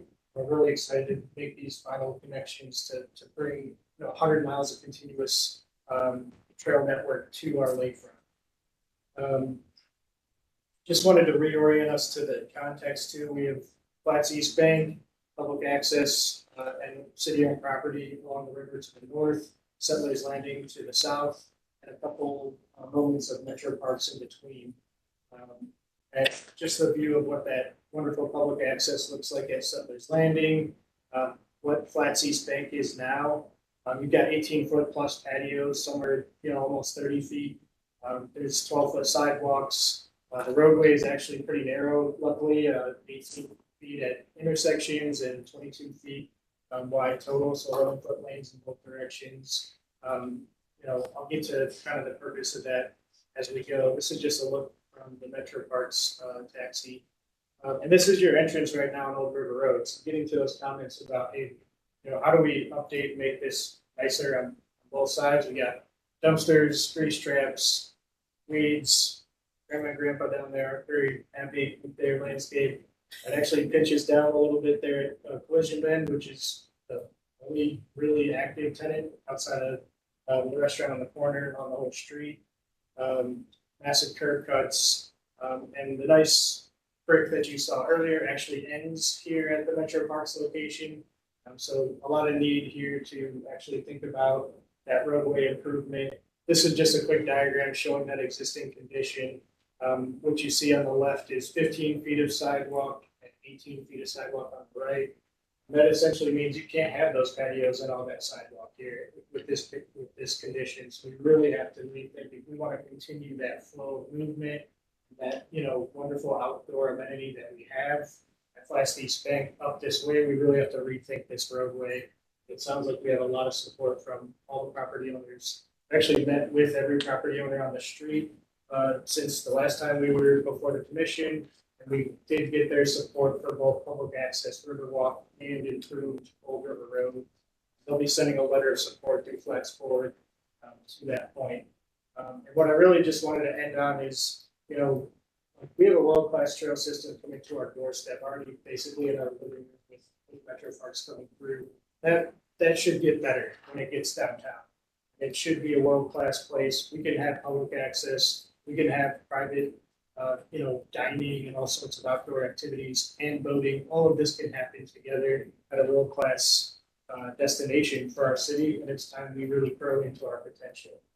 And with that, I'll turn it back to Mr. Chair. Thanks. So I just want to commend the property owners for their hard work and Flats Forward, the Metro Parks for your leadership. We support this moving forward, the big vision. So I was wondering, Mr. McDermott, would you like to have any words before we deliberate at the? Great. Thank you, Mr. Chair. To say quickly, Sean McDermott, Chief Planning Design Officer, Cleveland Metro Parks, working with the applicant, working with neighbors on Old River Road, of which we are one, working with the city. This is a model of how these things should work. Very happy with the commission on condition that allows this future boardwalk to take place, and we're looking forward to what it all brings. So with that, we would recommend to the commission the 3 conditions stated here. The applicant is aware of the conditions, and we are all in agreement of moving forward with what's presented. Commission members, any questions? Is it fair to say to staff that, but for the public realm stuff, the actual building is all like at final approval stage? That we're really, is coming back to final approval really about the streetscape and It's about the sidewalk? landscape. Okay. Yeah, so providing schematic will allow them to move forward with the demo and the groundwork and the foundations, and then they'll come back with landscape. Okay. To the chair, I motion to approve the presented design for schematic approval with the conditions set out by city planning. A second. Michael Rose. This should be incorporated. Yeah. Yes. Can we say that it's incorporated with design review comments, or are they different? They're the same, okay. Yes. And just refer to this document. And to refer to the document. It's simple for you. Okay. Okay. Appreciate it. Thanks for the clarification, Michael. Yes. Blucher. Yes. Ray Scott. Yes. Sergeant. Yes. White. Yes. Thank you. Thank you. Good luck, man. I still have something to do here. I know. I have to, there's one on my docket here for demolition. Is that? We do need to make a motion for the demo. So, Yeah. yes, which is part of, Yeah. But we need, I would like You need to, to do the second agenda item. Yes. Mr. Bowen is the proposed demolition. which is design review, item 006 under downtown. Oh, you're still doing the demo. I was gonna say. Pardon me? He's still presenting. You're still presenting for the demo. Yeah. Yeah, okay. All right, all right. It's me again, sorry. To the chair. I mean, I'll speed up. Yeah. So I'm gonna talk about the north, the center building and the south building. The south building is the historic building. Quickly. Thank you. It's only very little demolition on the south building, only the things that were added on because of the fire. The center building is being scraped. It's going away. The north building, we're taking everything out except for the structure. And that's what our proposal is. And the reason why this is really important to start doing right away, as we try to tighten up the numbers for what the construction costs are, there's a change in grade from the historic building to the north building. This enables us to look at that better. And by scraping out the center building, we can stage everything on site. And we can also look at the dock area and what has to happen with that. So it's really important that we do this. I will make a motion to approve the partial demolition on Old River Road because it is necessary for the project that was just approved a minute ago. I second. Is that good, Mr.? The Okay. transitive property of the planning commission, right? All right, roll call, please. Yes. Craig Scott. Yes. Sergeant. Yes. White. Yes. All right. Thank you very much. So you presenting the next one? No. Okay. That's just what I thought too. This is, These guys won't let me do that. okay, this falls under docket South Central Design Review. Item number 007, it's the RTA station renovation, seeking schematic approval. Location is East 79th and Hillside Road. I need to swear you guys in. Who do we have speaking on behalf of RTA? Brian Tanner. Okay, do you solemnly swear to tell the truth, the whole truth, and nothing but the truth for this matter now in hearing under the penalty of perjury? Yes. All right, gentlemen, nice to see you. Yeah, it's been a while. So I'll do a quick background, then I'll turn over to Kyle so you can run through the design. So as you mentioned, this is our East 79th Blue Green Line station. It's located kind of halfway between Opportunity Corridor and Kinsman. The station, the last time it was touched was back in 1980 when it was constructed. So if you've ever familiar with some of our old stations, it has that Caterpillar type canopy. So this one kind of our last stations with that structure. So last year we received $10 million through the All Station Accessibility Program grant to rebuild the station. So the primary purpose, one, is bringing it to ADA compliance. Two, because of its location along East 79th Street and a lot of the stuff earlier with the zoning and also the transit-oriented development. We want to try to improve the connectivity to the community and also provide some transit-oriented development opportunities. With that, I will run you through these. All right, I'll quickly run through this. So kind of orient, we are in between Opportunity Corridor and Kinsman, right along 79th. There's a large vertical car development below it and an adjacent park, which we are tying into. There's a number of bus routes that service this station to the south and directly along 79th Street. A number of pedestrian pathways to get to the station. Looking at the site in a little bit more detail, we've got Hillside Park, which we are integrating into the design. The actual tracks are just to the north of the station, so the station itself will lead to the south, with a connection from 79th Street and then from Mini Street, which leads to Kingsland. Existing survey, and this is the existing conditions. Currently the station is really just canopy and a set of stairs. It's been there for quite some time. This is Hillside Park to the south. There have been a number of recent improvements with landscaping and running ground, so we are incorporating these elements into our new design. And up at the track level, a lot of this stuff will be rebuilding platforms, rebuilding waiting areas at the track level, and doing the lighting as well. More use of the track. And then the other part of the project is also improving the lighting and the overall conditions underneath the bridge, including the safety underneath the bridge as people are walking from the north and from the south to and from the station. So here's our site plan. Along 79th, we have what we're calling the head house, which is incorporating the bus station, the bus stop, and also the entry into the station. Just to the south, you'll see that there's a crosswalk which would then lead to a bus stop for people going north on 79th Street. And because of the type of grant that the RTA got, we wanted to make this as ADA accessible as possible. Also working with the topography on the site, which makes it, an interesting project. Working with the park to the south of it, really creating almost more of a landscape project with a number of different, what's called park columns that sort of dot the site. So moving from right to left on the screen, the head house, which will have a signage component.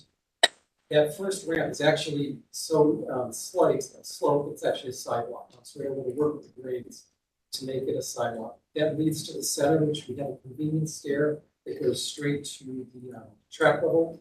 And then incorporated into that is the waiting area at the top of the track. Continuing further west, we've got a ramp that leads up to a pause point in the middle, and then leads further up to the actual track crossing on the far west side.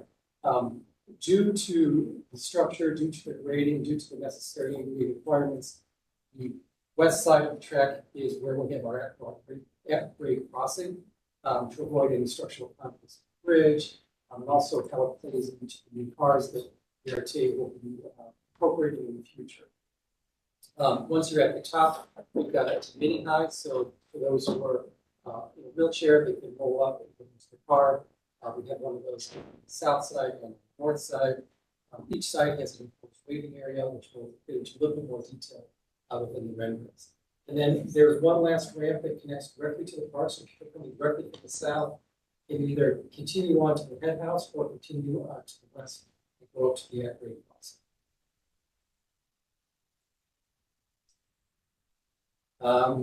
Some graphics are missing, but these are eastbound and westbound tracks. We got it. This illustrates kind of the rebuilt platforms. We're extending and widening some of the platforms to make room for mini high to make sure that we've got enough accessibility around each element. This is the head house, and then our ramped and accessible access points from the head house. And then if you're accessing it from the south, coming from Kinsman, coming from the park, this is how you would access the different points. Again, our final site plan, a grading plan, a lot of interesting topography. So working with the topography, creating tiered landscape areas. We want to use landscape that's going to be partly native, but also provide color to the area. So we've got a number of different zones, different landscape walls that create this tiering, create this visual interest as you're approaching it, showing renderings. So some examples of some of the landscape elements we're using, again, want to use a lot of color. Native plants, there are going to be party plants, there are going to be zone maintenance, and look good year round. A detailed architectural site plan. Typical site amenities, benches, and litter receptacles. If you've ever been to an RTA station, these are their standard. Powder coated, well made.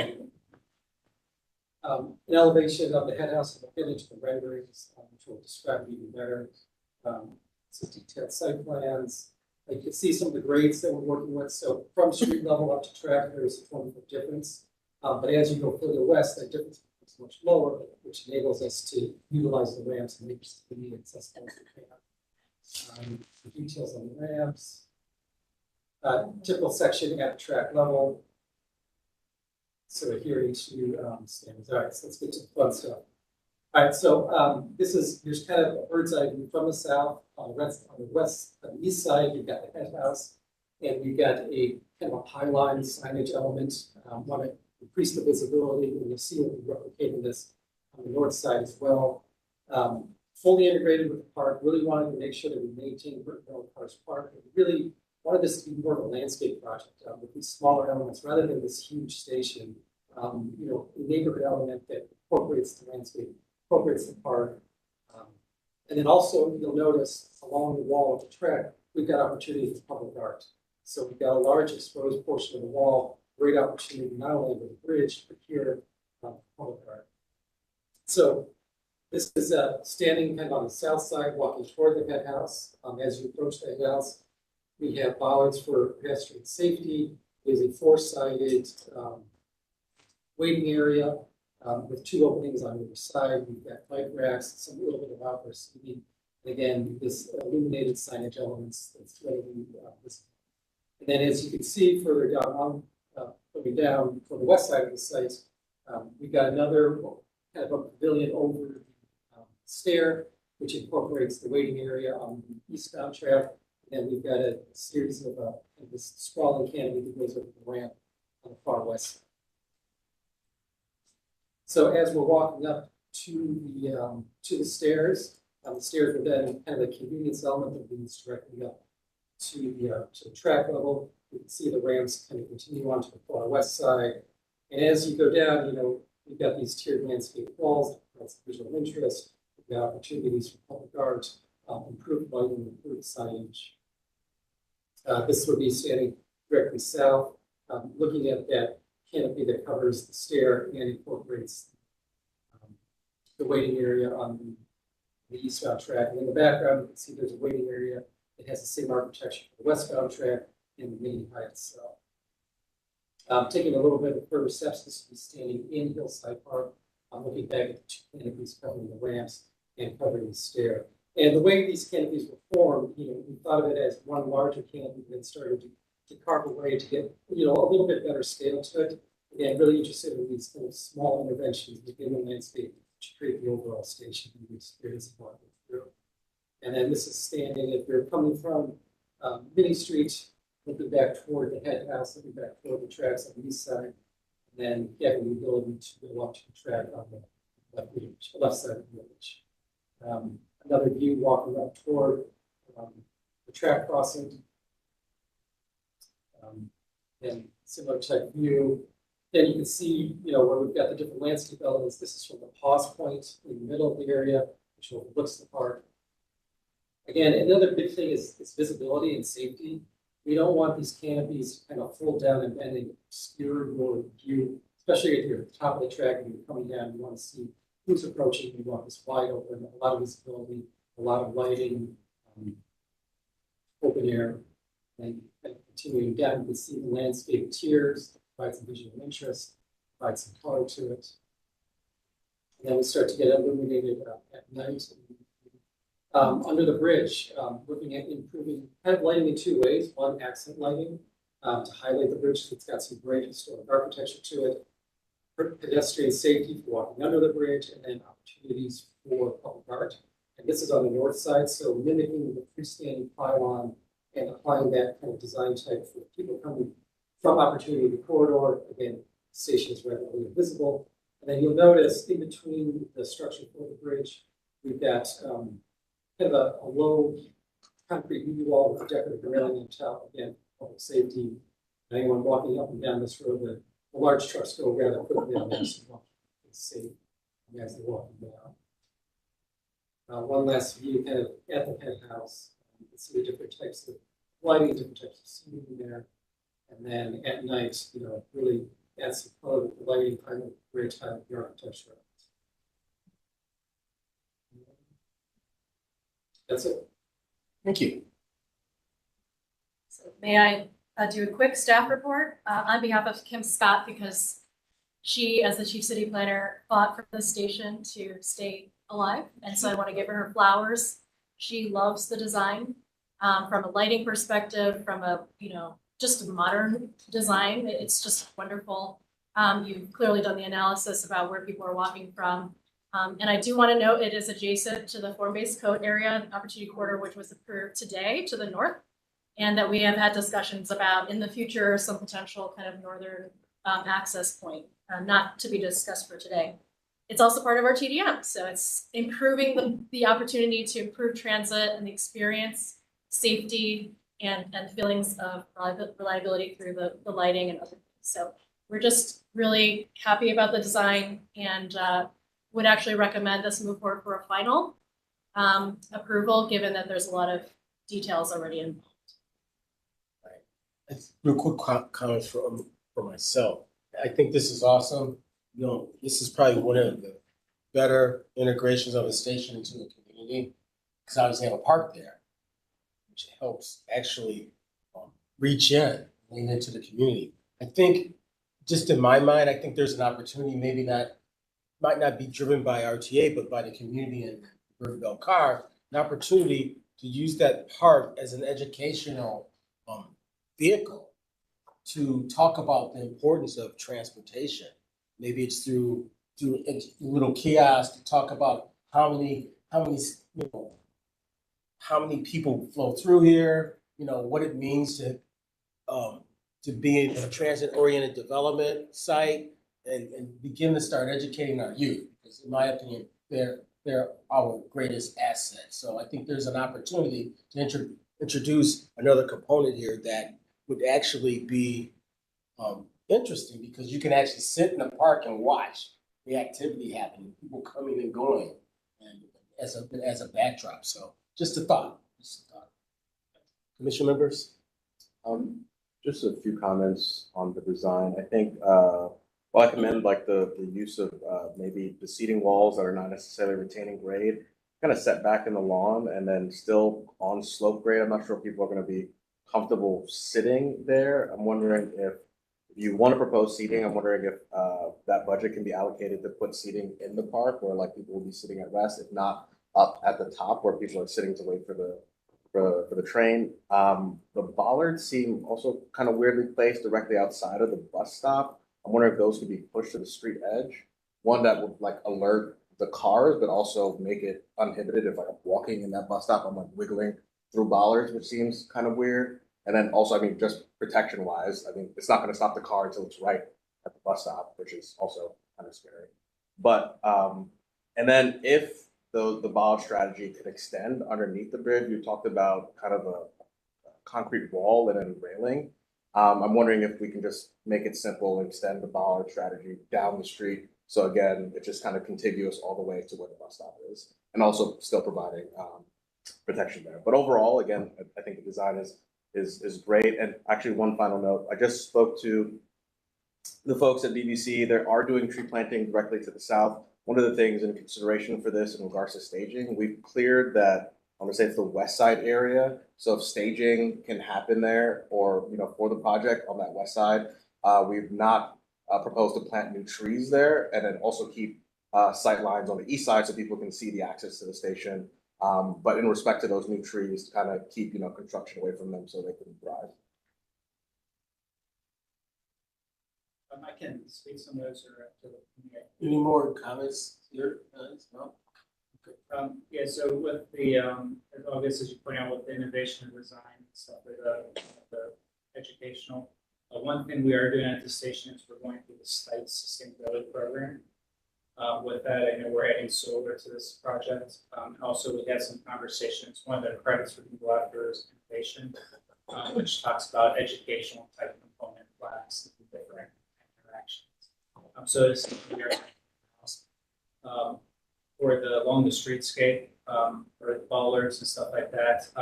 One of the main reasons we kept them away from the curb line is because of interaction with the bus, because the way the doors have to berth, or the bus has to berth to let PVA customers off, it makes it a little trickier to try to make sure the doors line up exactly with the bollards. So we want to kind of give them a little further away. We are looking at the space nodes to try to minimize and make it where it's a little more easy access through. And then also under the bridge, the concrete wall, it helps protect the pass-through, but it's also there as part of the protection of the bridge piers itself. So we're a little reluctant, I guess, to go to a more open. We kind of want something more sturdy, a little more impact system there. Okay. And I know one thing we are looking at the street level, we kind of started the conversation, let's get a little bit on it, is with 79th Street, it is a pretty wide street, it's 40 foot. It is only straight 2 lanes, so one in each direction. So it kind of turns into that, is it a 1-lane road or is it a 2-lane road? So one of the things we're looking at this location is actually bumping out the sidewalk at the station to narrow down the road to maybe a 20-foot, 6-foot curb to curb, so it'll be a 1-lane each direction. And then that would also provide a little more room for pedestrians moving around the station. should help move around bollards. So I was gonna say, if you do get the bump out, but slide the bollards. We could slide them a little further That- away out of yeah. the thing and also. That'd be great. So would that, Brian, would that address also maybe the kiss and ride concept where people are dropping people off? Or is It that it just? could, it was mainly for the bus drop off, just provide room, All right. extra Just access, for the bus. provide also on the east side of the street opposite the station, it's a pretty near, I mean, it's an 8-foot sidewalk, so it's a wide sidewalk. Mhm. Give a little more room for potential larger. Makes sense. station. Yeah. It also provides opportunity that along the park side with potential parking. Thanks. Any more comments? Can I just ask a procedural question? I feel like we're all waiting for lunch, but did we sign over, did we swear everybody in for this? Okay. Yes, yes. Sorry to lose my memory. I'm a little more coherent because I didn't sit through the first one, so. Sorry. That wasn't a dig, by the way. No. Getting weak. What, is that it, Director? Okay. I make a motion that the RTA station renovation be approved as presented with the conditions established by the Central Southeast Design Review. May I ask, are we approving them for final? Or schematic? I think Director Wong had. The director had suggested it. Do you believe they're ready for final? You're all ready for final? You could also do final and any other improvements come back to staff, Okay, so. approved for final and any other recommendations go back to staff for approval. Second. You good, Michael? Roll call, please. Fluker, Yes. Frank Scott, Yes. Sargent, Yes. Slide. Yes. Motion carries. Thanks. Good luck, guys. Thank you. Appreciate it. All right. Do we feel like finishing this up? Two public art should fly. All right. We also have some lunch if anyone really needs Little sustenance. some All sustenance right, here. let's plow through. What? Wait a minute. Yeah, isn't it? Yeah, it is public art. Do we have administrative? That's gonna be quick. Click left. Left. Left. It's backwards. Yep. Or hold it upside down. Okay, this will be really quick. This came before you all for conceptual approval several weeks ago. This is at the Frederick Douglass Recreation Center. The exterior sculpture is seeking final approval. The artist, I believe, may still be on the line. I'm not sure. He may have had to leave. Darius Stewart is here if you all have any questions. These are just some exterior photos that were taken at the Recreation Center. And this location of the sculpture is going to be outside of the courtyard area that leads to the pool. And the sculpture is a motherly figure overseeing kids playing happily, a trusted adult that people are comfortable leaving their children with, and their backpacks are going to represent leaving your burden. So the sculpture location is about 9 feet from the fence, 22 feet from the entrance to the pool area, and about 5 feet from the main entrance of the facility.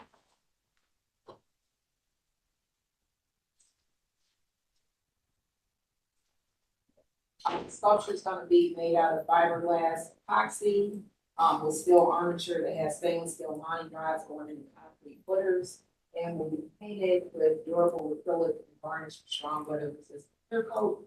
The bench will be enamel painted stainless steel and mounted with concrete footers.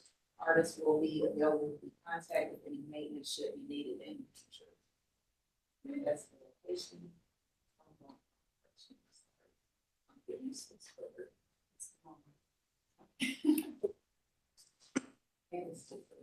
So the bench, they did take your recommendations at the conceptual approval to lower the bench height from 24 inches to 8 inches. So that what you see on the drawing is actually an error. It's going to be 18 inches by 2 feet by 2 feet wide. The sculpture is 62 inches high, about 38 inches from the bench height. And this is just showing how the footers and steel rods will be implemented to maintain the structure. And these are views of the bench. And this is, just some schematics of the placement of, the sculpture itself, the bench, the backpacks. It's about 12 feet high total with the, backpacks. So the artist is Darius Stewart still on? Yes, he is. I don't know if you all have any questions, but if not, that's.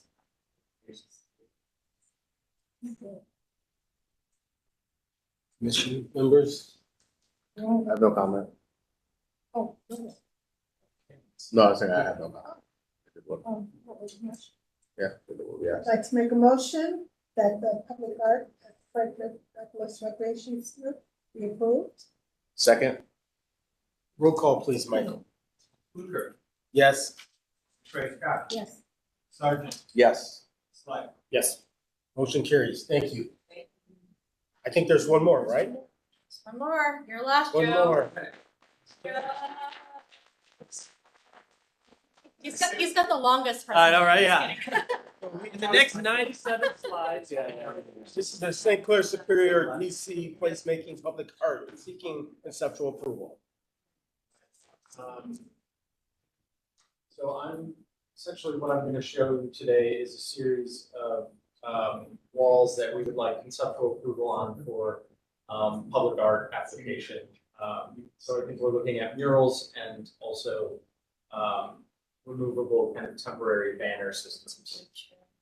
So the point of us kind of bringing you these sites in advance of producing any kind of artwork or contacting the property owners was so that we can have an easier path to getting approval from the property owner, so we don't have to keep coming back to you guys to ask for approval.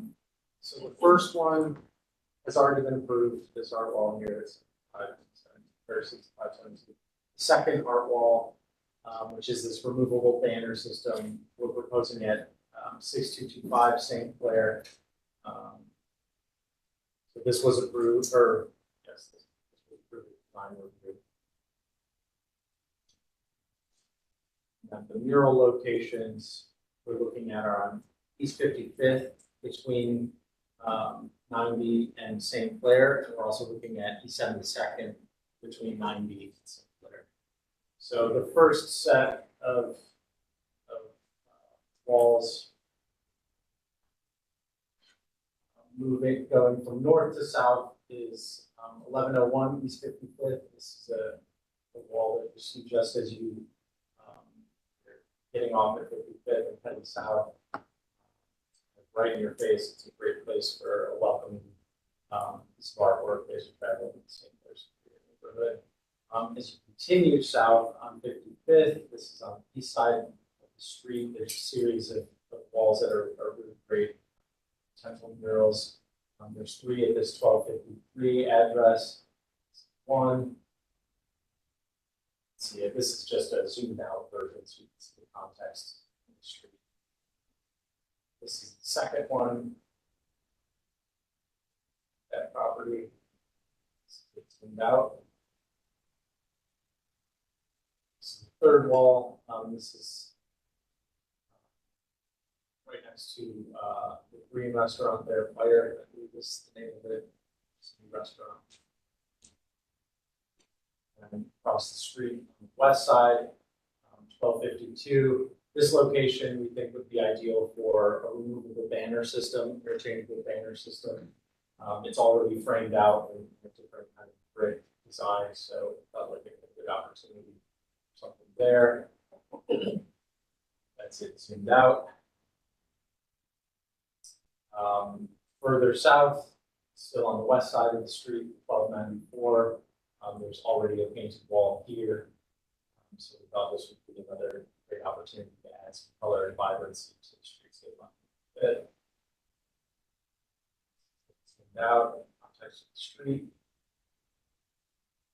Same property, but further south. A series of kind of blocked over I imagine were windows at one time, but now are just blocked over. We thought those would be a great opportunity for some kind of color and vibrancy. Jumping over to East 72nd Street, We're working with Metro Parks on Board Park redesign. It's also working with St. Clair Superior Development Corporation on all of this placemaking. So we're thinking about ways of better connecting the neighborhood to the park and visitors to the park into the neighborhood.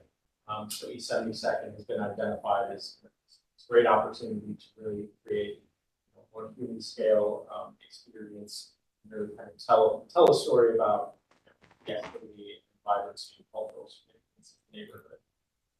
So we are proposing painting these abutments or retaining walls, I should say.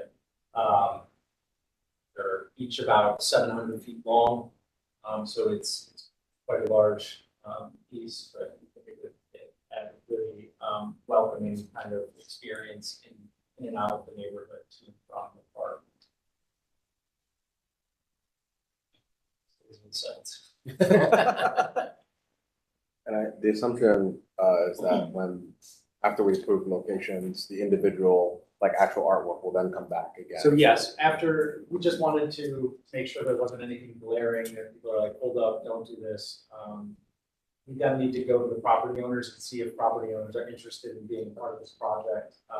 We currently have resources to do 2 murals on East 55th and this one at East 72nd. So yes, our next step would be get in touch with property owners, get them on board, produce artwork with artists, and then come back to present that artwork.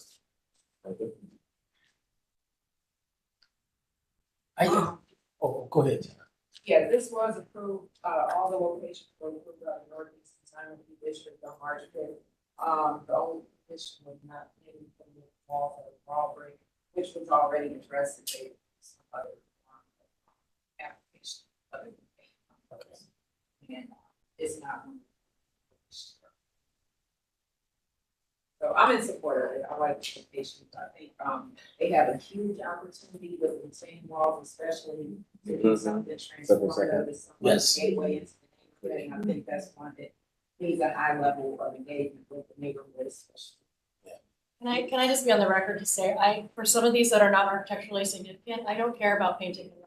I think it's actually better as an application and much more affordable, so I just want to say that if there's any buildings that you feel like are architecturally significant, those should be a different one, but if it's like this industrial building, I feel like you can paint on the brick and it's fine.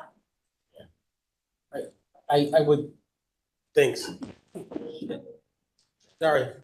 I know this is getting ahead, but I only say this because you're gonna hear me say this a lot. As we start planning Gordon Square, we start planning Cheers. We need to figure out how we begin to communicate African Americans' relationship to water. Right?